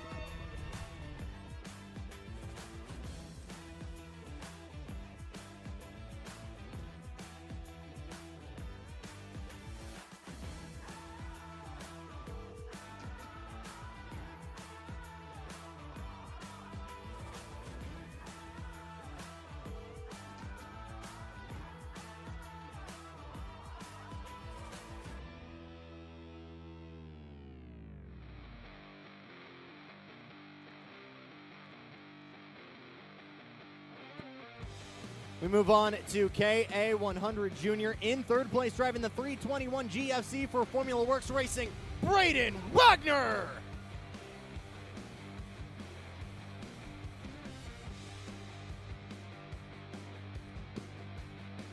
In second, driving the 345 Axis machine, Daniel Ramirez.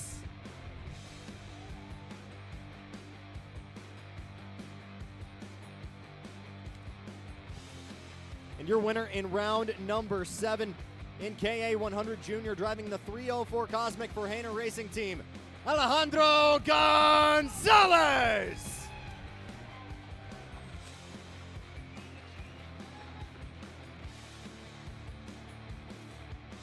It's another one on the shelf for HRT, but it's a breakthrough win for Speedy here, his first one in Champs. Big smiles, guys. Lift those trophies nice and high for me.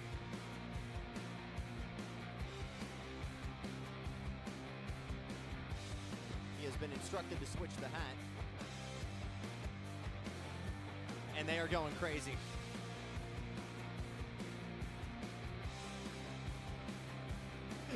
Thank you, guys.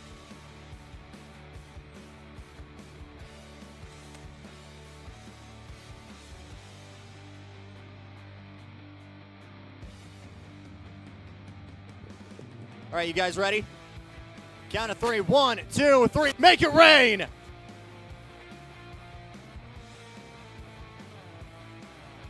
Might be the best distance we've gotten in a podium celebration.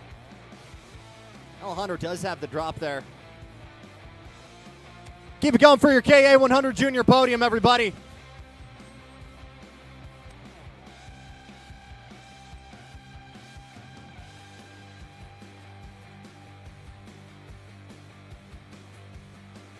One more round of applause for your hard-working K1 Circuit staff here who have been working in dieable heat this entire week.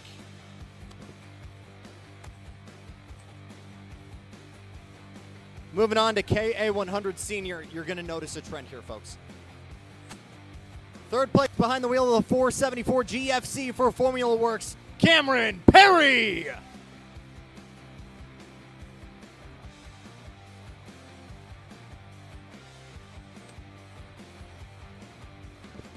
In second, driving the 416 GFC for Formula Works Racing, Matthew Cagle.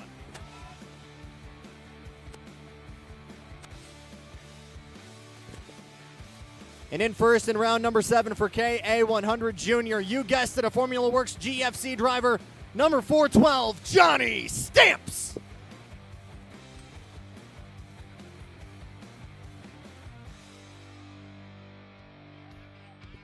The first team and chassis to successfully sweep a podium.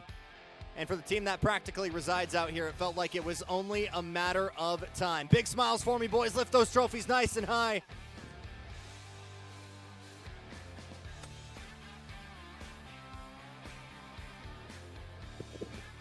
Thank you, gentlemen.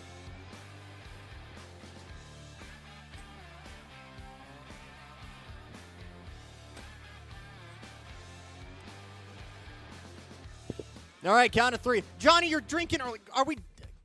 We got to go crazy first, then we be gentlemen, okay? Crazy on 3. 1, 2, 3. Go crazy, Formula Works.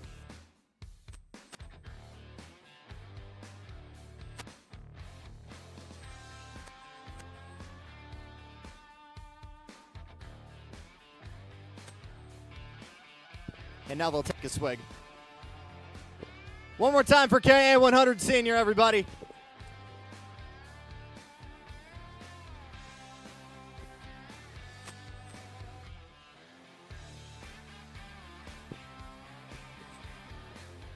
Moving on to the Crazy Old Men KA100 Heritage.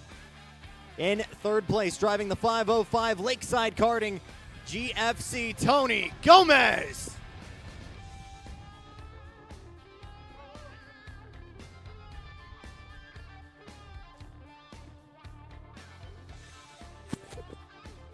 In P2, driving the 524 Red Speed for Axis Kart Sports, Jeffrey Bays.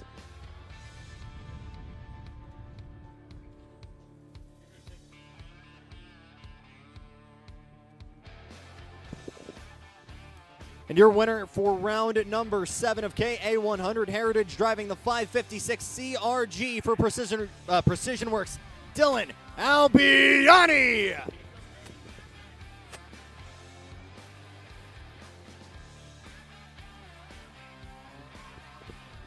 First CRG to get a win here in Champions of the Future. Following up a phenomenal campaign in the past couple rounds for Precision Works. Big smiles, gentlemen. Lift those trophies nice and high for me.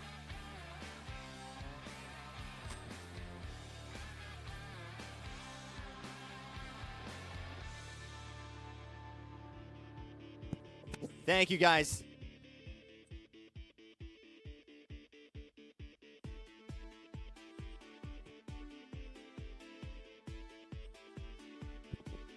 They're the adults. They get the adult beverages. They're already prepping them. On the count of 3 here. Ready? 1, 2, 3. Party time!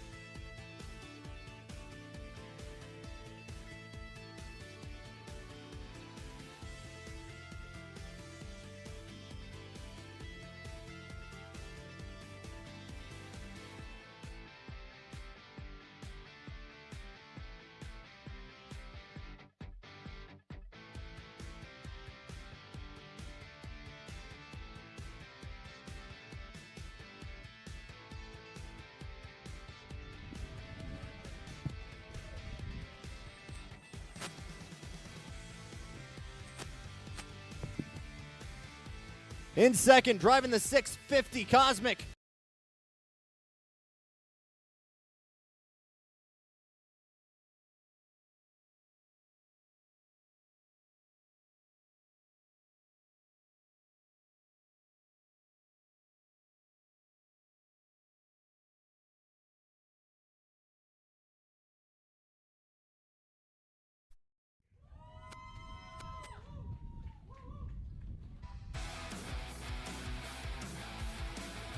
It's not the biggest group, but every time the X30s come out on track, it's from green flag in heat number 1 to checkered in the main event.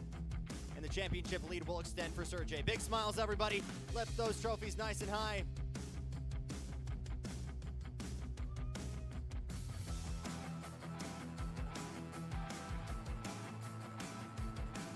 Thank you, guys.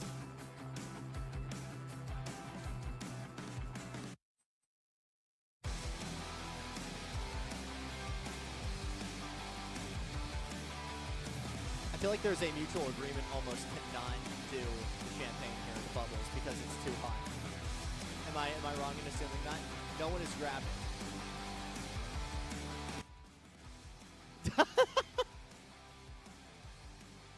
We can drink it. You can do whatever you want. Count of 3. 1, 2, 3. Do what you got to do.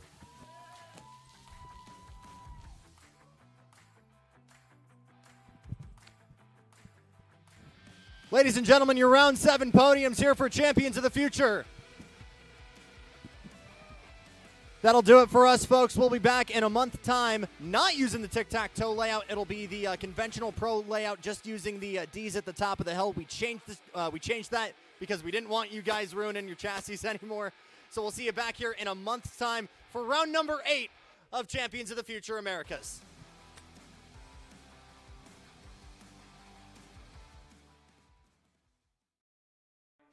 This broadcast is the sole property of Kart Chaser Group, LLC. Any rebroadcast, reproduction, or other use of the images, audio, or accounts of this event, in whole or in part, without the expressed written consent of Kart Chaser Group, LLC is strictly prohibited. Thanks for watching.